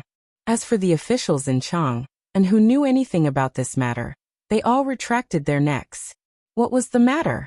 If Qing Yaojin dared to make a scene like this, he would have been imprisoned by the emperor. But he dared. After that, the people from the Ministry of Justice came and left without saying anything. This already explained a lot.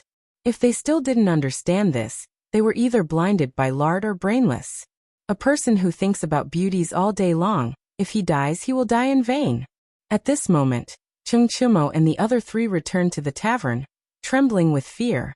The four of them bid farewell to Old He, who had fixed the door and looked after the tavern. Then, they looked at each other in confusion. I say, brothers, do you have something to tell us? Zhang Feng gritted his teeth and asked. Well, Feng Zi's about this matter. I'll go back first today. Qing Chumo averted his gaze and was about to slip away, but Zhang Feng's cold words made him immediately sit back down. Sure. You can go now. I won't even let you stay. But once you walk out of here today, you will no longer be Zhang Feng's brother. About that. Brother, I just want you to get to know those stubborn bastards. And this beautiful girl is the inviolable thing in the hearts of all stubborn men. I thought you knew about this beautiful girl. So, I wanted to let you see the most beautiful woman in Chang and City. But you're so awesome. The moment you saw her, You brought back the most perfect woman in everyone's eyes. Shut up. Zhang Feng rubbed his temples and his face turned gloomy. This matter had caused a disaster, but it was too late to think about it now. Bug, you think of me, Zhang Feng, as your brother? Zhang Feng asked while pulling his hair. Yes. That. Well then. Then you tell me honestly, what is the deal with this girl before this agreement? Are you just a song? What's the big deal? Isn't it just a Hujia 18 beats? Isn't it just? Zhang Sun and the other three were speechless. Finally, Du Go sighed and said, Brother Zhang Feng, you might have really misunderstood Tai Niu. Although he's simple and honest, he's not a bad person. Which man in Chang and city doesn't know the name of Miss Wanwan? We did something wrong in this matter before, but we didn't know that you didn't know about it. That's why this happened. But don't worry, we're here. Even if it doesn't work, we still have our father. Don't worry. We'll settle this matter for you. I'm not talking about this, Zhang Feng smiled bitterly. I just want to know why you didn't tell me when you knew about the rule. I know you guys are awesome, but do you know that the real awesome stubborn people in Chang and city are not you guys? Those are the real 4 great demon kings. You guys know Qing Chumo, right? There's also Zhang Sun, Wei Shiyu, and that stupid Yuqi, not to mention Du Go, who's feared by everyone. Now you guys know why I'm so worried, right? You guys are going to poke a hole in the sky. Zhang Feng's concern made the 3 people present somewhat dumbfounded. So this was what Brother Zhang Feng was worried about after all this time? Brother, if you're worried about this, then I'm going to laugh at you. Du Go patted Zhang Feng's shoulder with a strange look in his eyes. Brother, you probably don't know why Tai Niu and the others are called the 4 great demon kings. I can only tell you that Zhang Sun, Qing Chumo, and Wei Shiyu have to call them little brothers in front of them. Of course. Du Go confidently opened his fan and confidently said, They all have to listen to me. Even though I don't know the past and present, at the very least, I can ensure that they are safe and sound every time. Zhang Sun and Qing Chumo looked at Du Go and could not help but twitch their mouths. We didn't treat you as a dish, but you really think that a roasted sweet potato is good enough. Chapter 319. Alright. It's best if you can settle this matter, De Bing. If you can't, you know the consequences. Zhang Feng was annoyed to death. How could he still be in the mood to waste time on this matter? There was still a muddled account that he had yet to clear up after he had one more wife. Now there was another one. Moreover, it was the goddess in the hearts of all the stubborn people in Chang and city. F***ck. How could Lao Tzu survive this? Zhang Feng had always regarded the matter of femme fatale as an imperial edict. He did not expect that he would be able to avoid the first one. At least her reputation was good. He had not met her before and was not familiar with her. He did not want her. But what about this? He had already met her and even entered her room.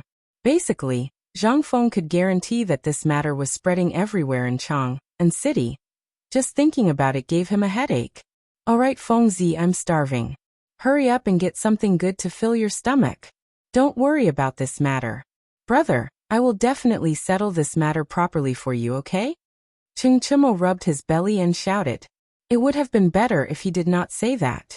Once he said that, Zhang Feng also felt unbearable hunger in his stomach. What do you want to eat? Prepare something good. It's best if it's tiger penis. Oh right, do you still have the tiger kidney? If you have it, hurry up. I'm tired from last night. Zhang Feng rolled his eyes. Looking at the 3 people who were crying piteously for food, he went into the kitchen speechlessly. Actually, he wanted to find a chance to avoid this guy and think about how to settle this matter. After all, if this matter continued, he would have to deal with it. He did not want to wait for the system to be activated and go to the imperial court before falling into a romantic calamity. He absent-mindedly fiddled with a large pot of stew, but before he could carry it out, the idiot couldn't wait any longer. He went into the kitchen, and each of them had a large pot of stew. Then, he took a lamb's hind leg from the pot of stew and happily went out the door. They did not sit. They squatted at the entrance of the shop, each holding a head of garlic. They ate while looking outside the shop, as if they were trying to find out what was going on. However, there were very few people in Tonghui Square, and the news was also very limited. Until one person appeared. the eyes of the masters could not help but light up.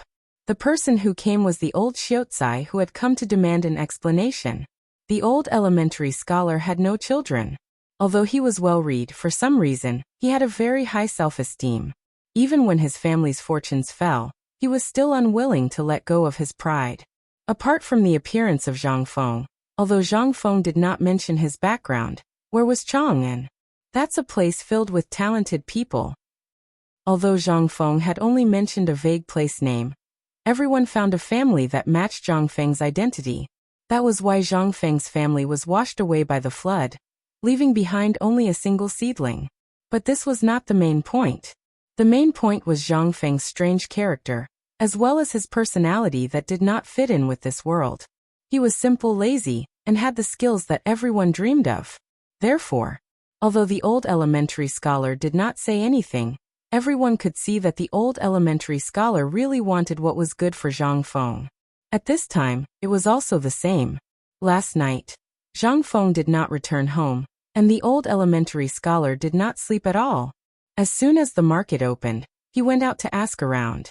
It was fine if he did not ask around, but once he did, he would be in big trouble. He actually knew about the incident at Yanlai restaurant last night. Who was the old elementary scholar?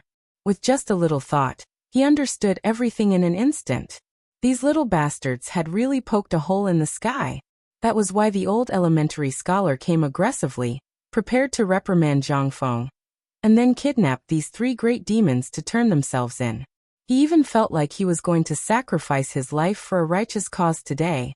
When he saw the four of them squatting down and eating stewed vegetables as if nothing had happened, the old elementary scholar was furious. You bunch of trash. Come in for old man. Who were Qing Chumo and the others? They were the sons of the Duke. But they also knew the ways of the world, and knew about the relationship between Zhang Feng and this old man. Therefore, they could only smile awkwardly and follow the old elementary scholar into the small restaurant. Fengzi, let me ask you, what do you plan to do about the incident at Yanlai restaurant last night? The moment they entered, the old elementary scholar asked with a serious expression. This, Zhang Feng scratched his head, not knowing what to say. He could not help but use his elbow to poke Dugo. Dugo put down his bowl and chopsticks, wiped his mouth and said, Old elementary scholar, you don't have to worry about this matter. Our father also knows about it, so I think that since this matter has not been made public, it means that this matter has been suppressed. You don't have to worry about it. Are you still worried about Fengzi? Then what? Old elementary scholar, you just have to worry about it. If even our father can't handle this matter, I believe that no one will be able to suppress it. At this point, Zhang Sun smiled confidently. You also saw that this matter has not been made public, so what does that mean? Wasn't that just being suppressed? Moreover, Fengzi used his own ability to break Miss Wan Wan's zither music, and won the beauty's heart. If anyone dares to cause trouble, as long as brother Zhang Feng shows a little bit of talent, everyone will shut up. At this point, Zhang Sun said with a straight face, Old elementary scholar, are you doubting Fengzi's talent? Chapter 320. After being tricked by Zhang Sun, the old elementary scholar was indeed fooled. Thinking about it carefully, it was indeed so. But how could the old elementary scholar be at ease? Sighing, he pointed at Zhang Feng's forehead and said, Oh, this is all your fault. When you're free, hurry up and prepare a better gift. I'll send it to the Zhang mansion later. Don't you know that gossip is a fearful thing? As he spoke, the old elementary scholar looked around the tavern. Carrying 2 jars of wine, he hurriedly left. All right, you guys hurry up and deal with this mess. I'll send 2 jars of wine to your father-in-law, and clear up the misunderstanding while I'm at it. Under Zhang Feng's stunned gaze, the old elementary scholar actually pulled a few hemp ropes from the wall, and tied the 2 jars of wine together. Then he hung it around his neck. Pulling an oiled paper bag from the counter of the tavern, he poured the plate of braised meat that Zhang Feng had not eaten into the oiled paper bag, and hurriedly left. Fengzi, I suspect that the old elementary scholar is stuffing his own pockets, Dugo said as he slurped the noodles. Zhang Feng curled his lips. He did not take it to heart. Based on his understanding of the old elementary scholar, if he wanted to eat, he could eat in the tavern. Even if he ate until he vomited, he would not say anything. But when he thought of the Zhang mansion, Zhang Feng's head began to hurt again. Brothers, aren't you all capable? I'll give you a chance. If anyone manages to complete this task, I'll teach them everything I've learned as soon as possible. What? Really? Really? Hearing this, the eyes of the three men instantly turned red. They had long been envious of Zhang Feng's ability. Now, seeing Zhang Feng saying this with such a serious expression, how could they not be interested? Zhang Feng nodded when he saw Fan Rui's expression. I won't ask you to do anything sneaky, nor will I ask you to do anything that violates the bottom line of morality. You just need to help me deal with the Yisan pastry shop and the stubborn matter in Chang and City. Then, I, Zhang Feng, will do what I say. I'll teach you everything I said before. How about it? Okay. Fengzi, every word is a nail. I'll take it. Zhang Feng felt that he had been misunderstood. He quickly added, I'm afraid you guys didn't understand what I meant. What I meant was that you guys help me deal with this mess. Don't bother your family. I need you guys to do it personally and settle this matter for me. I estimate that it won't be long before a secret plan of mine begins to be carried out. At that time, I'll still need you. How could they understand what Zhang Fengzi? At this moment, they were dizzy.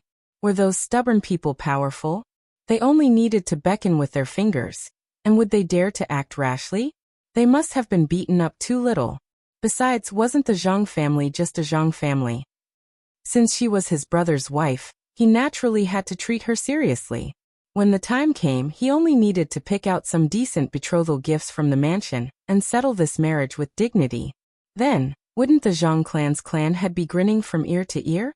However, they really didn't understand Zhang Feng's meaning.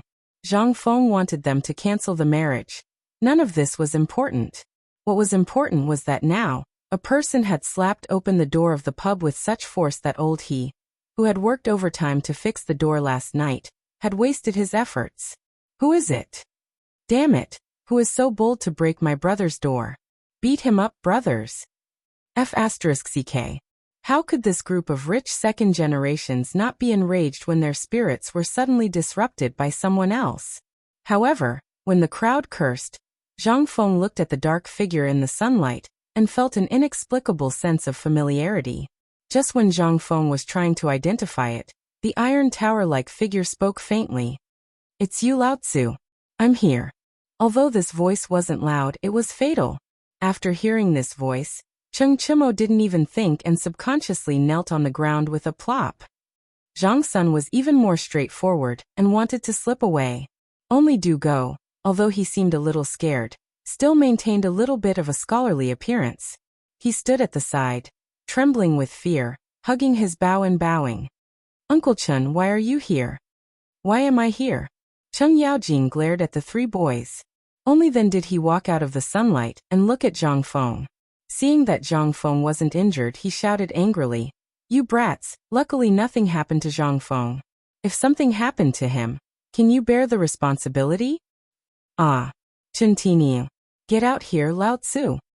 After scolding the three boys, Cheng Yaojin was still angry. He pointed at Cheng Chimo, who was kneeling on the ground and trembling, and picked up a wooden stool from the ground, and was about to throw it at him. Zhang Feng's eyelids twitched when he saw this. Was this his biological father?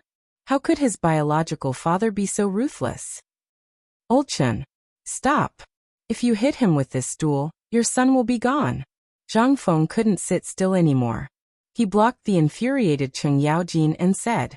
Seeing this, Cheng Yaojin angrily threw the stool in his hand to the ground.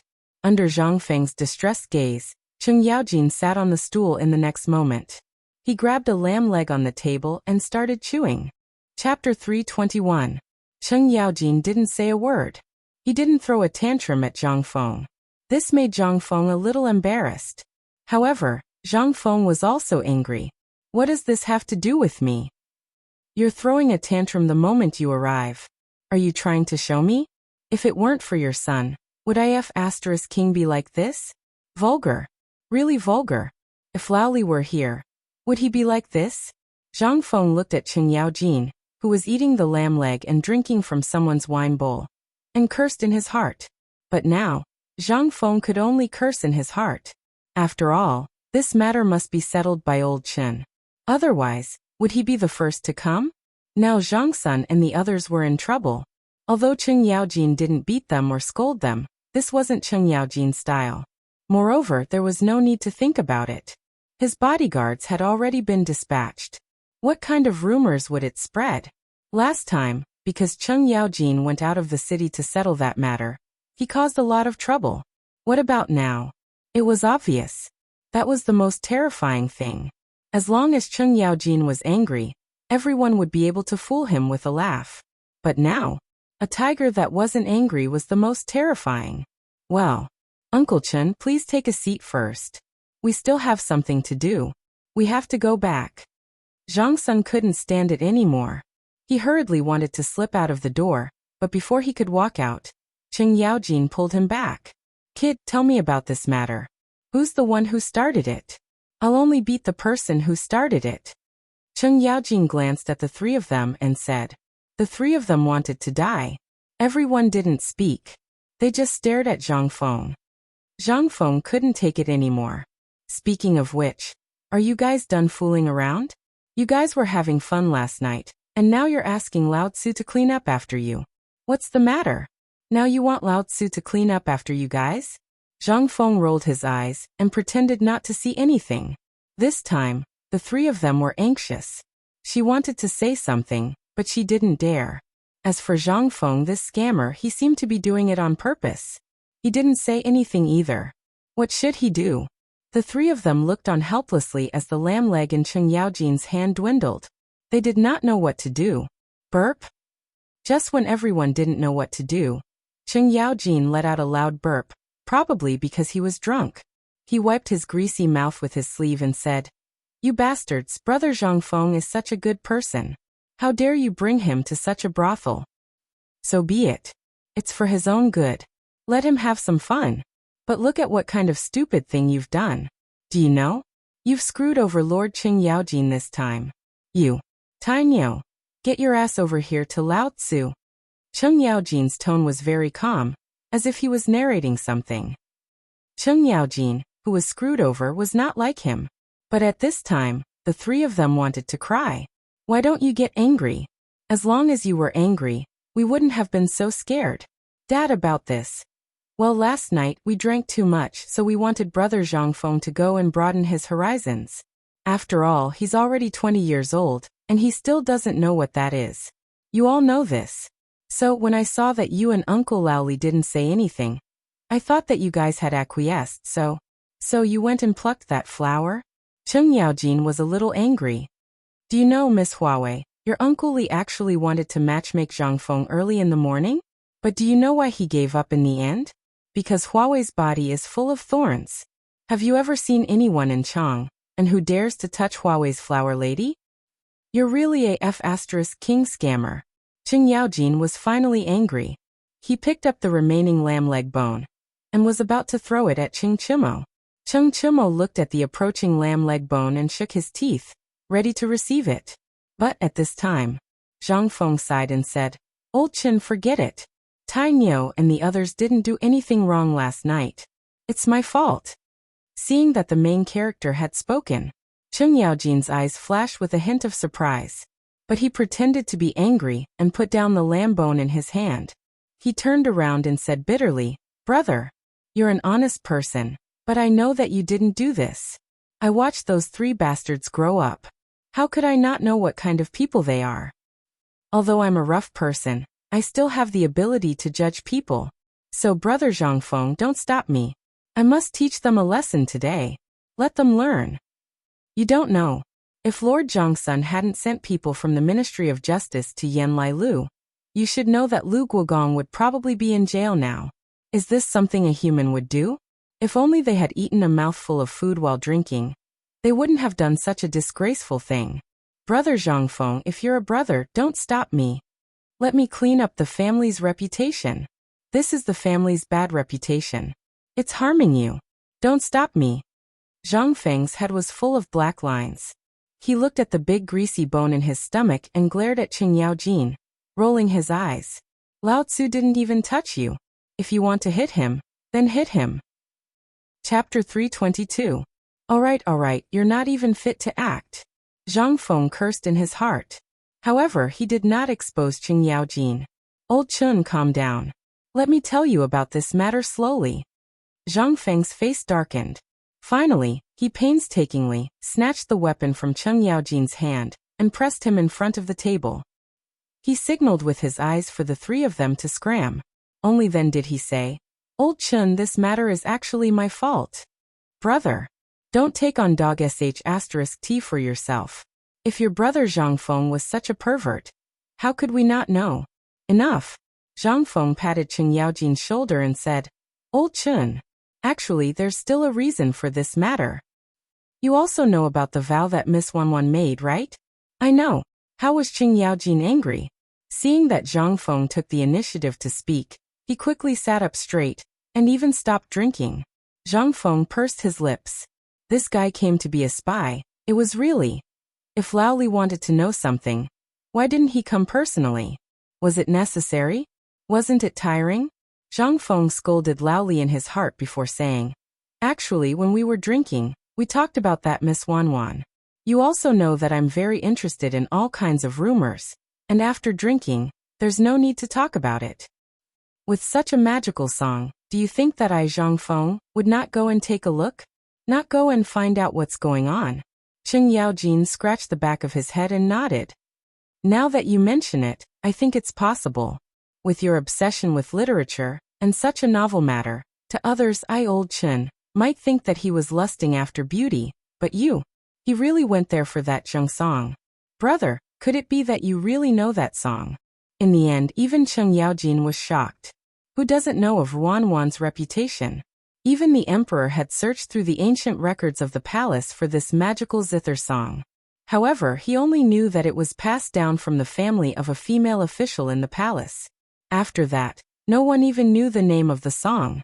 However, thinking of Zhang Feng's miraculous calligraphy, as well as his unfathomable ability, he really did have that kind of ability. Zhang Feng nodded.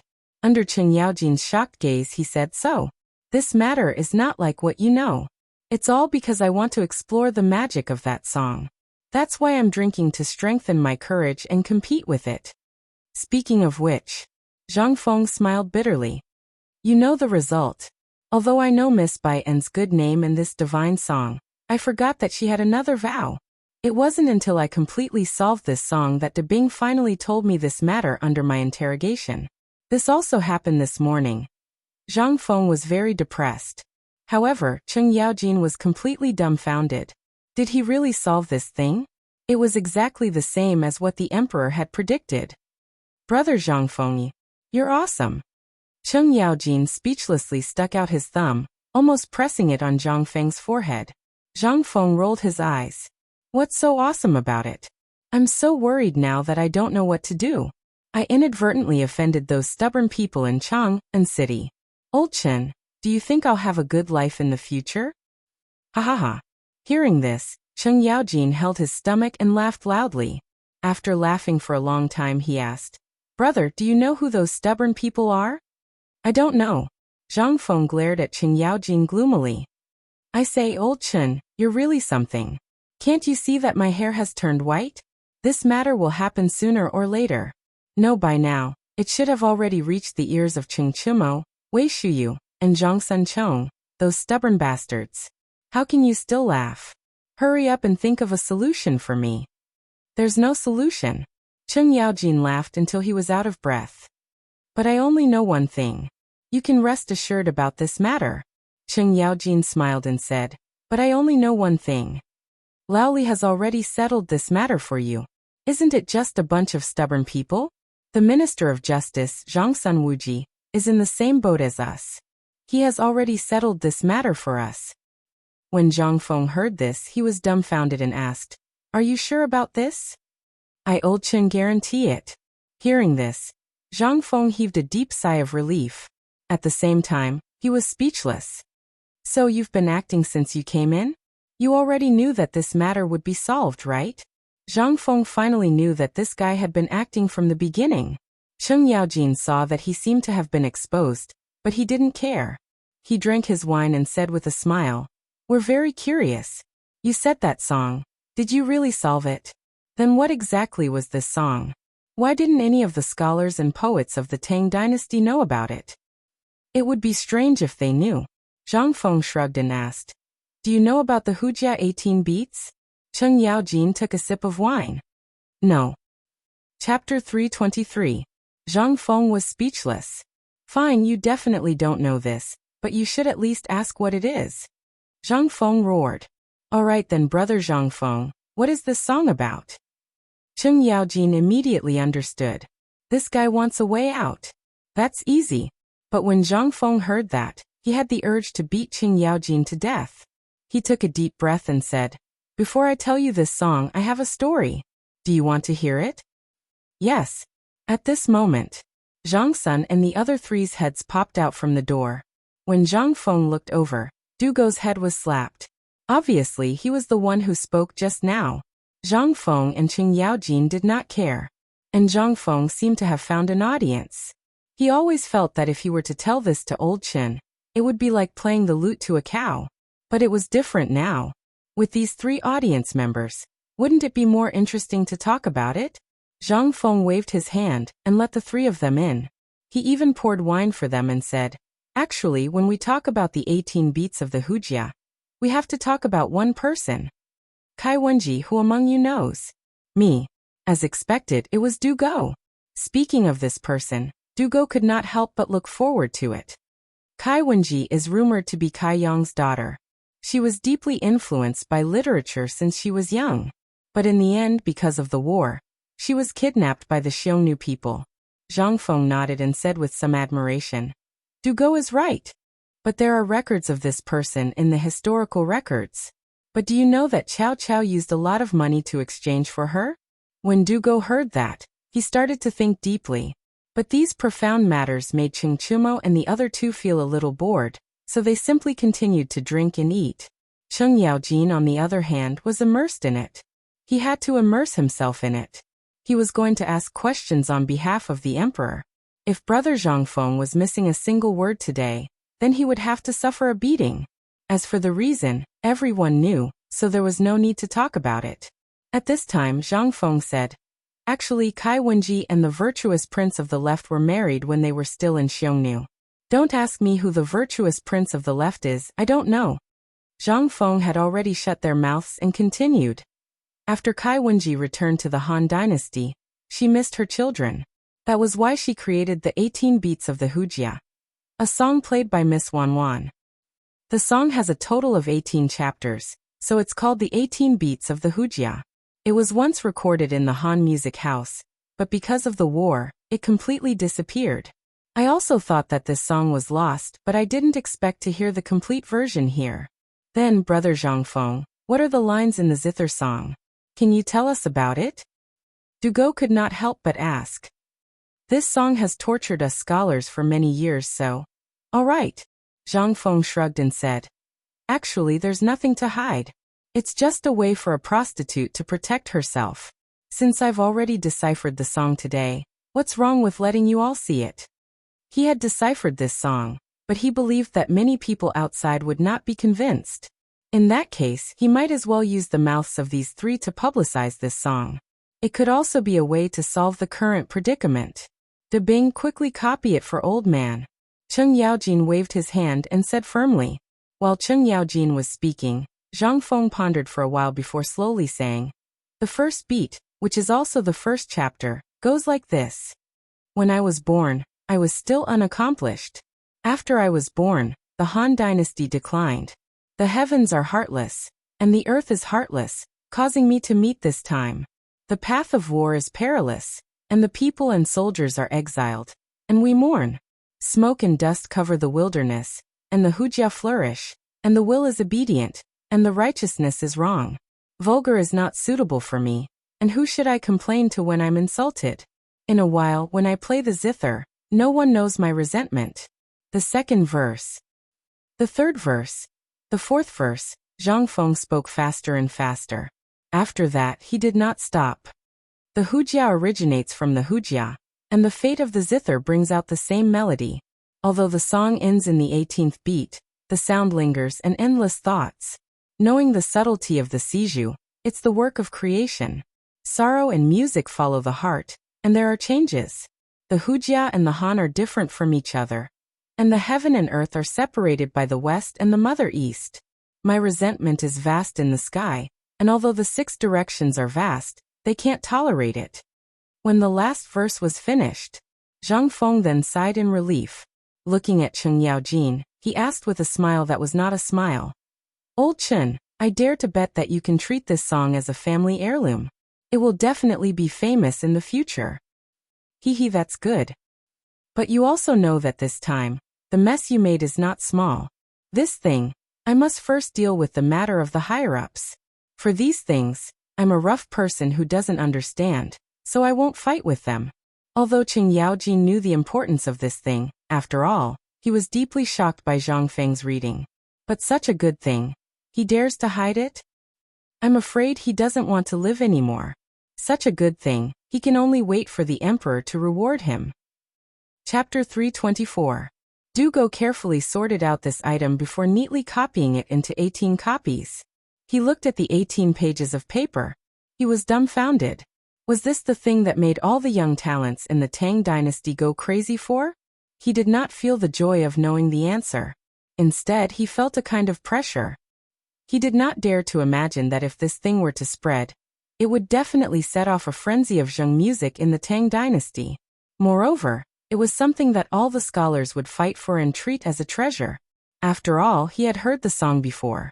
However, when he recalled the song in his mind, coupled with the words, the gentle and sorrowful feeling in it, if it was a woman, then, if any man got it, there would definitely be women who would go crazy for it. Oh right, Fengzi. Cheng Yaojin neatly folded these things, including the manuscript, and put them in his arms. Then he asked, I heard from Lao Li that you're going to set up an academy. Academy?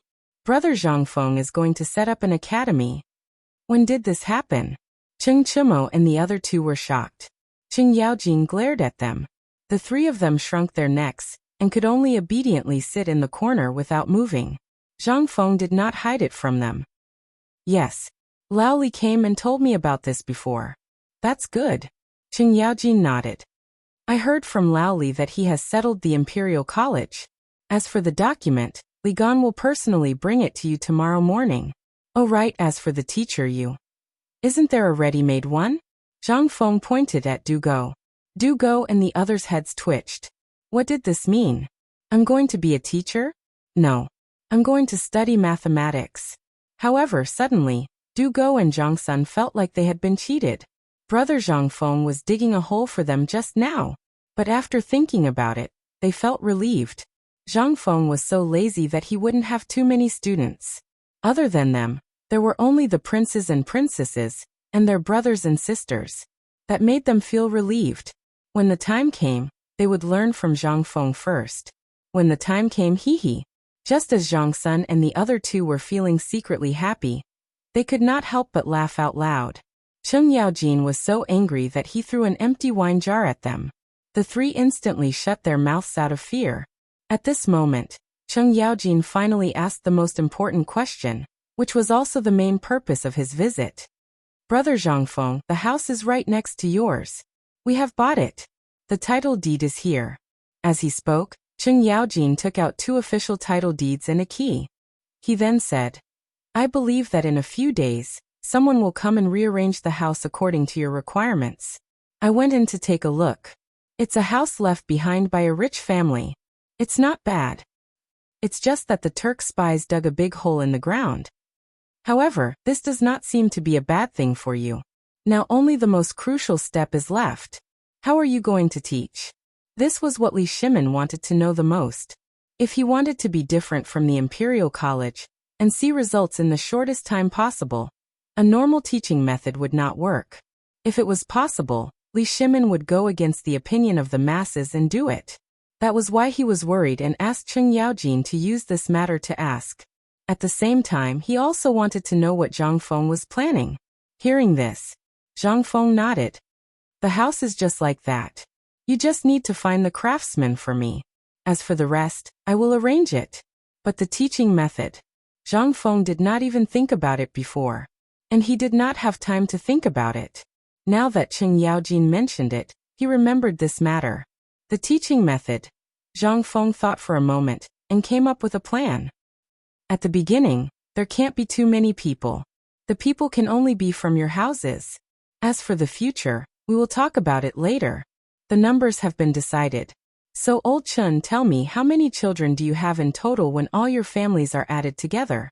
I will calculate what teaching method is suitable. In terms of children, we have 4 boys who are of suitable age. Let's not talk about the others for now. Lao Li's house also has 4. If we add them up, we have about 50 to 60 children. 50 to 60 children? This, Zhang Feng was stunned. This was just a few families, and there were so many children? Zhang Feng was speechless. People in this era were really good at giving birth. But thinking about it, it was not so strange. This was a student from the first class. Was this how primary school students were taught? Zhang Feng carefully recalled the teaching method of primary school students in his previous life, and then said, let me say first, my teaching method is different from anyone's teaching method now. First, I will not let the students memorize things by rote. Second, I will only teach everything once. As for how much they can learn, it depends on the individual. Every day at the beginning of the class, they will recite ancient poems and famous sentences. At the end of the class, there will be a 2-hour break. In the afternoon, there will be a handicraft class. As for what to do, it will depend on my mood. Brother Zhang Feng, does this include the physics that you mentioned? Is there still mathematics? Du Go asked the question he wanted to ask the most. However, Qing Yaojin's eyes widened as he asked, what is this? And what the hell is physics? Chapter 325. Zhang Feng was also dumbfounded. He didn't know how to respond to this. Hey Dabing, show old Chen the thing I gave you. Also, explain it to old Chen. Zhang Feng couldn't be bothered to say anything else. After Du Go's explanation, Cheng Yaojin was also dumbfounded. Especially when he saw the arithmetic table in Du Go's hand. This thing he couldn't understand. Especially that 1 by 1, something like that. How could he understand it? But even if he couldn't understand it, he still knew a little about arithmetic. I remember that the mainstream now is the 9-chapter arithmetic. Can this thing be compared to the 9-chapter arithmetic? What I mean is, can this thing really surpass the 9-chapter arithmetic? Qing Yaojin really couldn't understand. But this time, Du Go also looked at Zhang Feng. Let's use the abacus as an example. Most of the 9-chapter arithmetic requires the assistance of an abacus. It's very tedious to calculate. But if you use this kind of multiplication and division, Zhang Feng, can't guarantee that everyone can become a mathematical genius. But in the field of accounting and arithmetic, you'll definitely go further than others. Moreover, the 9-9 multiplication and 9-9 division were originally derived from the combination of the ultimate yin and yang of heaven and earth. This simplifies the basics of the 9-chapter arithmetic, according to the records in Zhang Feng's mind. Rather than saying it to Cheng Yaojin, it was better to say it to the 3 people who were staring at him with their eyes as big as copper coins. When Zhang Feng finished, Zhang Feng gave an example. To put it simply, the 9-chapter arithmetic that I mentioned includes 9-chapter arithmetic, geometry, space, weight, volume, size, and so on. It even includes the physics that I mentioned earlier. If you can't grasp all these things that I mentioned, then what about physics? Forget it, you're not worthy. Zhang Feng looked at Du Go and said thoughtfully. When Zhang Feng said that, Cheng Chima was anxious. Brother, you said before, when are you going to teach us the heavy cavalry stuff? I'm getting impatient from waiting. That's right, Fengzi. Why didn't you say anything about the light cavalry? Why are all these things learned by Du Dabing and Li Qian? The 2 of them panicked. After waiting for so long, this was what he got. Cheng Yaojin guarded Du Go and didn't give him any time to rest. He recorded everything that Zhang Feng said in the book and then asked, that's right. I heard from Iron Bull that you... Hey, what's the rush? Let me tell you. As long as you are not afraid of death and suffering, I guarantee that in less than a year, I will make each and every one of you wish you were dead. Zhang Feng smirked. Even Qing Yaojin couldn't help but shudder. He quickly asked, Brother Zhangfeng, how do you want to train them? Train? Zhangfeng looked at Qing Yaojin in confusion and said, No, I'm not going to train them. Look at this.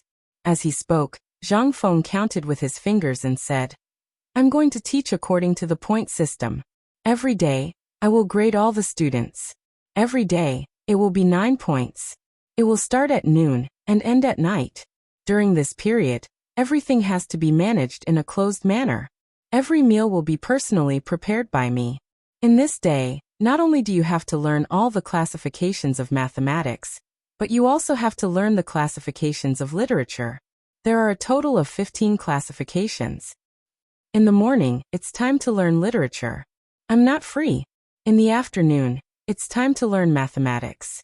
If I finish my homework well in the morning, then even if I don't finish my mathematics in the afternoon, the punishment for my rest time at night will be reduced. However, if I don't learn well in the morning, then I don't learn well in the afternoon, Then I'll wish you good luck. Zhang Feng's plan sounded quite interesting at first, but as he listened, Qing Yaojin felt that something was wrong. There seemed to be a hint of a conspiracy in this. Brother, are you planning to train them in martial arts at night? And actual combat training? You're smart, old Chun. I suggest you give it a try. It's very cool. Get lost. Qing Yaojin's head exploded with a buzz. Damn it.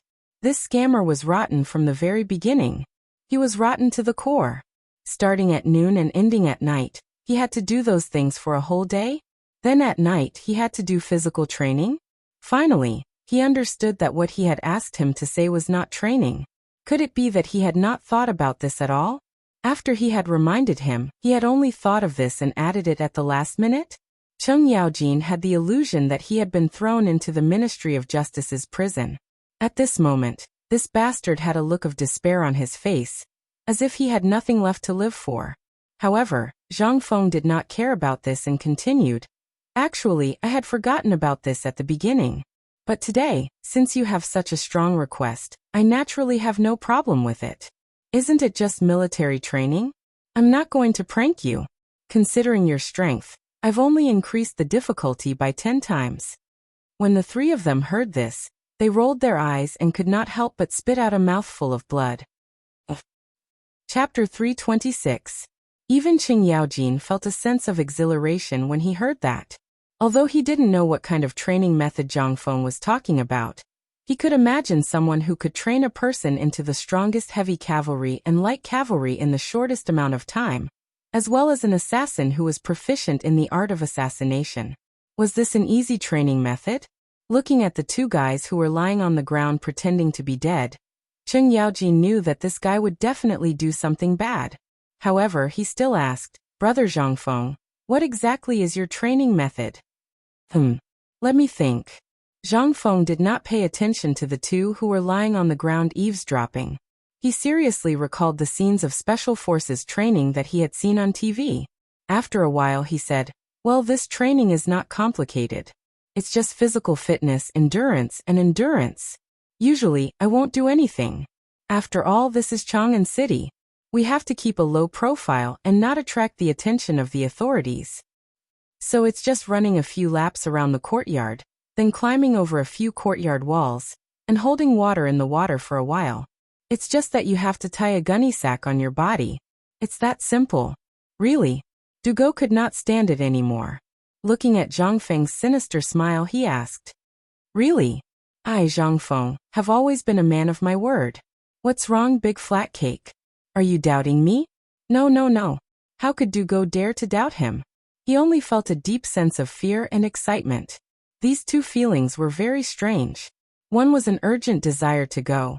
After all, the literature mentioned before, and the magical arithmetic were all things that attracted him. However, there was another feeling. That was a sense of fear that came from the depths of his soul. This feeling was very strange. It was as if there was a demon in front of him, baring its fangs and brandishing its claws, waiting for him, but he could not stop himself from wanting to get closer. At this moment, Dugo was feeling that. From Zhang Feng's expression, he knew that this training was definitely not going to be easy. However, he didn't know if this included him. However, the moment this thought was born, Zhang Feng extinguished his dream. Of course, this military training, yes. This was military training, and everyone had to participate. If anyone dares to not participate, then it is equivalent to automatically withdrawing from my academy. No matter who comes to speak or plead for mercy in the future, they are not allowed to take a step into the academy, not even if the emperor pleads for mercy. That's because I learned all my skills from these things. Buzz. Qing Chumo, Zhang Sun Chong, and Dugo's minds exploded. At this moment he couldn't care less. Endless disdain. Stop bragging. You can't even take a slap from me. And you still say that this is all you've got. Fengzi, let me ask you. We are here to learn about military capabilities. What's the use of learning about literature? Don't tell me that you want us to argue with the enemy on the battlefield in the future? Cheng Yaojin also felt a headache. Zhang Feng shrugged and asked, then let me ask you. First, how can you calculate the number of people from the scale of the place in the shortest time possible? How can you calculate whether the enemy is heavily armed, heavy cavalry, or light cavalry from the hoof prints and wheel prints? Or how can you determine whether the enemy can prolong the battle from the speed of the enemy's division? The two were dumbfounded. Even the military god, Qing Yaojin, was stumped by this question. How should they answer this? Who would calculate these? Brother, if we met on the battlefield, who would have the time to calculate this? Would we just wave our arms and be done with it? Wrong. Zhang Feng shook his head and looked at Qing Yaojin, saying, you don't know military books. If we can figure it out in a short period of time, then we can use the most effective countermeasures to target the enemy and use some military traps. This way, we can self-destruct before the enemy reaches our position. All of this is calculated. Now tell me, is this calculation, mathematics, and some other things useful? Zhang Feng asked with a serious expression. This time Qing Yaojin was speechless. What could he say? What kind of tactics were these? Previously, they would just send out the same type of troops as the other side sent out. Or if the other side sent out cavalry, they would follow the military strategy and send out a rain of arrows. Then, they would form a light cavalry battle formation and a heavy cavalry battle formation. That would be the end of it. What tactics were there? However, to be able to inflict so much damage to the enemy before they even reached their position, Cheng Yaojin felt that it was impossible. However, if it was someone else who said this, Cheng Yaojin would either kick him or drag him to the battlefield for a day trip. But who was this? This was Zhang Feng's words. Cheng Yaojin couldn't help but think of something Zhang Feng said before. He hurriedly lowered his voice and pressed Zhang Feng's shoulder, asking word by word. Brother Zhang Feng, are you talking about the strange scripture that you mentioned before? Chapter 327. At this moment, the atmosphere became a little heavy. It was not for anything else but that extraordinary scripture. Once they learned that Zhang Feng was teaching them the extraordinary scripture, then, how many of Cheng Yaojin and the others would dare to learn it? Even if Zhang Feng dared to teach it, they would not dare to learn it without the emperor's permission. Zhang Feng thought for a moment. Extraordinary scripture, this thing. During this period of time, he had searched for something in his memory. Wasn't this thing a map of the human body's acupuncture points? However, Zhang Feng thought about it carefully. If this thing was so simple, why did these people go crazy when they heard about the extraordinary scripture? Could it be that this thing really had an extraordinary scripture? Could it be the thing that helped Li Chunfeng and Yuan Tiangang to develop the back-push diagram? Ituluoshu? Or the mountain and sea scripture? Zhang Feng did not understand. He could not help but cry in his heart. Lao Tzu did not want to lie. He did not expect that he unintentionally pretended to be cool and said something awesome. Damn, it was just a lie. How many more lies would it take to fill the hole?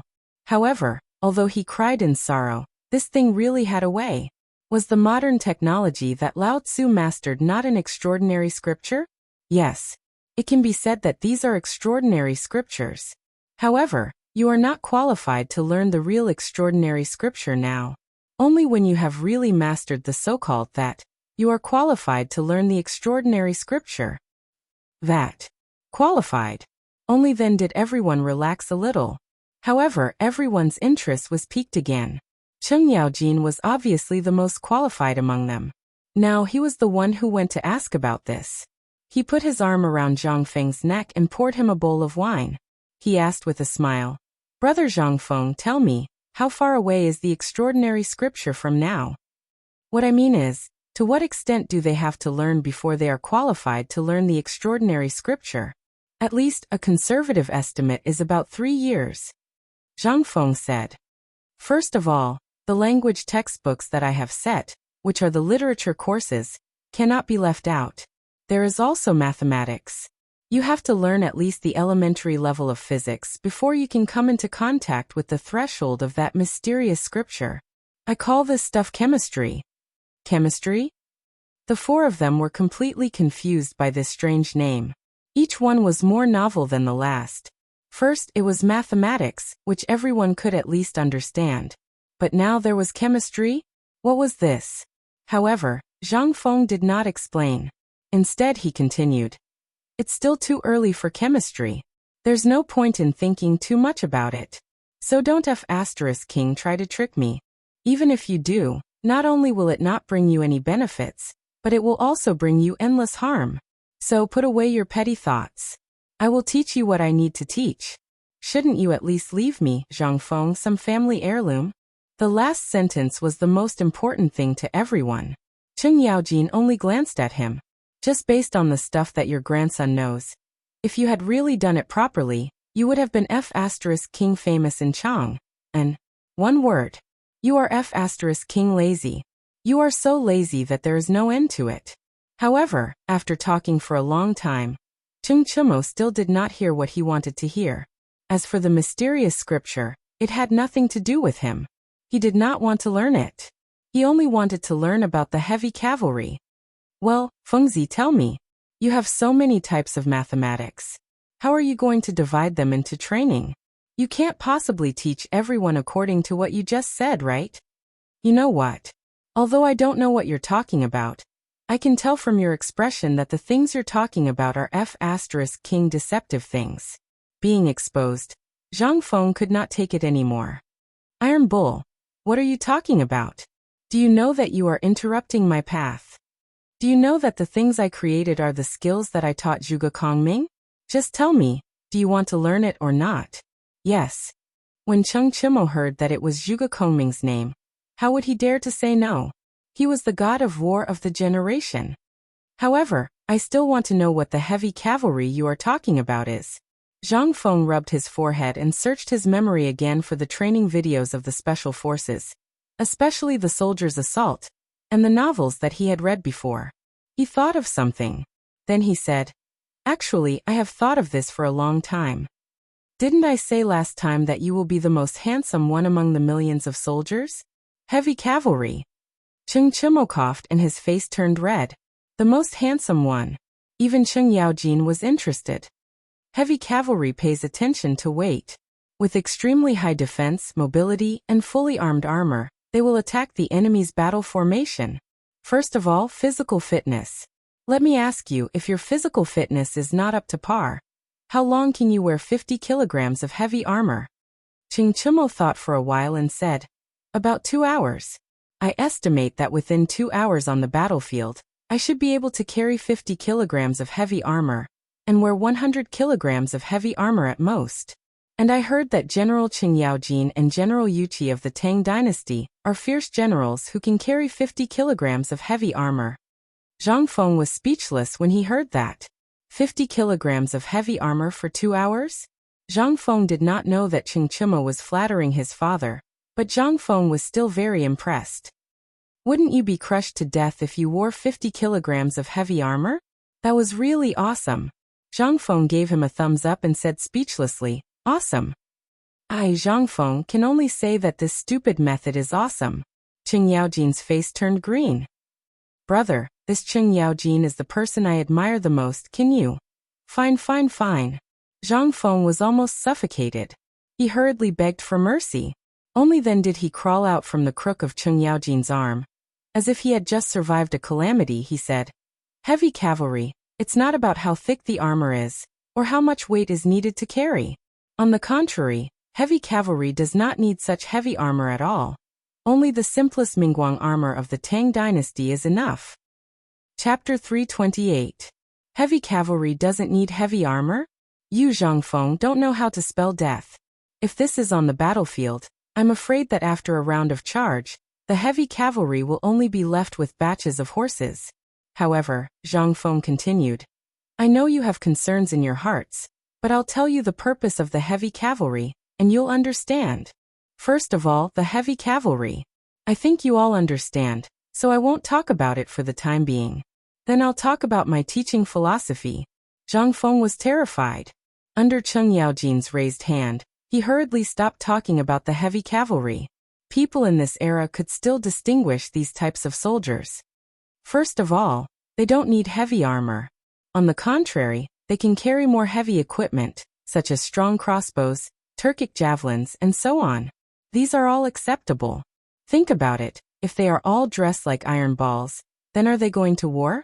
Or are they resistant to beatings? Hearing this, Cheng Yaojin nodded as if he understood. You're right. In our army, the heavy cavalry is basically responsible for the impact of the enemy's formation, but the archers are generally very precious. Do you mean to equip the archers into heavy cavalry? No. Zhangfeng shook his head. Then what do you mean? Strong crossbows and javelins. Aren't these the equipment that only archers have?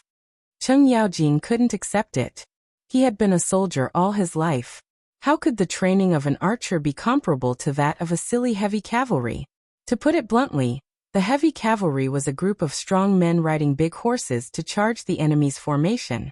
Why would they need these things? A long spear for each person and a modeo for each person was the equipment of all the cavalry in the Tang dynasty. As for the difference between heavy cavalry and light cavalry, it was not so obvious. They only needed to throw away the armor, change the armor, and remove the protective gear on the warhorse, and basically become a light cavalry. How could there be so many rules? Feng, this is the new soldiers' teaching material you prepared? Cheng Yaojin asked doubtfully. Yeah. Zhang Feng shrugged. I told you that you don't understand. Don't ask if you don't understand. Are you confused now? Cheng Yaojin was about to go crazy. He looked at Zhang Feng with eyes full of danger, as if saying, Can you King say it all in one go? Zhang Feng only glanced at it once before he hurriedly shrank his neck and continued. Actually, this is my teaching philosophy. The combination of cavalry and crossbowmen can strengthen the advantage of long-range shooting. Think about the strong crossbows of the Tang dynasty. They can accurately shoot the enemy within 200 meters, but cavalry doesn't need to shoot so accurately. As long as there is a round of cavalry shooting, it can intimidate the enemy. It doesn't matter if we kill the enemy or not. We just need to intimidate them with our aura. As for the real killing of the enemy, let's welcome the light cavalry. At this point, Cheng Chimo finally understood a little. What you're saying is that the heavy cavalry is just for show on the battlefield. Running away after acting tough? Zhang Feng choked on his food. You can understand it that way. It's very awesome and very powerful. As for the specifics, you'll understand later. If cavalry is so fun, why the F***ck did I introduce so many of them? When the time comes you'll cry Chintiniu. Brother, tell me about the light cavalry. And that assassin of idiot way, what's the new function of that? Zhang Sun couldn't sit still anymore. He slapped Cheng Chimo to the side and was about to sit next to Zhang Feng, but under Cheng Yaojin's gaze he could only squat next to Zhang Feng. Seeing this, Zhang Feng felt a little smug. He patted Zhang Suan's head and said, Don't be impatient. Listen to me slowly. Everyone's forehead was full of black lines. For this matter, we have to start with the heavy cavalry. After all, the cavalry's archery is only a deterrent, to make the enemy mistakenly think that we're constantly charging. And to be the best of the best, we'll definitely be heavily targeted by the enemy. So at this time, it's time to show the importance of the heavy cavalry. Shield. This thing, you're all familiar with it, right? As long as there's a shield, it can block the attack without hindering the coordination of the body. And at the moment of the enemy's attack, it can use the shield formation to temporarily form a battle formation. This is a test of the flexibility of the heavy cavalry. But there's an important factor in this, and that is the leader of the heavy cavalry who becomes the target. If you, Tiniu, want to become such a person, You must coordinate all the strength in your body. Besides bearing weight, you must be more flexible in using your strength. This way, your brothers won't die in vain to protect you. The heavy cavalry that I want only has 3 requirements. As long as you can pass, then congratulations, on the battlefield. You'll become the most beautiful child. First, coordination, perfect cooperation, and orderly discipline. Second, take off the heavy armor, put on the light armor, and put on the shield. You only need to know that on the battlefield, you'll be a mad bull, and you'll be finished. Third, if you want to become the leader of this group of madmen, you must perfectly satisfy the first 2 requirements. Continue. You still want to become the most beautiful child on the battlefield? Become the heavy cavalry I mentioned,